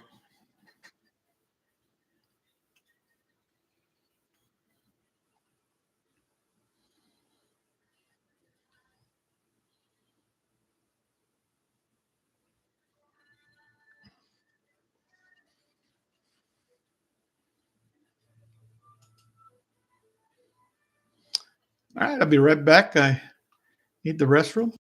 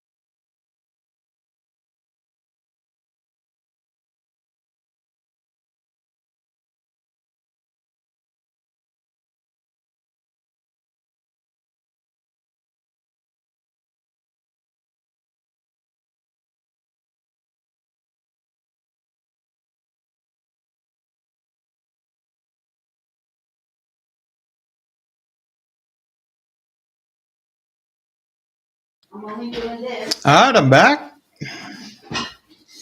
Sorry about that.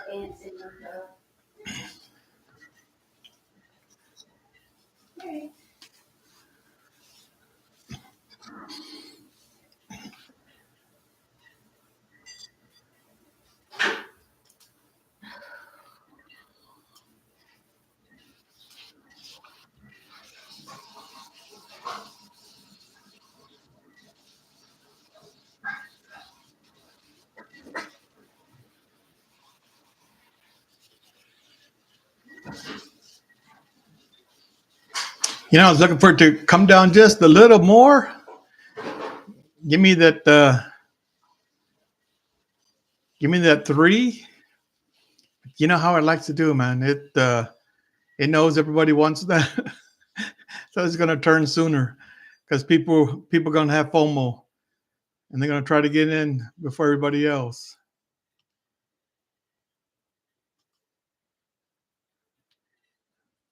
Let's see what this next candle does. I'm coming up to the 2 o'clock hour.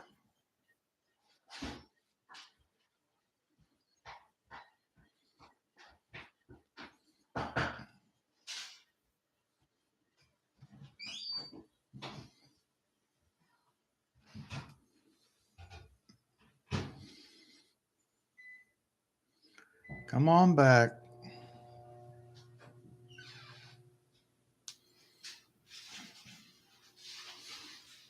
Yeah, if I can get it to come back down, I will consider buying a call and then buying the 603 calls.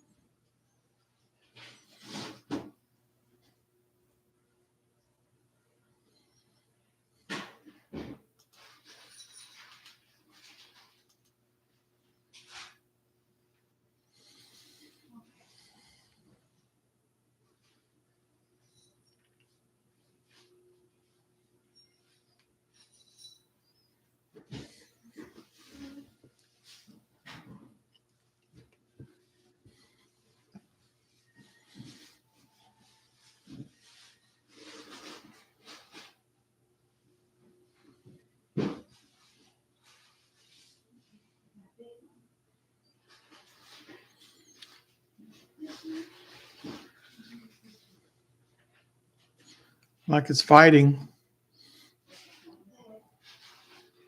Go down or go up. 10 seconds left. Make up your decision. Make up your mind.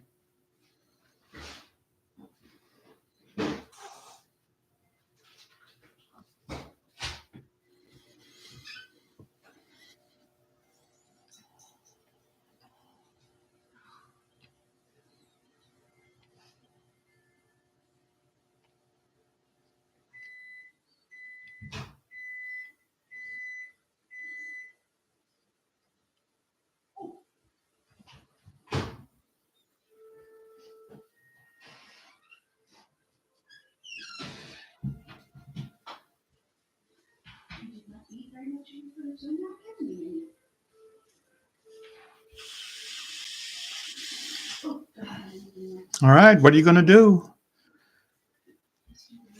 Like, it's hard to tell.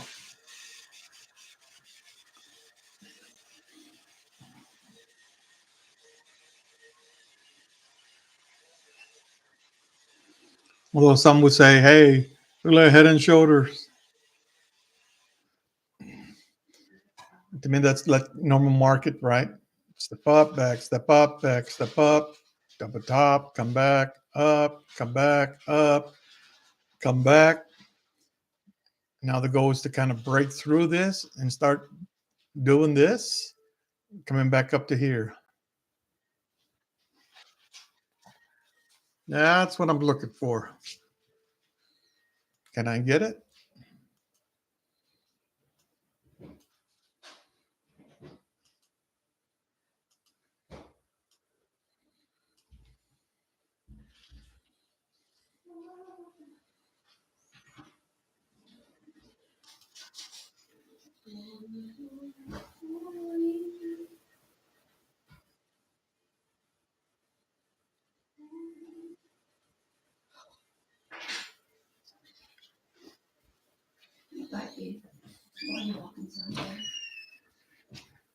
It's trying to move up. There's the lower low, candlestick wise.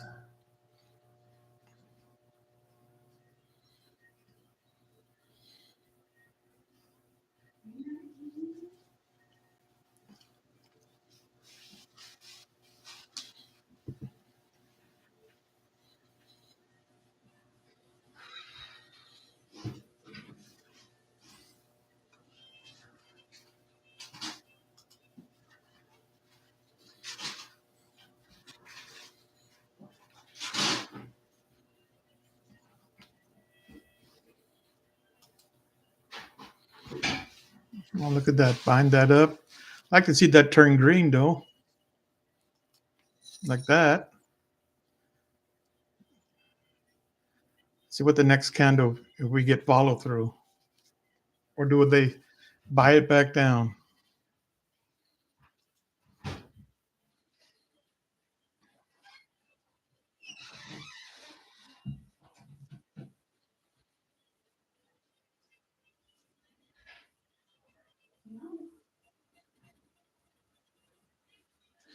All right, so higher high there on that candle is the two up.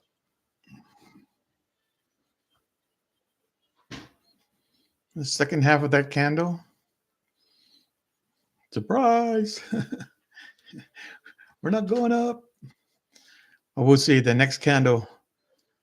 This is going to move up higher. The next candle is going to be green going up.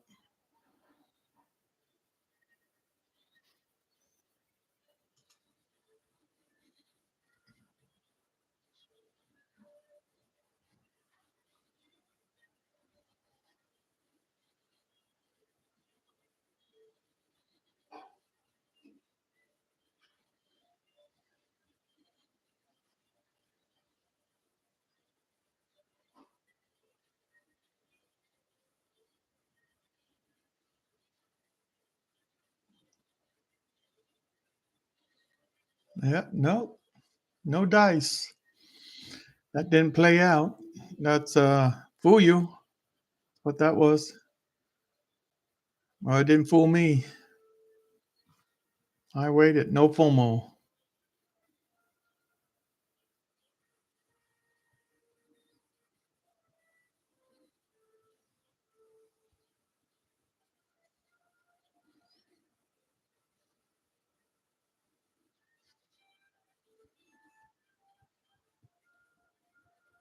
All right, 2 o'clock.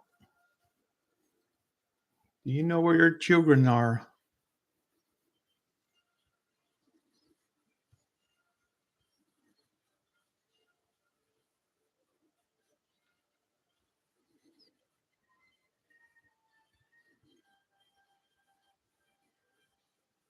All right, let's see if this is gonna act as support.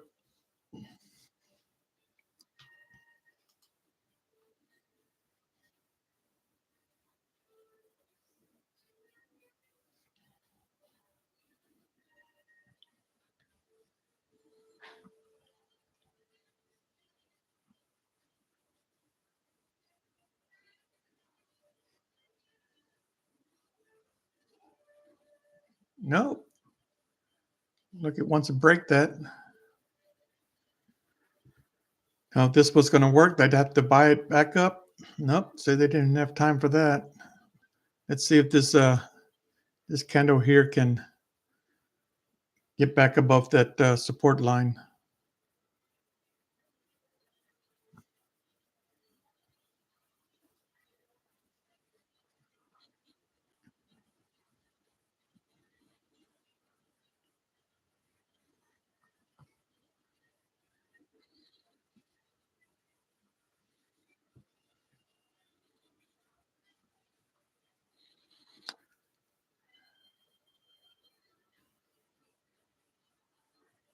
I keep trying to push it down.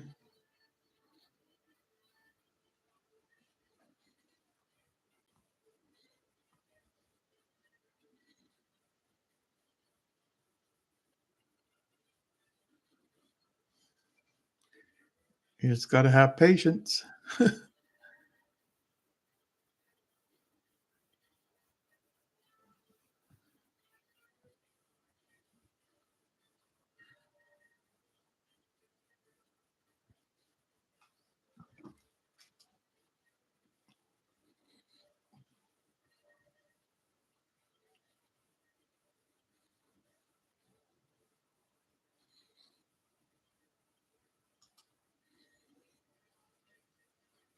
All right, is the second half of the 1 minute candle. Let's see.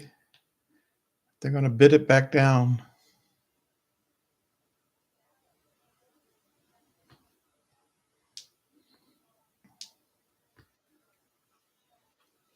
Or we can get follow through with this next candle and it breaks out.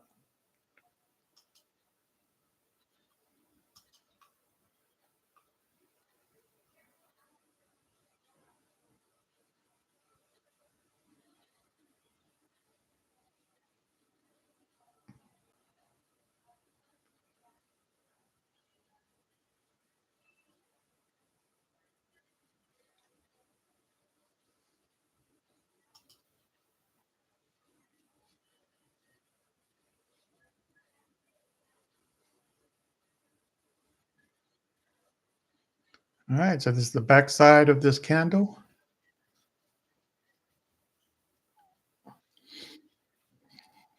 Can't stay above that support line.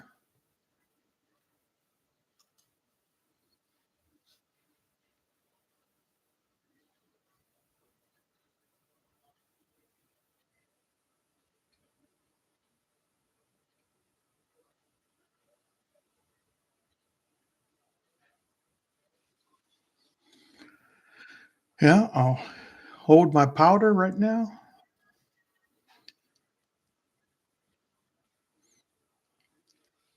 Let's see if this next support's going to hold.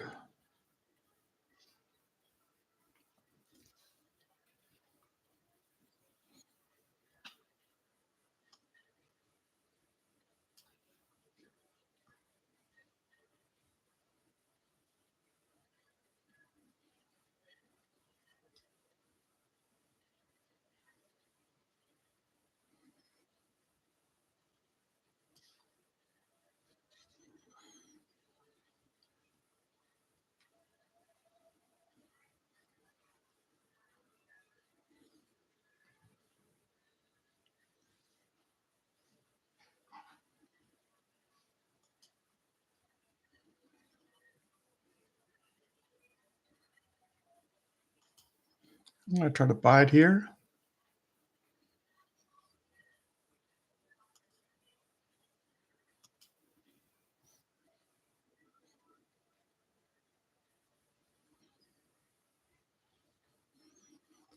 And just wait a few seconds, see if it's second half of that candle's going to come down. And yep, so it gave me it.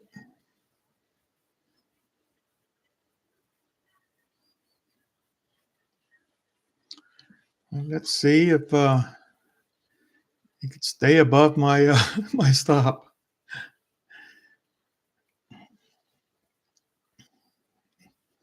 and get something going. Can we do that? Can we get something going? It's 4 o'clock or 4 o'clock. I was going to say 1400, but it's 2 o'clock. It's after 2. It's late in the day. It's probably my last trade here. And as you can see, my stop is right there. My sell is right there.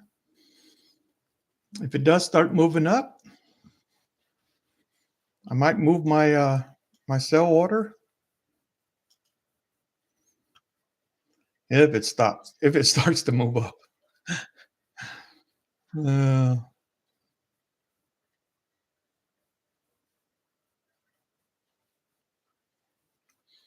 like one of he wants to break through that. I know that it's not because they want to come and get my one option.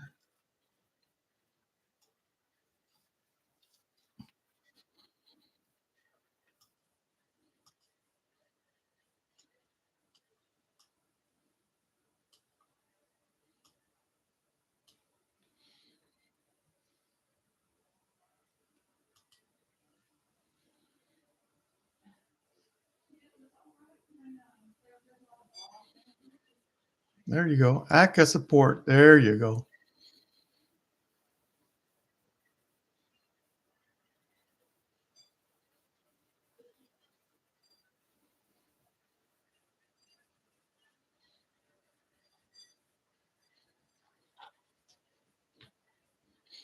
Oh, come on. It's time. It's time to go up.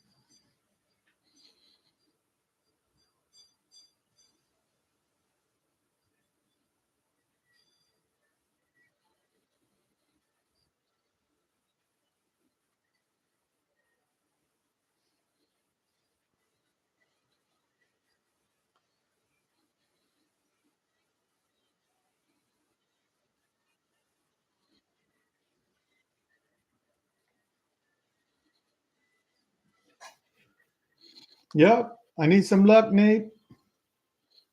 I need some luck. Come on. Give me some luck. The good thing is if I'm wrong, then okay, so I'll lose another $25. But if I'm right, I'll make 50. So it's not the end of the world if this is not gonna stay support.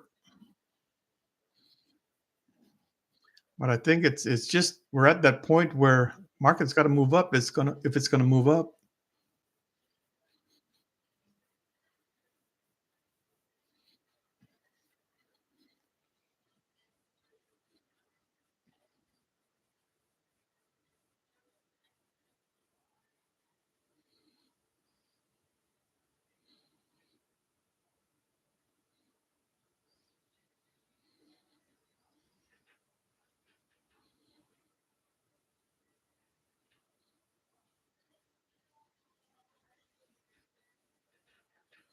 Yep, I'm in a call.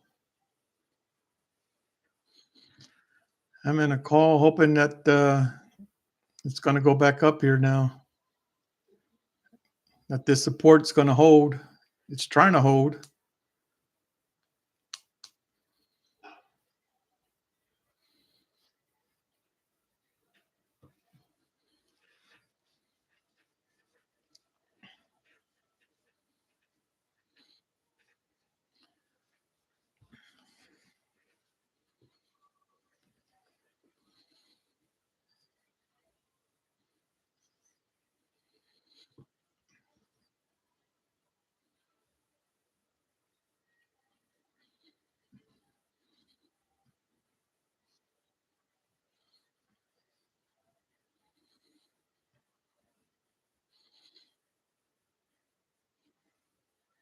There you go. You got a two up. Keep going. Got to get above that blue line, that support line. You need to break through and get above it. Break the trend line, and I think she'll take off. At least up to here. That's my hope anyway. Which strike did I get in? I bought the 603s. I had the 603s loaded already, so I know that's probably not at the 70%, but delta. But I just took a chance on that. And there you go.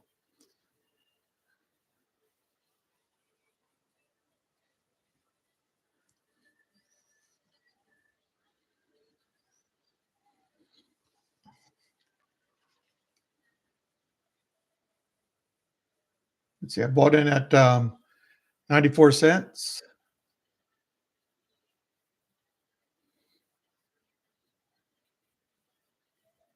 So it cost me $94 to get in.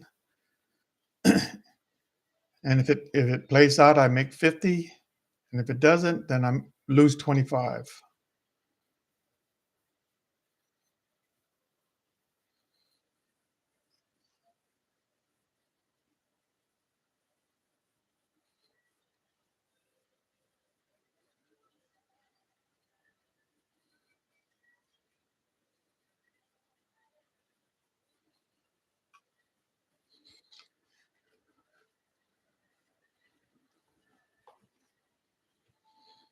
Come on, let me see this start to move up now. Come on.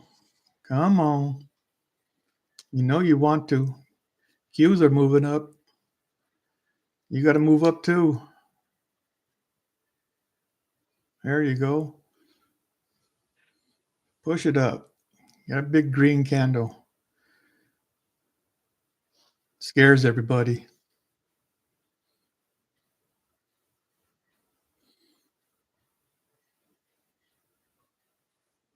All right, we're getting above support.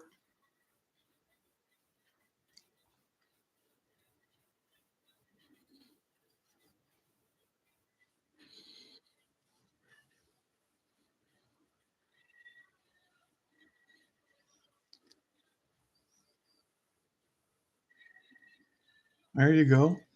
It's that big green candle that scares everybody. And everyone says, ah, get out of your puts. Get out of your puts. Just need to get follow through now. Follow through on this next candle now. Go, follow through. Go straight up. I got to tell it what to do.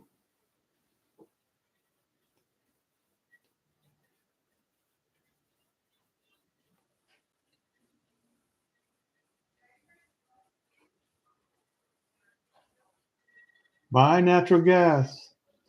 I hear you.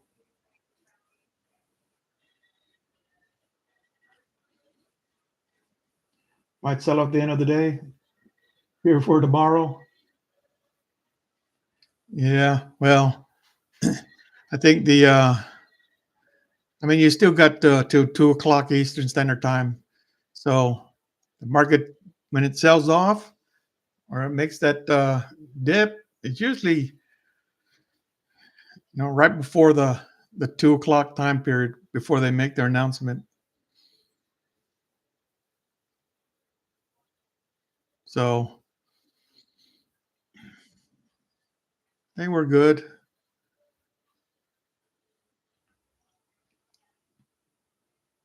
I can't see what they would say other than okay, yeah, we're doing okay.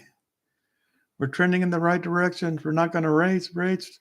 We'll wait for the data for next time. We'll see what the data shows.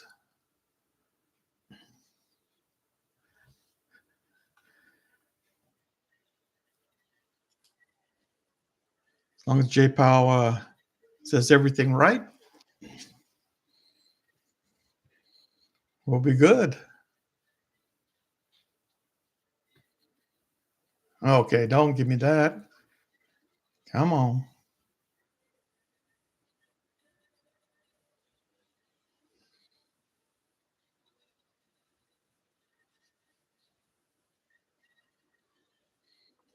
So I got I got it right by buying here.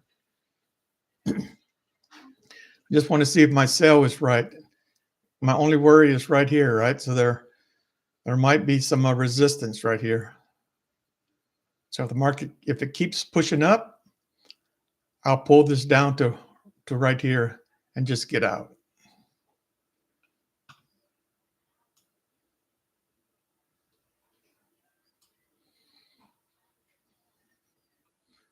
Now we know I always get out and the market continues on. I know that. That's okay.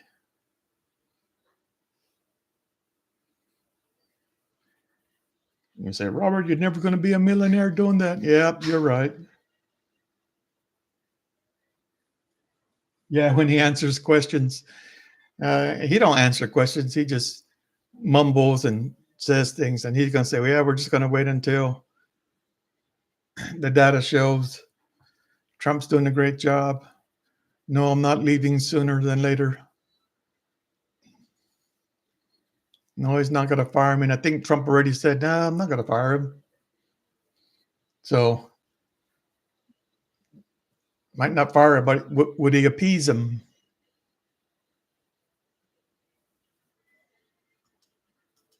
That he might do.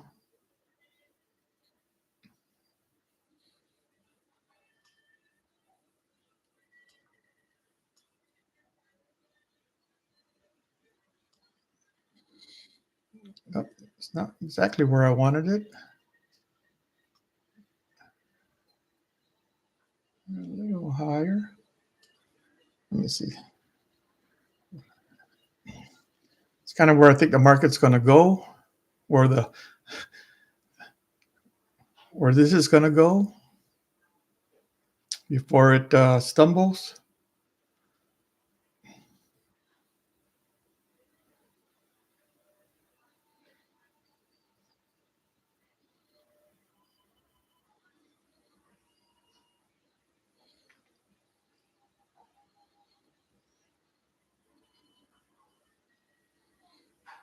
All right, one big push. One big push.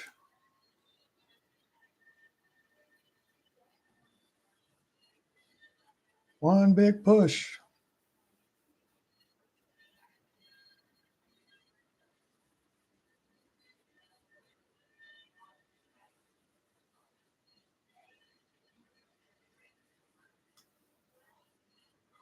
Yeah, I'm going to put it right there. Let's see if I get that. One big push. Okay, there you go.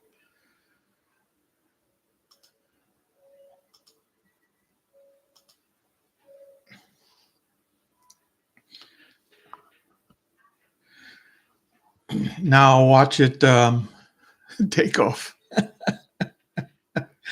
Yep, it's moving higher.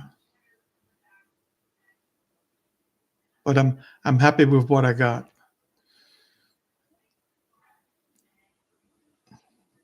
Thank you, Lord.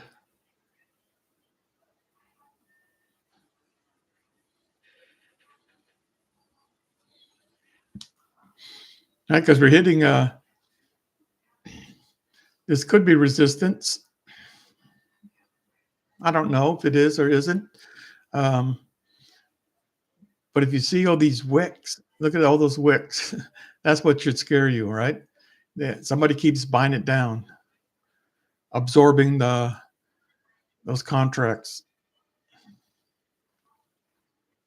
So I'm happy to get out where I did.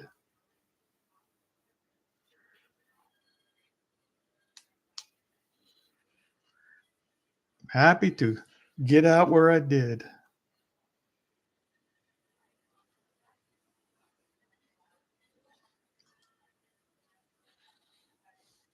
As two good trades in a row. Can't beat that.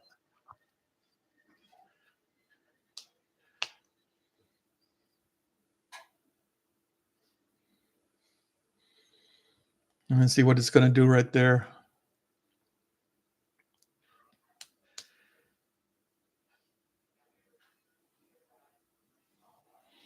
Yeah, do I ever move my stop up?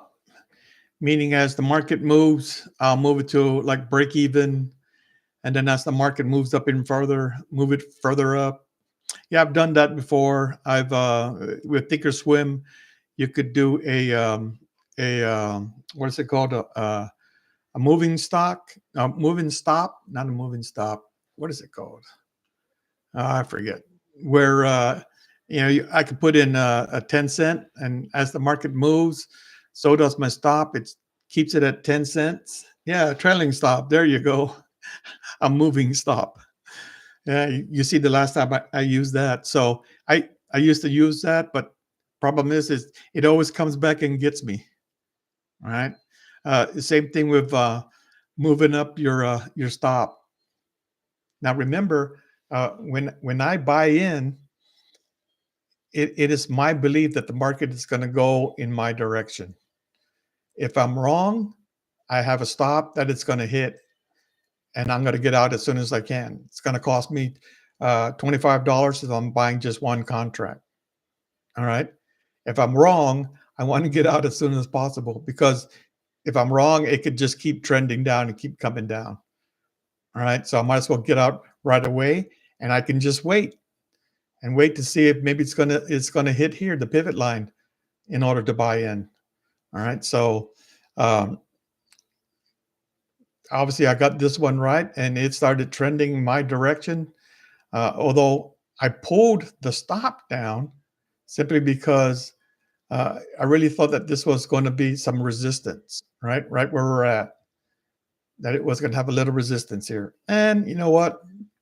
This late in the afternoon, I'm happy. I'm happy to get whatever I get. Not greedy, right? Because you could see it's support, support, resistance, resistance. So now are we at resistance again? And so is it going to turn and come back down? It could. I have no idea. And that's why I went ahead and sold out. I pulled my stop or my sell order down and just got out. I'm good. I'm good with that. And I do that a lot, right? Because a lot of times you can't get 50 cents on a move, right? So and it all depends where you buy it here, right? Whether you can get 50 cents out of that. And you see it how it's reacting right there, right? Like it's hitting resistance. Now it could just turn around and break it, which is probably what's going to happen because I'm not in the trade no more. It's going to break it and it's going to go up to my 605, like I said. But yeah, I've tried all those trailing stops, moving the stop up. I guess you could do that, but I mean, my focus is on right now, or as I'm in a trade, is making money, right? So I'm watching it to see when I'm going to pull my sell order down.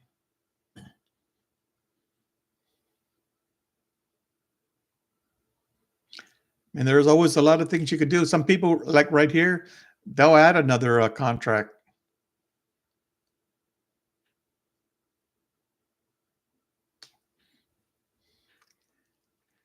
Gotcha, gotcha.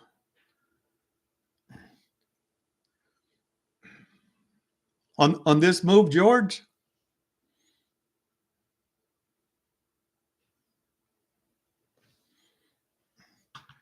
did this candle get you?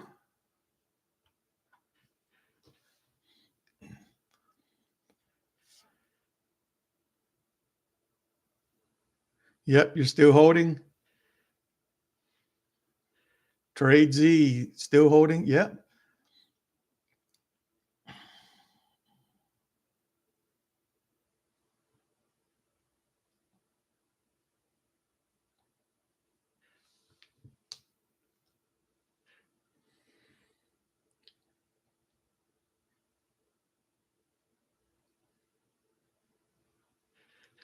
Gotcha, gotcha.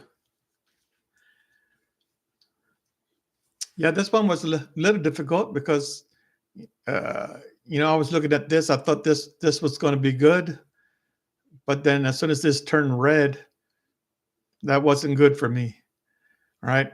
And then normally the next candle would be green and shoot up, right? But it wasn't, so I knew it was gonna pull back some more. So it's having patience, it's watching, right? And it's just yeah, you just gotta wait sometimes. I know I wait a lot of times, and I'm that's how I miss out on trades because I wait too long sometimes. But this looked like a really good support, and you could just tell it was time, right? It that faked you out right there. Uh, this one was another one that kind of faked you out if you were trying to get on there. So it was time. It's time for the market to move up. It was after 2 o'clock. It's got to make its run. So that's a good move there.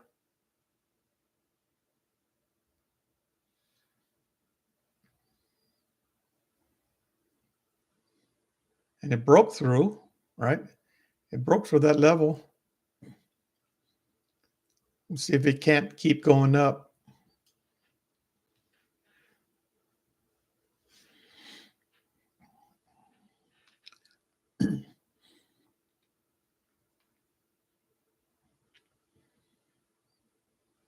And it's always heartbreaking to say, man, look at that. If I held even longer, I'd make more money. Woulda, coulda, shoulda.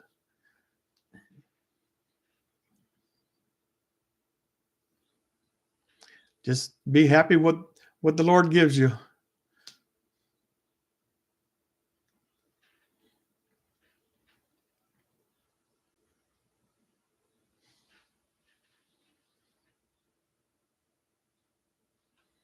And I'm going to throw a fib on here just to see where we're at. And you can see it's breaking to 618. And that's good. You want to see it break that 618, right? So get up there to that 605. Every day? Yep, yep. Picks one. Yeah, I begin at 8:30 and I stop when my wife tells me to stop. But I'm probably going to the end of the day today and tomorrow because of a lot of things going on tomorrow. So I'll probably trade all day tomorrow. There's a lot of people that are in the chat. Yep, that probably know more than I do, and they do call outs. But I don't do call outs. I show what I do, right? If I'm going to make a trade, I'm telling you, I'm saying, yep. If it gets down to here, I'm going to buy it, and then you actually see me select my call options, which one I'm going to get, and then when I buy, you see my stop order and my sell order. They're there, and either one gets hit or the other gets hit.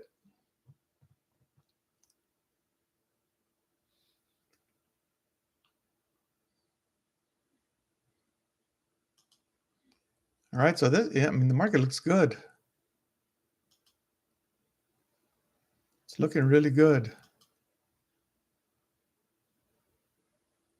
Yeah, not a problem. Not a problem. Now, again, it's just mine. Doesn't mean it's correct or right. That's just how I trade and how I look at things.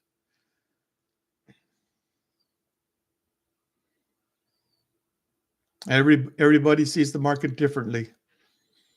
Everybody gets into a trade at a different point.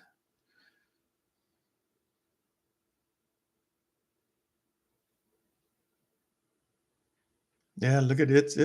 It wants to go.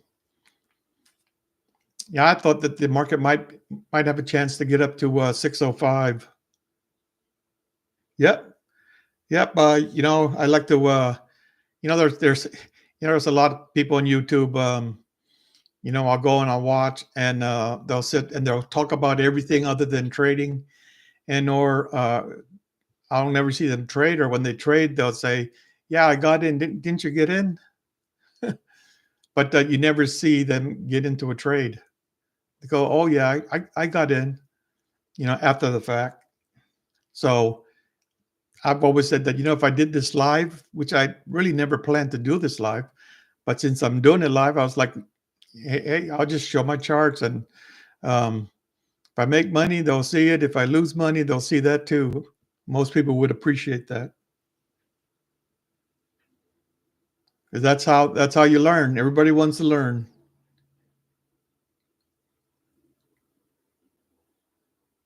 Yeah. Do I think the markets are going to go down? No. Nope. Shop one told me no puts today.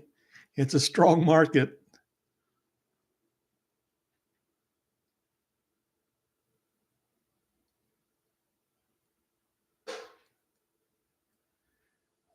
What time of the day is a good time for out after this time? I'm not 100% sure what you're asking.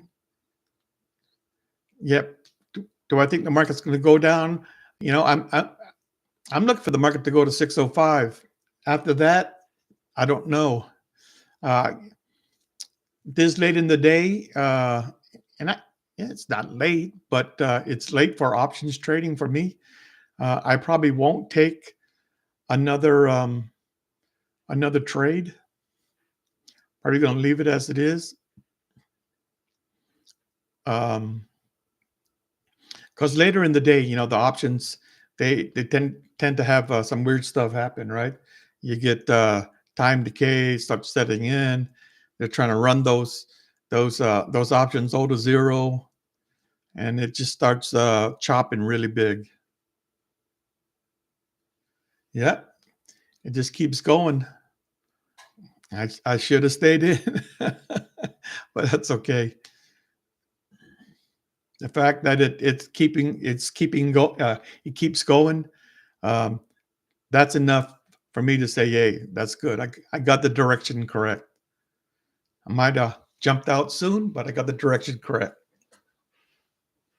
Yeah, you wanted to see me stay in. Hey, you could buy a call too. That one was a cheap one, right? I think that was only like $94 that it costs to get in. Less than $100.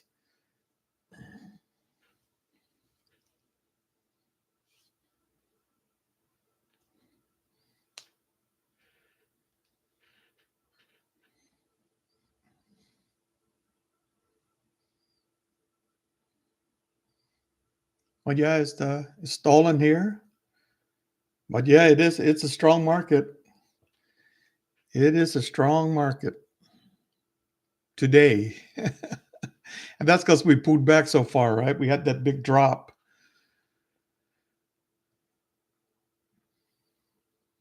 You figure it has to have some recovery. Now, some might say, "Hey, we're creating a head and shoulders." Could be, but it's not a head and shoulders until it breaks this. If it breaks this, then you could say it's a head and shoulders.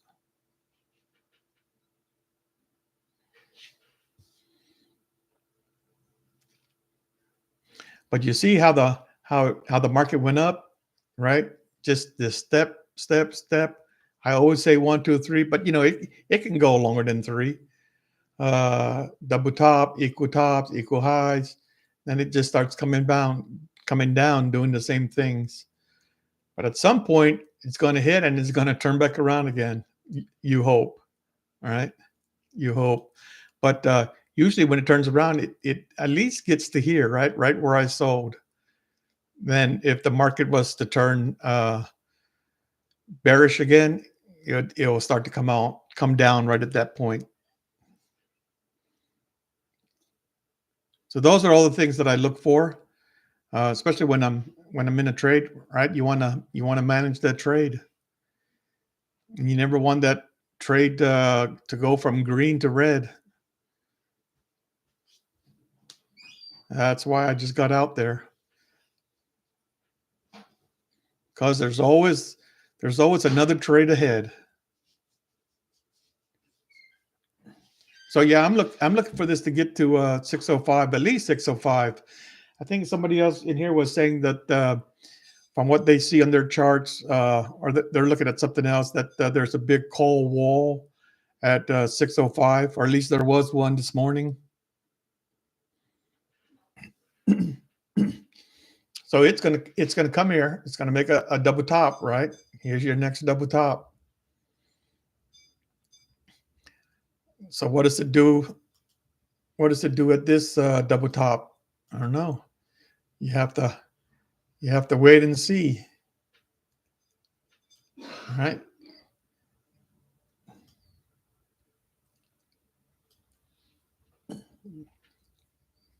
So they do a couple of things. They come here and they don't make a double top, right? They can't. For whatever reason, the market doesn't allow it to happen. And I don't say they can't make it, right? Somebody holds it back. Like you can see right there, they sold it down. They sold it down. or someone's taking profits, I should say.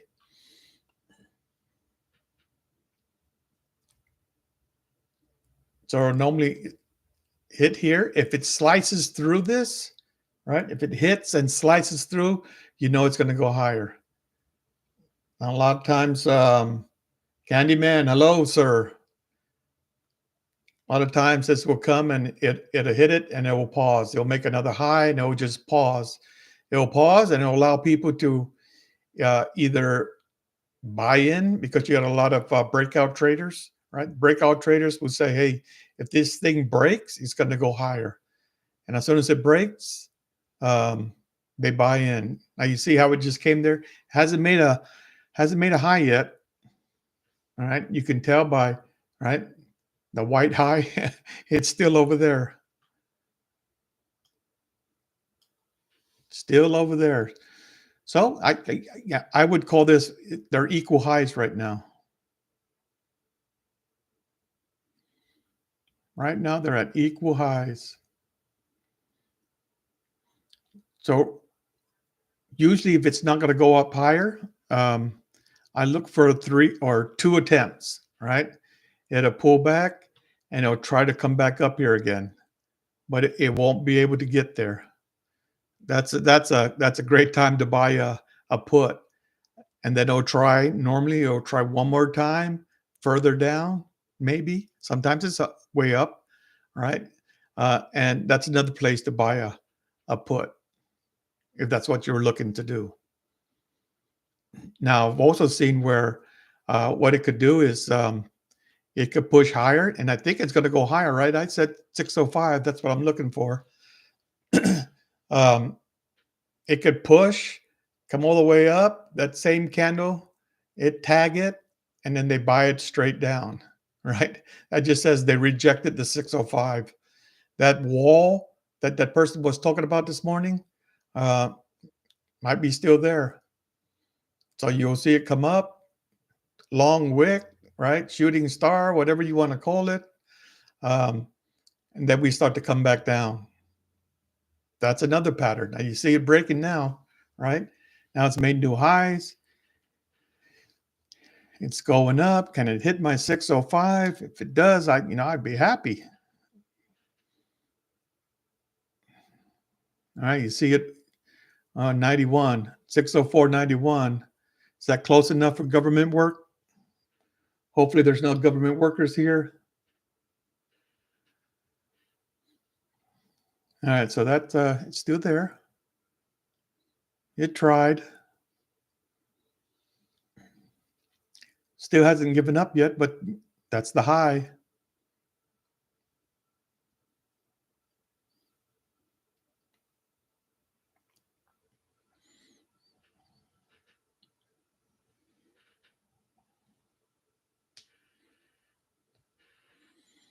All right. We'll just, as we pause here, waiting to see what it's going to do next. If you haven't already and like what you've seen or hear, do me a favor, hit that like button, right? Hit the like button. Don't cost you nothing. On my channel, I don't sell anything. I don't sell courses. I don't sell merchandise. I don't sell mentorships or training. I don't sell anything. I don't even ask you to buy a coffee. All I ask you to do is hit the like button, and if you want to come back and watch, hit the subscribe, like, and share. All right, so we're going up to that 605. This is going to hit it.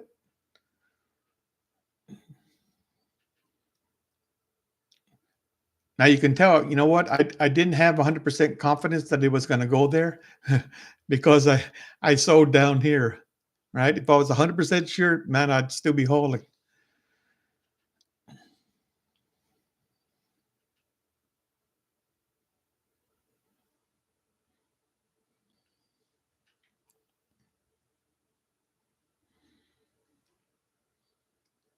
So yeah, I mean, it's still early, right? So, what's the market to do? If it does hit the 605, does it stall from there and then start trading in a channel. Look at that. It's like, there you go. It broke it.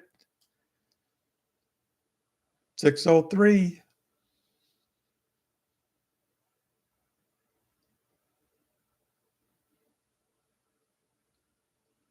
Yeah, that was. I mean, that I wish I would have stayed in, but that was a nice move. That's what you look to capture, right?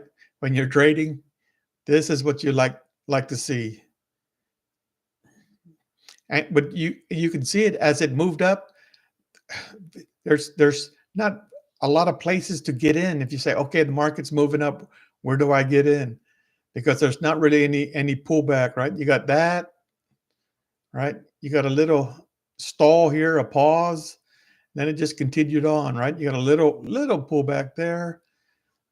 You don't have like over here, right, where it pulled back a lot, where it pulled back a lot. That thing went straight up. That's how you know it's strong. The only place where it had trouble was where I sold, right? Was right here.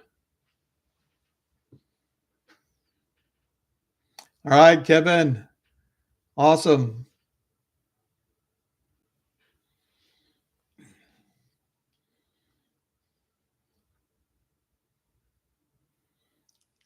All right, so we hit that 605. Looking for a put. Yeah, you still got a lot of time, so the market might pull back a whole lot. I don't know if it will. It's just, like I said, it's just so strong. Um, I don't have enough nerve to buy a put because it 605. Nothing says it can't go any higher. It can continue on.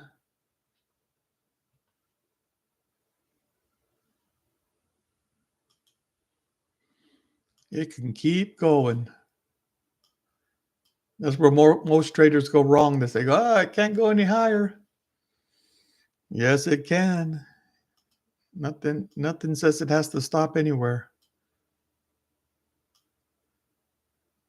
Yeah, it's all about where the market makers, whoever they are, where do they want the SPY, the Qs, the Dow, where do they want to stop for tomorrow?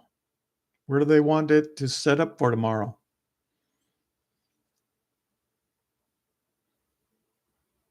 Because they know what they're doing. They know where this market's going.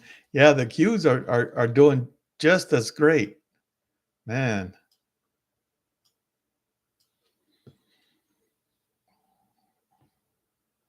Yeah, see that? It can just keep going.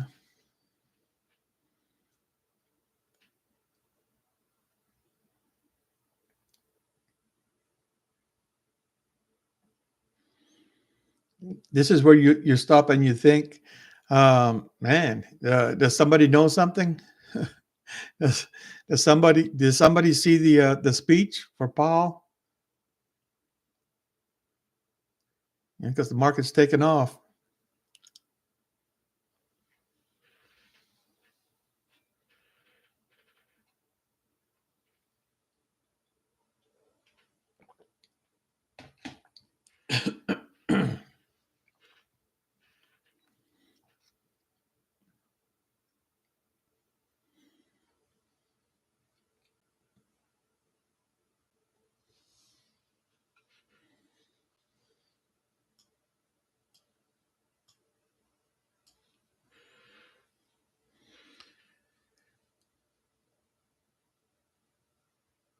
All right, we're back to that right on the 605, just hovering right there.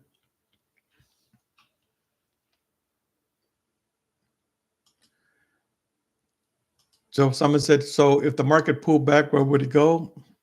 I don't know. I just throw Fibonacci on here and I say, okay, um, it can get back up to the 38.2, and you can see some support right there where it paused. Maybe that's where we come back to.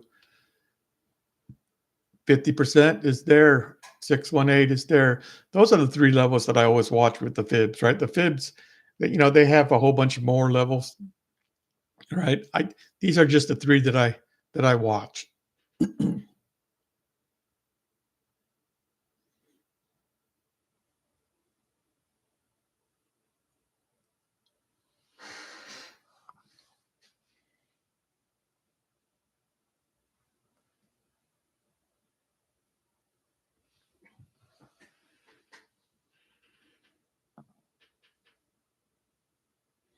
Yeah, it is. Let me throw this on a one day. All right, this is the daily chart. Sorry, there's just a ton of stuff that we threw in there that we're watching. So the gap's up to here, right? But it's getting closer. That's where someone was yelling at get the 610, right? They want it back up here. That's where they want it. They want it back up there.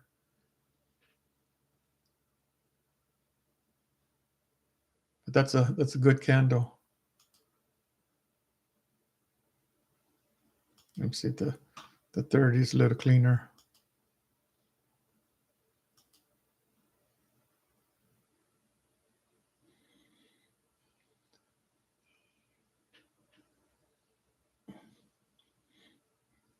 Yeah, see where that red mark is, where the level was when it gapped up. That's where it gapped up to, right? Gapped up to the red, all right, and that was support, but then it broke through. So now, are we coming up to touch support, close that gap, as somebody was saying? Yep, could be, because we said that all gaps get closed at some point.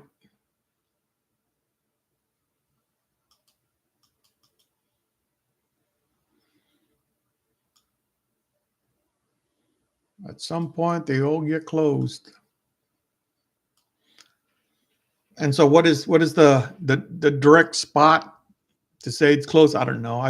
I usually use zones, right? So here's the zone, anywhere right around there. I try not to get technical on those things. Some people will pinpoint that and will say, well, it has to close at 605 41 in order for that gap to close.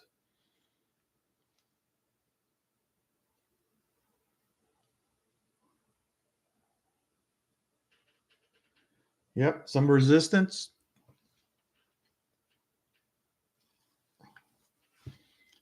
Little resistance, but I think you're going. It looks going higher. You're going to go a little more higher. Like you said, whatever that number is to close that gap, look like it wants to do that today.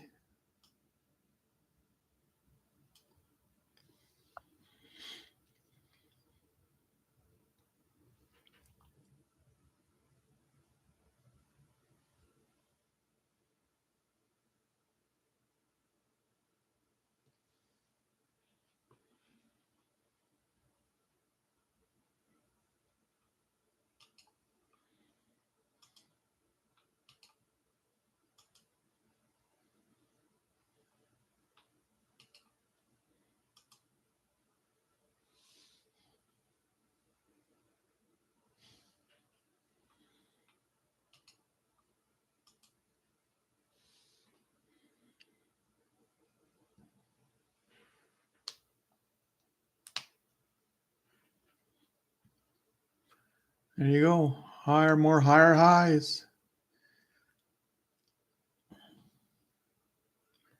It just keeps tiptoeing up, crawling up higher.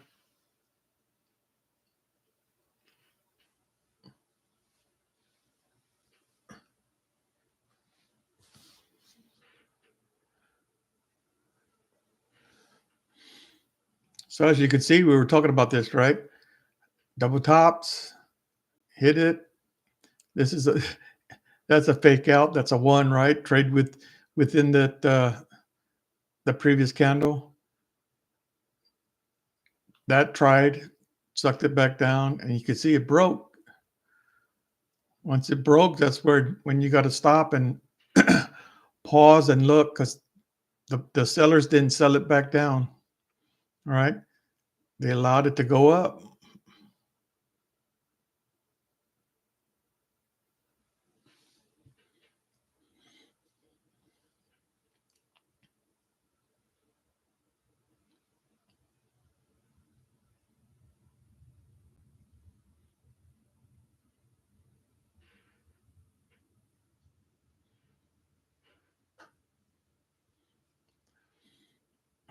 All right.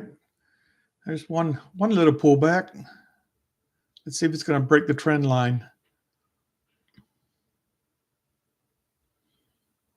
If it does come back, you would think it would come back and it'll retest this support. All right, it will support here, support there, break and retest.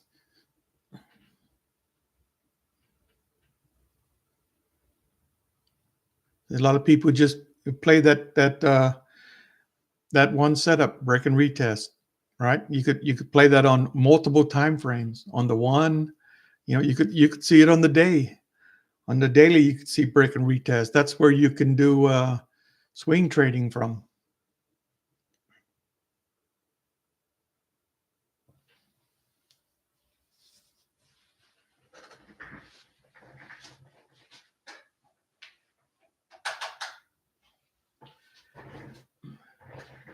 Turn my heater off here. It's starting to get warm. All right, going up to the top of the hour, 3 o'clock.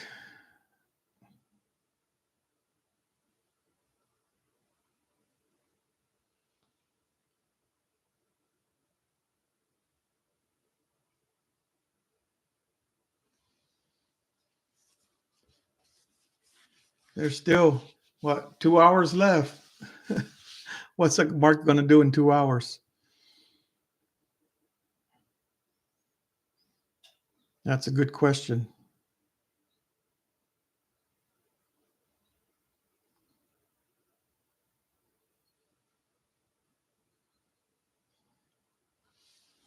All right, that's it. That's it. Trending right there. I am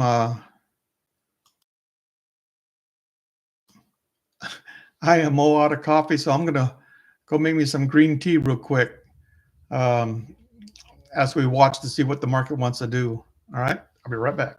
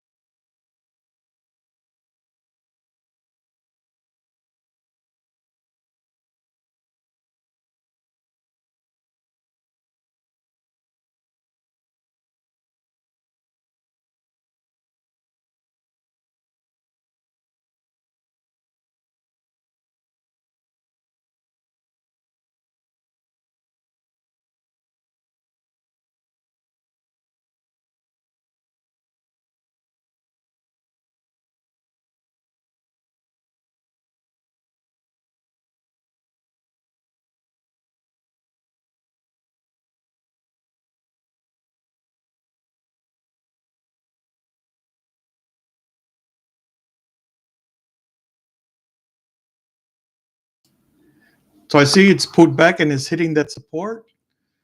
It looks like it's going to break through though.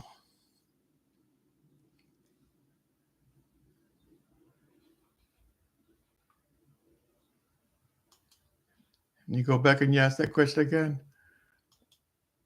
Where's it going to go? There's the levels.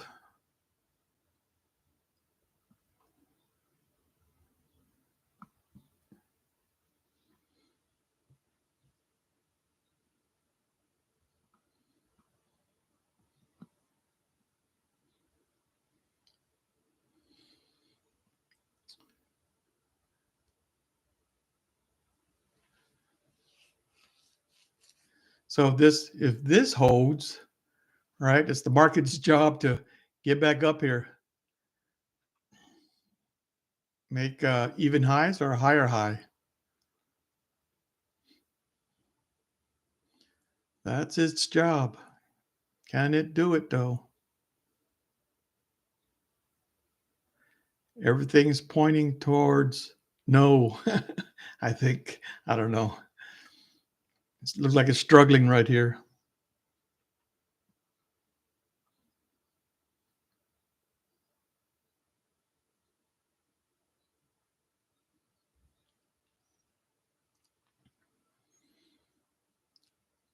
Jig keeps poking down and someone's buying it up. See them wicks?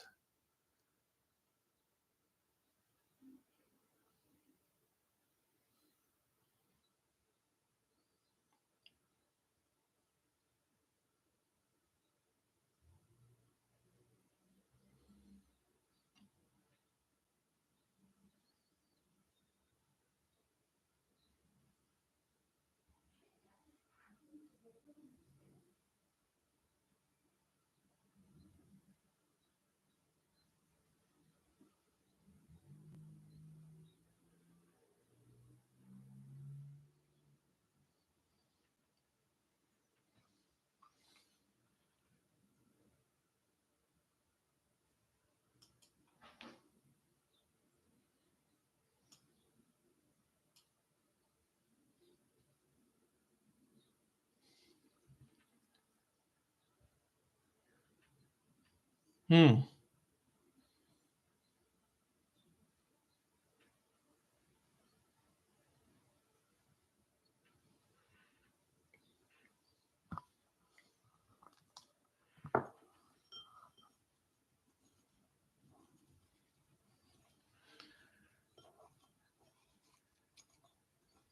Yeah, they're fighting it out right there.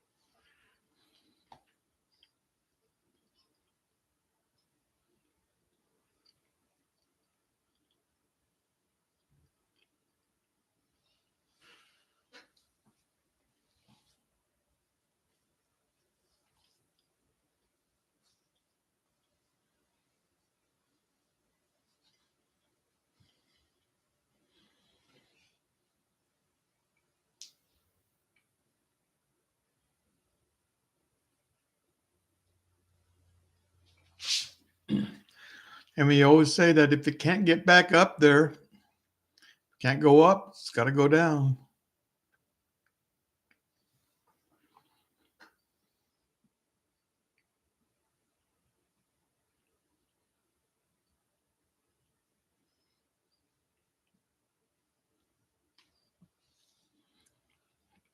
So I would have liked to see it come back up, double top,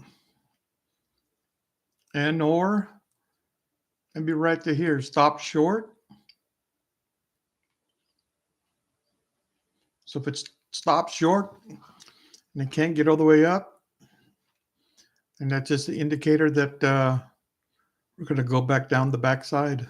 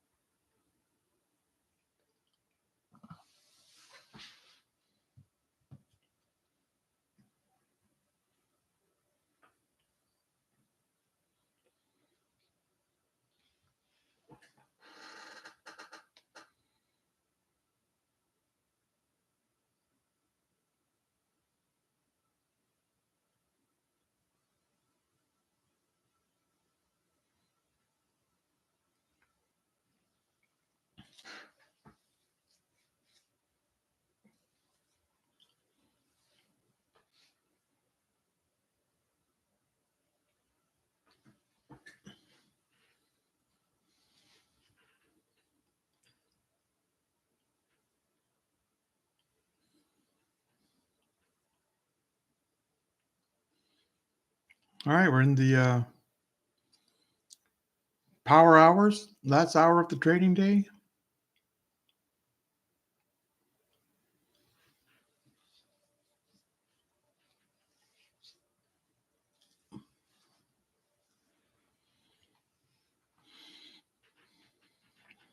What is the market most likely to do?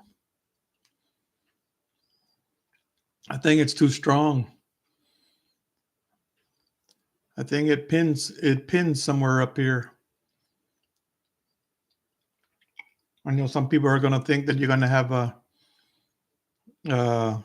sell off, but man, it's just been too strong to do that.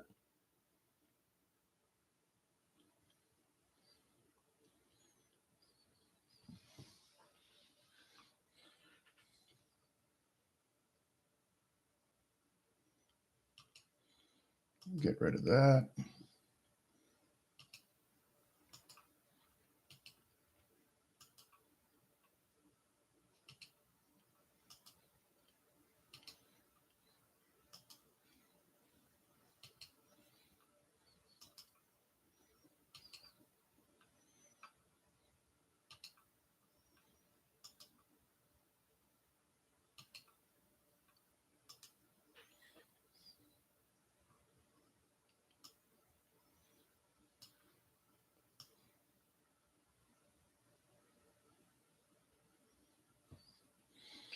Do you remember when this was trading and we said, "Oh, looks like a head and shoulders," right?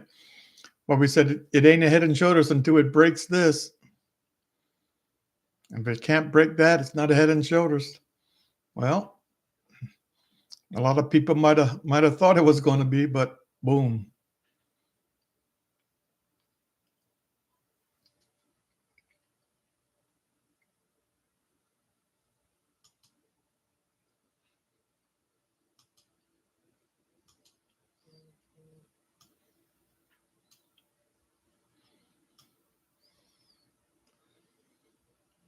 All right, here we go. Maybe we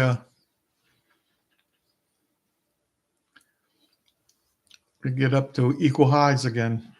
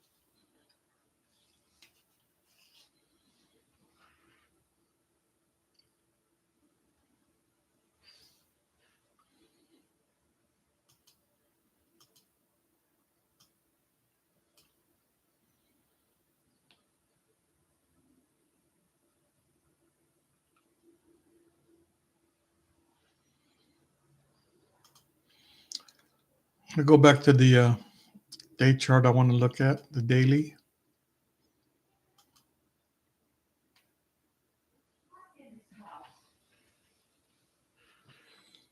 And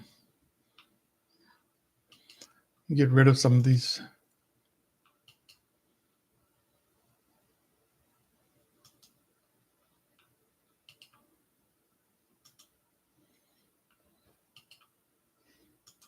Makes it hard to see.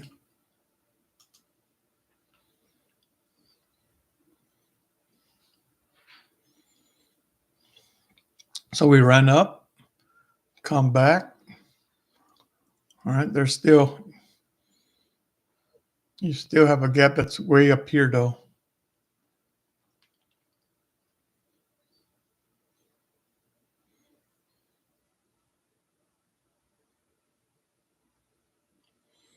But that's what we're closing. Some people would say that this gap right here.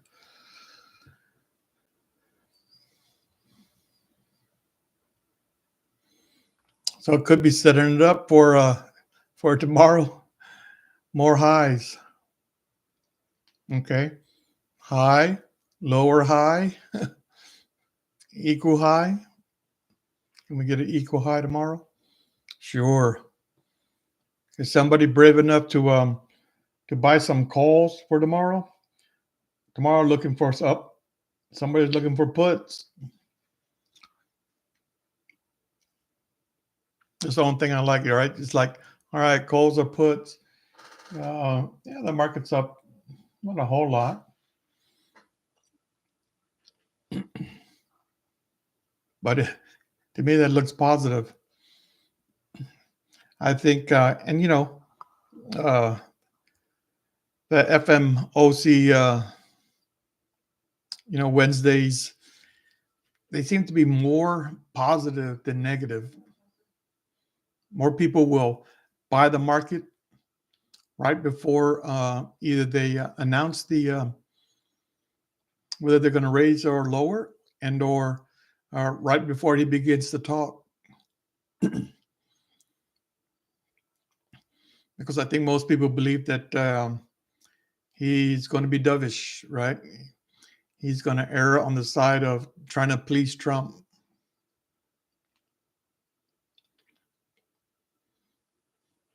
And so people will buy. But then you go back and you look at all the other times, and if you trade on the side that you believe the market's going to go higher, I think you did better than if you guessed it was going to go lower. And we'll see tomorrow, right? We'll trade it as well. We'll kind of see how that plays out. But yeah, I normally don't. I don't hold overnight. I just don't like it because I just never know. Now, if I the previous day, if I bought those calls that we were talking about, the 598 calls, we'd made some money. All right, I'd made some money, but I didn't make some money at the open because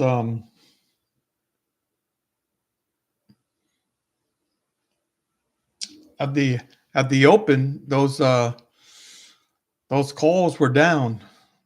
Right, we're under $3. I bought them for $3, but obviously they're a lot higher today. So I would have had to hold them for a while, and that's what I always don't like.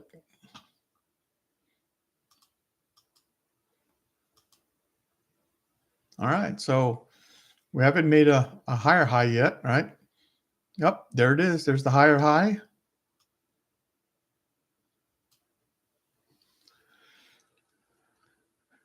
Higher high, and we continue to move higher.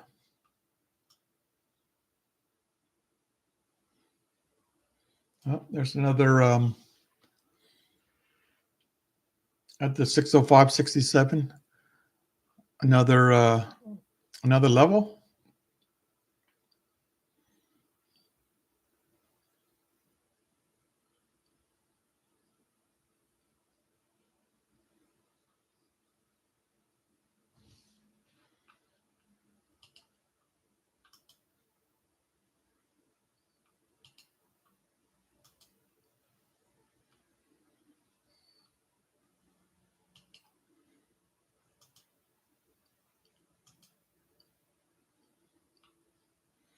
Oh, they rejected that.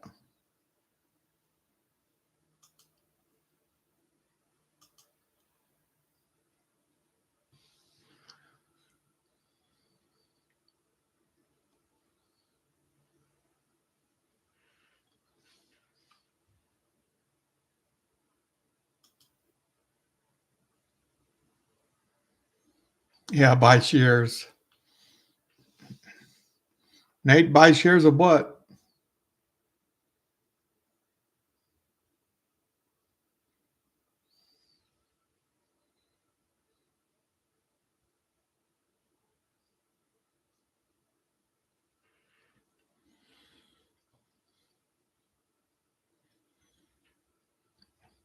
Yeah, if you can afford to buy shares, shares are always the better way to go.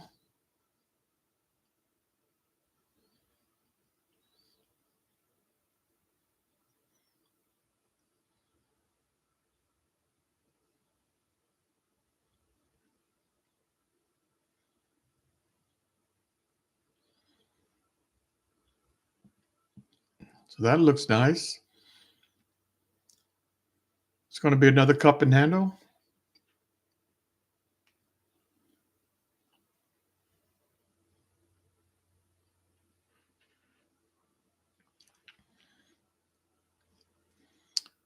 We'll see.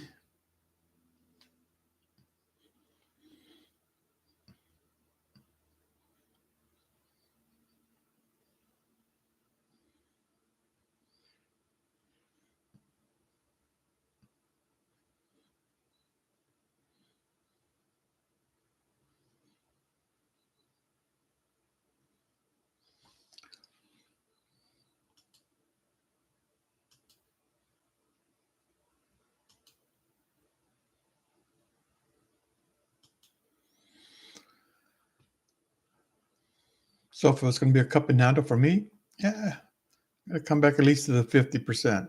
All right.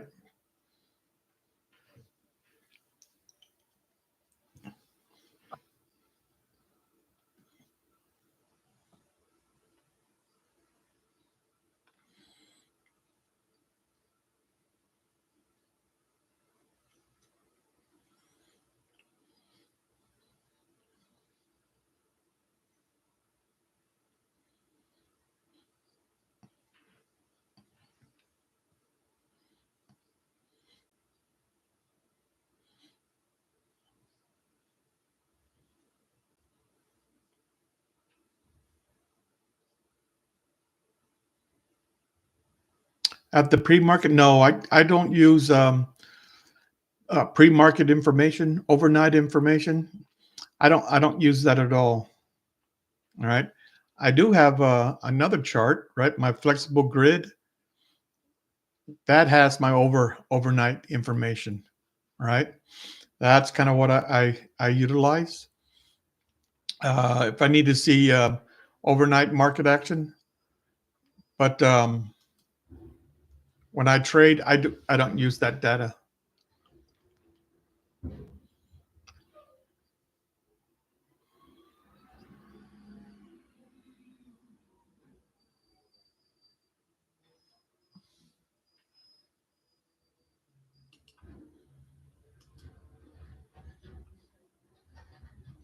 Obviously, it's just not going to pull back. It's just going to go higher.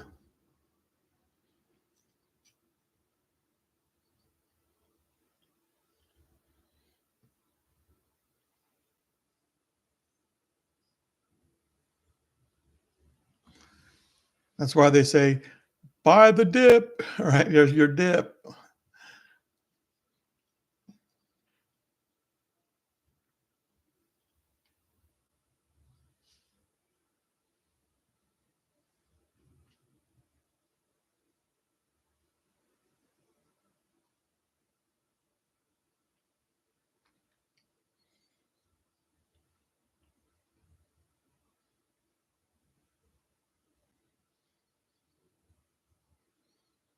Well, it's still going higher.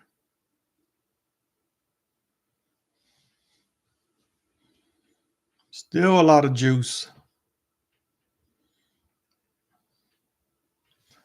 And it might even get up to this. Let's see where that level.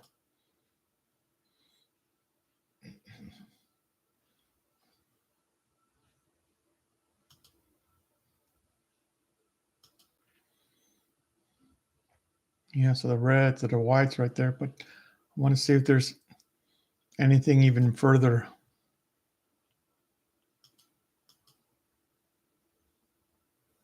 Yep, that's what it is. See, this is the breakdown candle. All right. I think it was CPI maybe. I forget. But look at that breakdown candle. Obviously, we're on the 4 hour breakdown candle. That's the top. You see there was support, support, support, broke through. It's coming back. Is there going to be resistance? But that's what it is. The breakdown candle. I got the thing right there. Let me activate it and move it over so I can see it.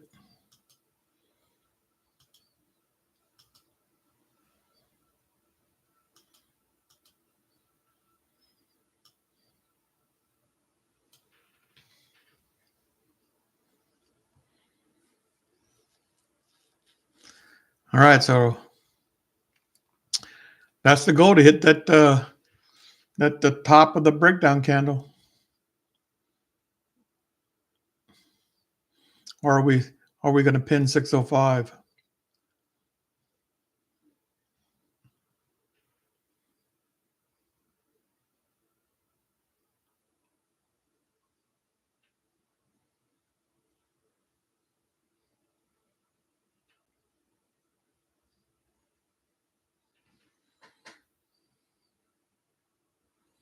Yeah, T. How you doing, T? Glad you found the channel.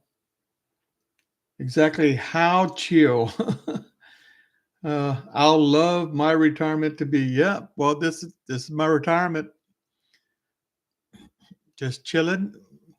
More so now because it is cold. Although starting to get warmed up here in North Fort Worth. Although it's supposed to rain pretty hard over the next several days. Facts.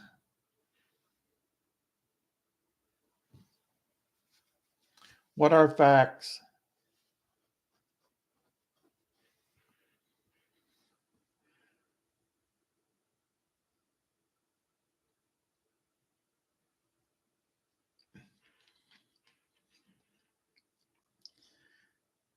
Yeah, I always say that I don't have my retirement lifestyle is, I don't travel the world. I hardly even travel within Texas anymore. I might go down further towards San Antonio to see my daughter, or up to Atlanta to see my son. But traveling to go see places, yeah, uh, you know, I spent 23 years in the Army, and then I spent about 20 years as an HR director. I done enough traveling. I had enough seeing a statue, a building, a museum, this place, that place. Uh, I just don't care to go see it anymore. I've seen enough. Um, See another beach. You know what? All the beaches look the same to me. How I was born and raised on Guam. We have beaches all around our island.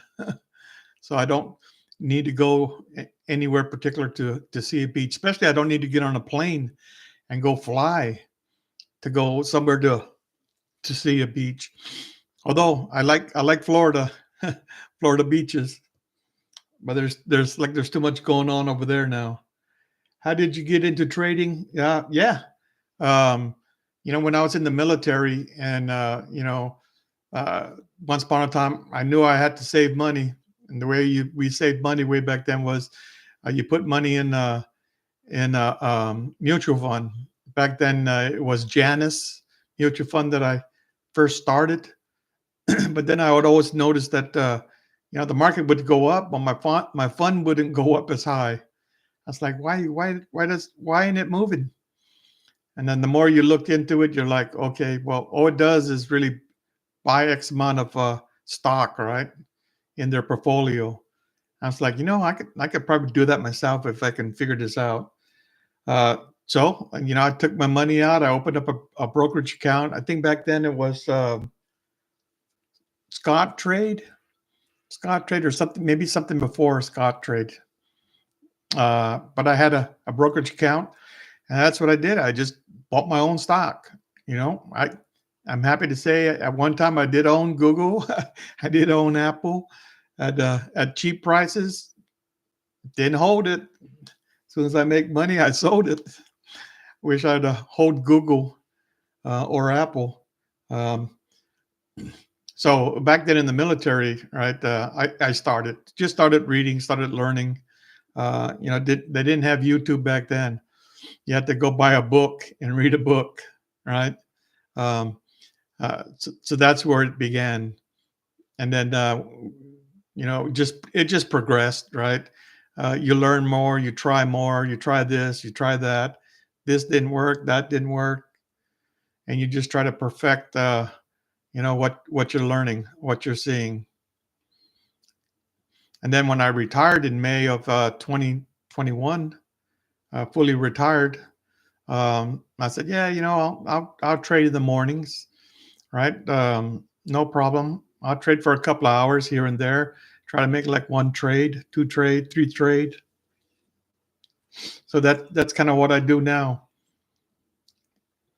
But I started my YouTube channel, and I said, okay, yeah, I talk more about, you know, two reasons why I started one legacy, right? So I'm 66 years old. At some point, the good Lord's going to come and take me home, uh, and I want to leave a legacy, right? A legacy for my kids, um, for my grandkids, my great grandkids. When I'm gone, ain't nobody going to care about me. The only people that are going to care are my kids, grandkids. So it'd be nice if they can jump on here and hear who their papa was, right? And so that's why I started my YouTube. Uh, so I'm creating videos from my childhood all the way up to now, and as well as I do videos about retirement, my retirement life, my retirement lifestyle, and how I do things. Not that how I do things are right, but they're right for me, and it's just how I do it. All right. People watch my videos, great. If they don't watch it, that's fine too. Uh, I don't need the income that YouTube might pay me, but I was trying to get monetized, and so you got to have like 4,000 watch hours. Well, I figured that since I trade most mornings, I might as well just go live and share what I do and let people see. And maybe there's a couple of people that kind of want to watch, kind of want to join in, kind of want to contribute to the conversation. We all learn from each other. All right, that's how you learn to trade. And so, yeah, I've been dabbling in the market for the longest time, probably full time day trading for the last 3.5 years, and I like it. It's fun. I always tell people that I look to buy money to get some lunch money so I could take my wife to Panda, and we can have some the bigger plate with 3 entrees and orange chicken, Beijing beef. you know if I can't make money, then we have to get one. We'll have to get just an entree and one order of protein.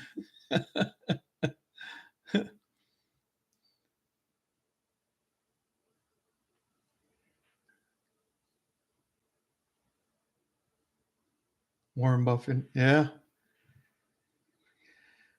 yeah. My wife likes the spicy, right? They had spicy shrimp a little while ago. Boy, she liked that spicy shrimp. Um, but that's good for her. Steakhouse half the day. Yeah, yeah. We like our. We have one real close to us, a Texas Roadhouse. Oh man, they make great steaks. But my wife was telling me yesterday that their bread, each bread is like 200 calories, or the rolls are like 200 calories per roll.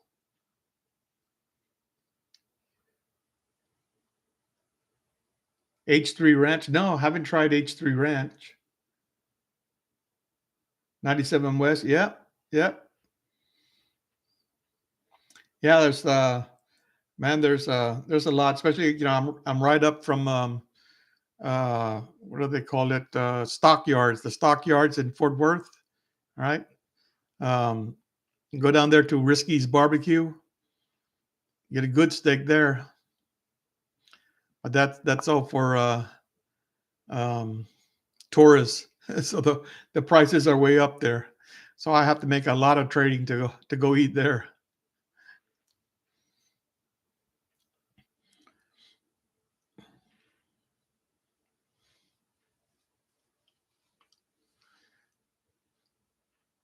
All right. So what is the market looking to do? All right. So we're at 15:30. Only 30 minutes left in the trading day, and it looks like we're trending right around that 605, which I thought it might pin, and it just might pin that. It'd be nice if it would just stay above here. That will set up tomorrow. As long as no bad news over the night, I think we'll gap up,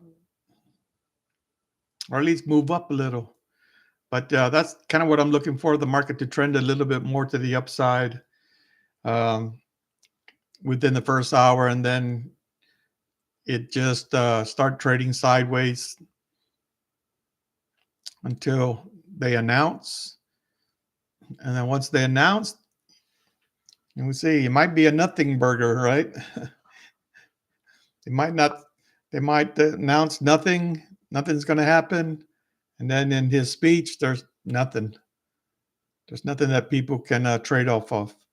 So I don't know. That might be positive in itself. You never know. That's why I say, you know what? I always try to trade what's right in front of me, right? Trade the market. Um, Usually don't listen to the news because the news kind of fake you out. And I don't think the news is the driver of the market. I think the market's going to do what the market's going to do. And if people want to blame the news for the market's movement, they will.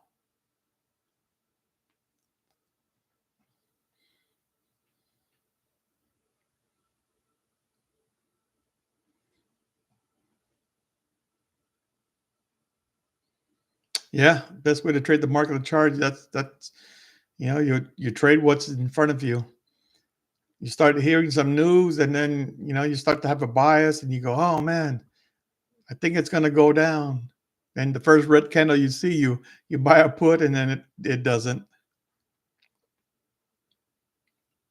because usually, um, man, if there's news that comes out on like CNBC, that's already late, all right? The people that are in the know, they already got the news, and they already bought their calls or their puts. Then when you get the news and you come to buy in, they're selling to you. So it's old news.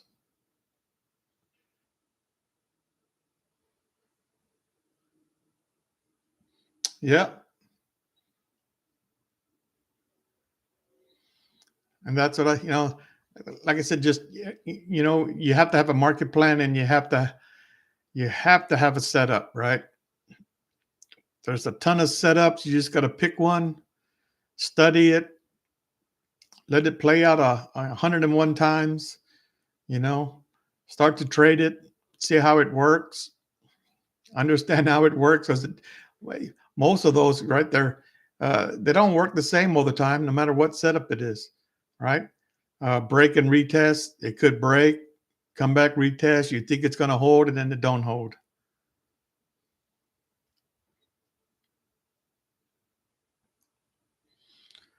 So you always have contingencies.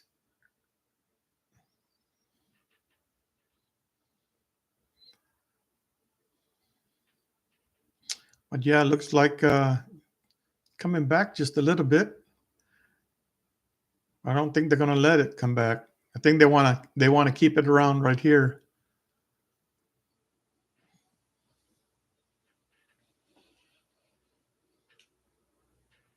That'll be a good setup for tomorrow.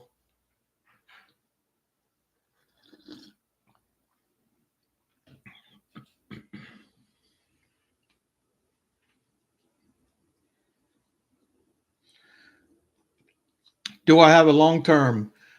Yes. Yeah. So if you day trade, that's one thing, right? That's one bucket of money. Then you should also have a long term account where you have a portfolio of stocks. Now, what I always preach is that, especially younger people, I should say, would always ask me, "Hey, how do you invest?" Right? So, I'm a firm believer in the dollar cost averaging method, where pick anything you want to buy. Right? The Q Spy, they have some ETFs that trade the whole market. Right? Pick one of those, and then if you have an account like Robinhood, where it lets you buy a fraction of a stock, then every month I get paid. You know what? I'll throw $50 into that investment, whether the market is up or down. Right. So every payday, um, whether the market is up or down, buy into it. Because if you look at a stock chart, you'll see that over time, it's going to go up. You're going to make money. You know, that's going to happen. And so if you're averaging, uh, and then it's going to work out for you, so that one day you have enough to retire. The hope is that you retire early, right? Because you want to retire early. The earliest you can retire, you want to retire. You want to retire when you're healthy, when your mind is still there. Um, Otherwise, people wait until they're 70, 75, they retire. Man, they're broke, right? Their body is broke. Their mind is wore out. And so their retirement is just taking pills and doing nothing, because they can't do anything. They can't physically do anything. So you don't want to do that. And you want to be able to retire and still be healthy to get out there and travel the world, if you want to travel the world, or travel the country, or do something else, right? But if your body is broke, if your mind is mush, then your retirement is just that. You go to a retirement home and sit in front of the TV and watch TV and take your medicines. Yeah, that's not for me,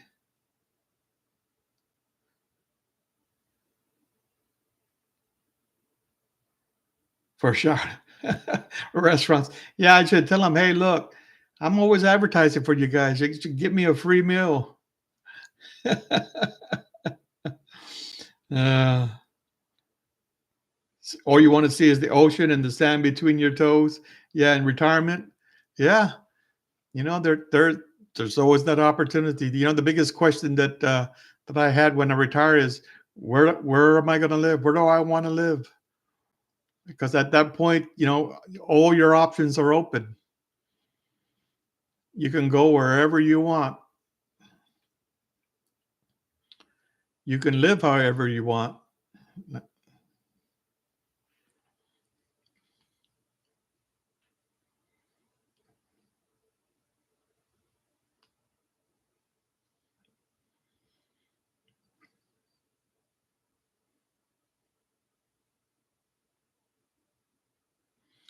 Yeah, you know what? It looks like a Head and Shoulders, right? But I mean, you got 20 more, less than 20 minutes left in the day. I wouldn't take a trade. I wouldn't know what it's going to do. Because here you look and you say, okay, that's like it's setting up for a Head and Shoulders, but it could just be a fake out, right? It's not a Head and Shoulders until it breaks this line, just like last time, right? So this thing could run up all the way up to here. Although it does look like it wants a pin at 605 because it's just hovering right there. See, that's where if you think 605 was where it was going to pin, you could buy a butterfly, right? You could buy a butterfly and you could profit from that. That's if you knew that it was going to go to 605 and that's where it was going to stop by the end of the day. I tried doing that multiple times. Yeah, I was always wrong. To me, that's a guess, right? That's like flipping a coin.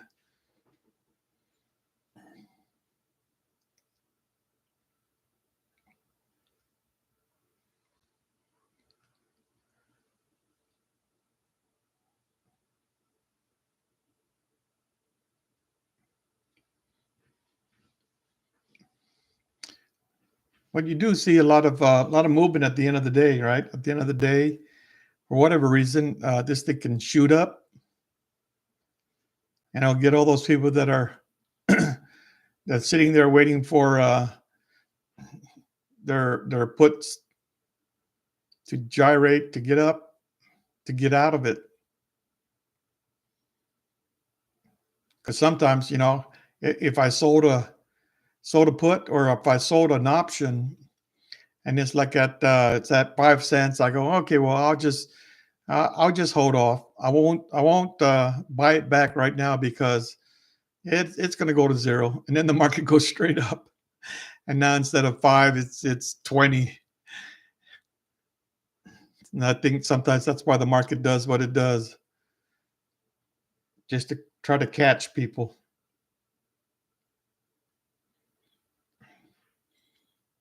Yeah, so 15 minutes if you haven't already. Something you like, feel free to subscribe. Subscribe to the channel. I will be here again tomorrow. Although one of these trades, I'm going to do 10. I'm going to do 10 contracts.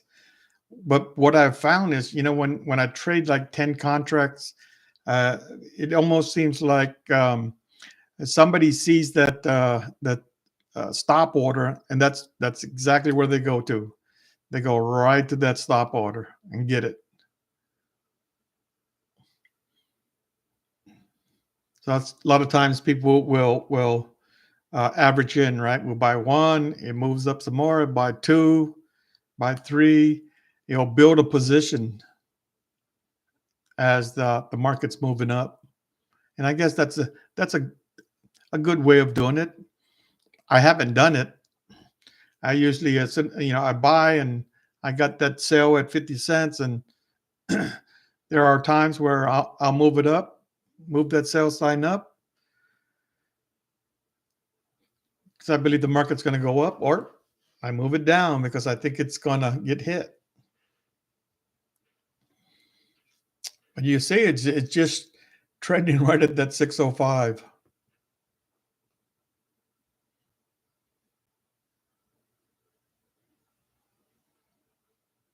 Like that's what it wants.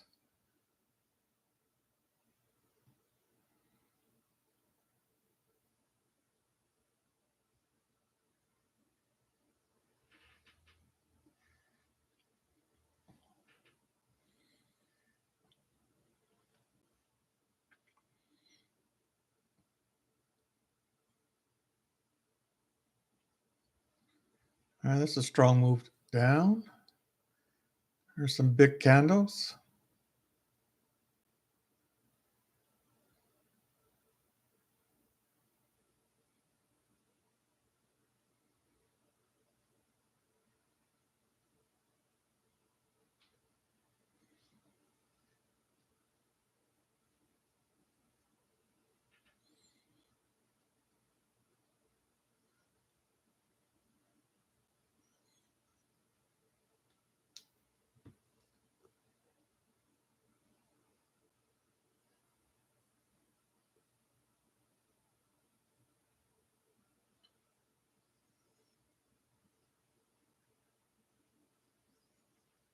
Well, that's breaking through. It'll turn around.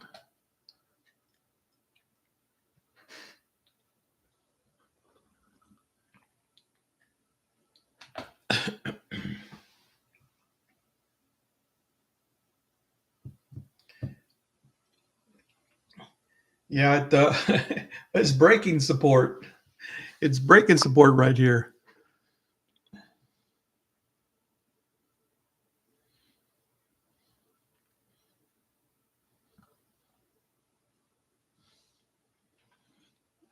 I mean, if you look at it,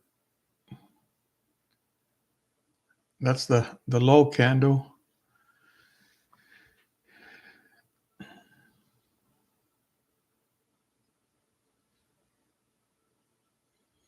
And you would think that's the first place it has to break through.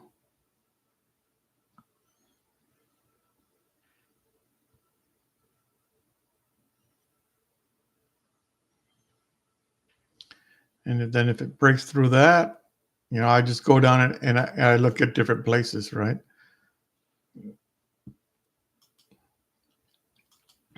You could throw a fib up, or you can say, okay, there was resistance here, right? Or support here. Maybe that's where it goes to. I mean, you don't know, you know. You're just looking to see places that it paused before.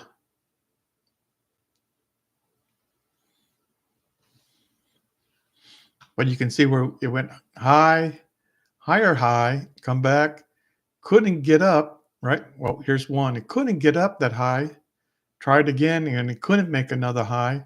So if that's going to happen, it's going to pull back.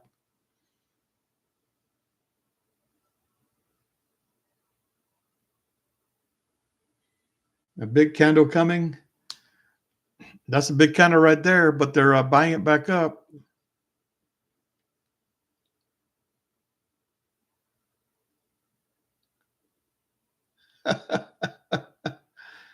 And a day sell off.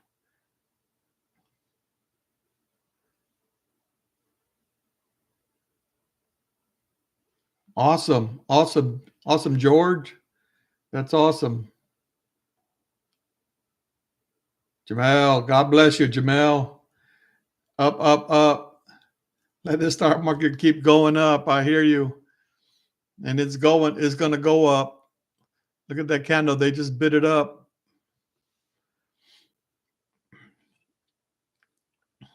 They just bit that up. And see that pattern I like, but I always want to see that turn green. If it turned green, it's better. All right. So, but I always worry about this next candle coming. Hey, Jamel, appreciate you stopping by, man. Range bound for tomorrow. Yep. Yeah. Yeah. Well, you're going to have a range. That's true. You're going to have a high, you're going to have a low. And the closer you get, the closer it's going to collapse. And then we'll see. I mean, we don't know. We have no idea. We're going off a base of what it's done in the past. Uh, doesn't mean that's what it's going to do in the future. That doesn't mean what it's going to do tomorrow.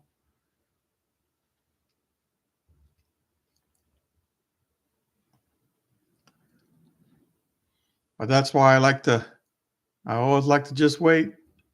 I mean, there's always an opportunity to make a lot of money.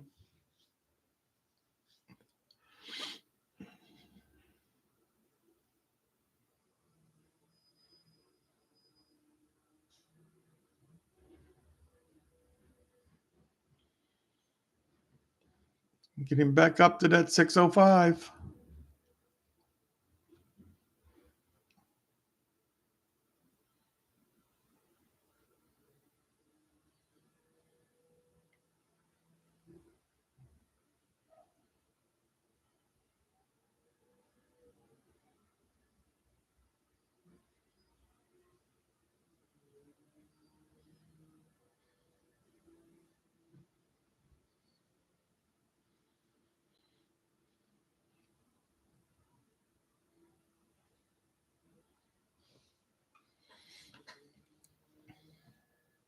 When I look at Head and Shoulders, right? If I said that this was Head and Shoulders, that's the base. I just do this, right? Duplicate that, come down, and I place it here. And that's where I say the market is going to, right? Which is almost right where it went, right? It's usually double what that distance is. And so that's kind of what I do. And then, anywhere near close,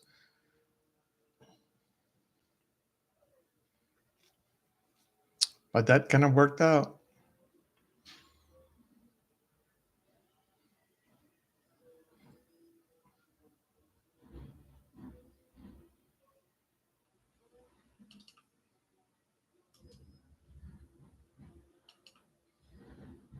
So there just wasn't follow through with this Head and Shoulders, but it did hit his mark. Next candle is big, big going up.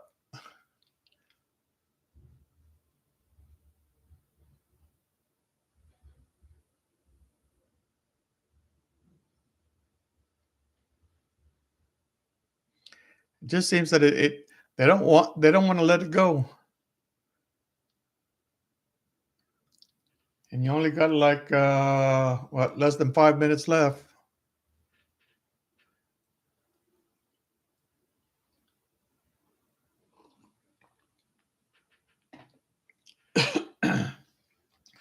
Lord, Lord, let the stock market go up for Brother Robert. In Jesus' name, amen. I hear you, Jamel. Your wife doing okay, man?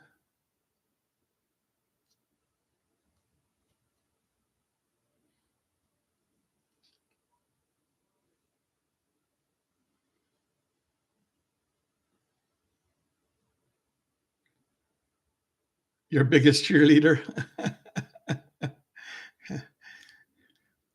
Are you saying you're huge?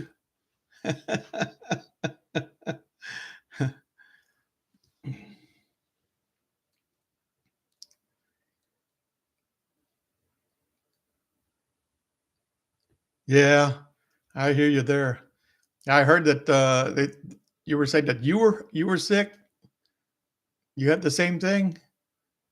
If your wife has it, usually you're going to have it too.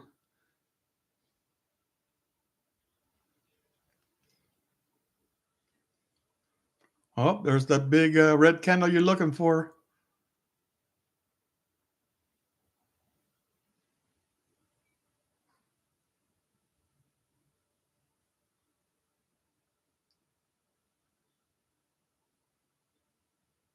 Yeah, man, that thing can be nasty from what I hear, especially if she has the cough. I heard some people just struggle with that. They can't get rid of the cough.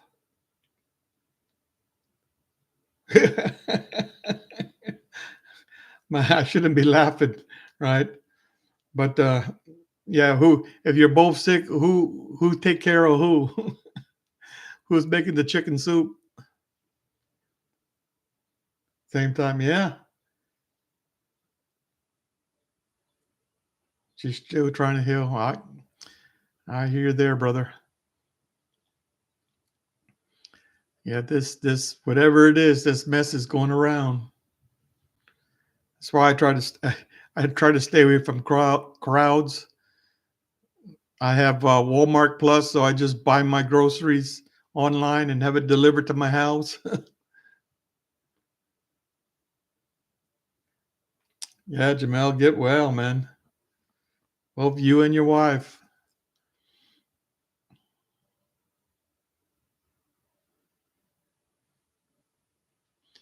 All right, less than a minute. This thing should shoot right back up to 605. Can we do that? That would be interesting.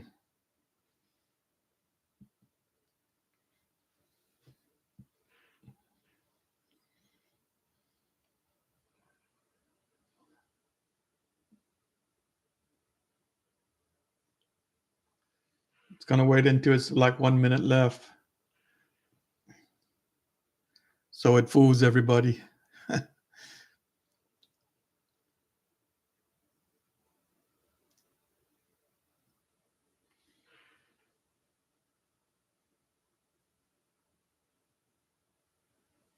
All right, 1 minute left. See, look at that. 1 minute left, and now it's popping right back up. Oh, they're they're absorbing it. They're trying to hold it back.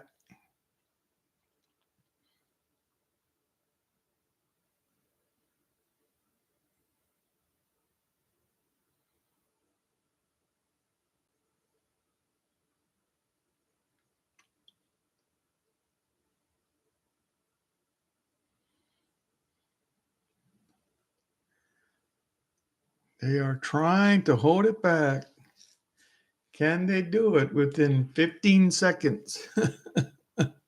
Yeah. In the aftermarket, it'll get to 605. That's where they'll do it because then there's nobody.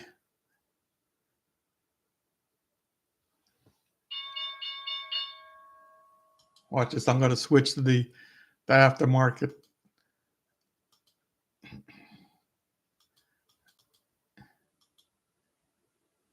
Let's see what it does. Well, it's trading down some. So with options, you have 50 minutes after the bell closes. You have to wrap up your trades, or you could buy here. Like if I was going to buy for the next day, this is where I buy, right? In the aftermarket.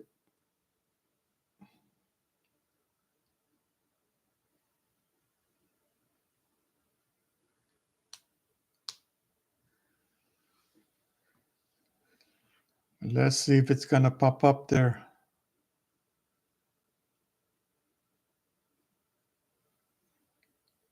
I know it wants to.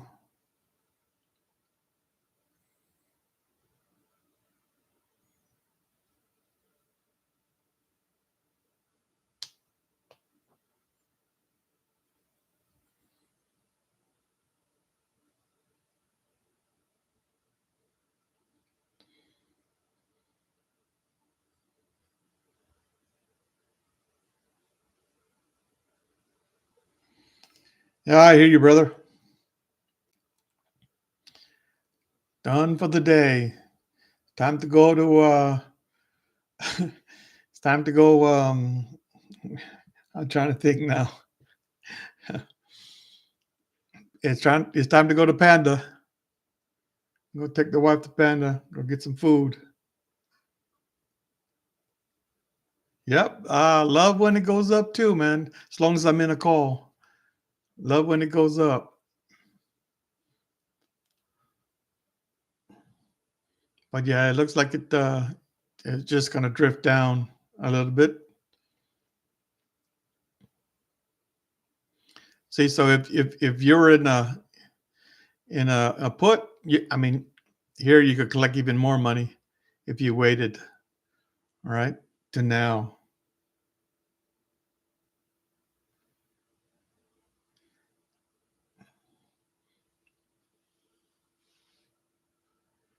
Okay, time to go up.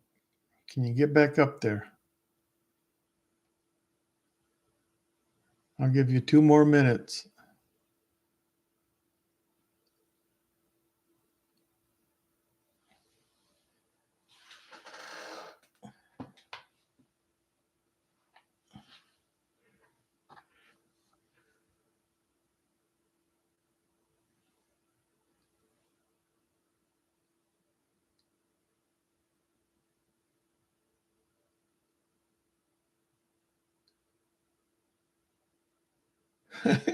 Yeah, it does. They talk about trading in the zone, right?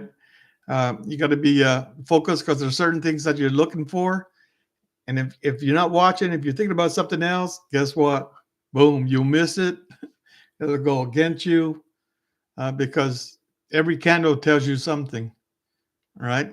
Whether it has a big wick or no wick or red or green or yellow. I do have yellows, but hardly ever see any yellows anymore. But yeah, you want to make some money, that's what you got to be. You got to be focused. But I appreciate you, Jamel, coming in here and saying hi, man. And I appreciate everybody that's still in here even now. Yeah, I was looking to see if it would get back up to 605, and it might, right? It might. I'd said I'd give it to at least 1605, and I got a couple more minutes, but I don't think it's going to get there. Now that still says we got 10 more minutes for it to get there, but I don't think I want to sit here and watch it for 10 minutes to see if it's going to get to 605. No, I'll pass on going that. Good night. Yep. See you all. Yep, not a problem, George. Jamel, brother Robert, appreciate you too, man. Yep, see you tomorrow. Until next time. Awesome. All right, see everybody later. Stay safe, stay warm.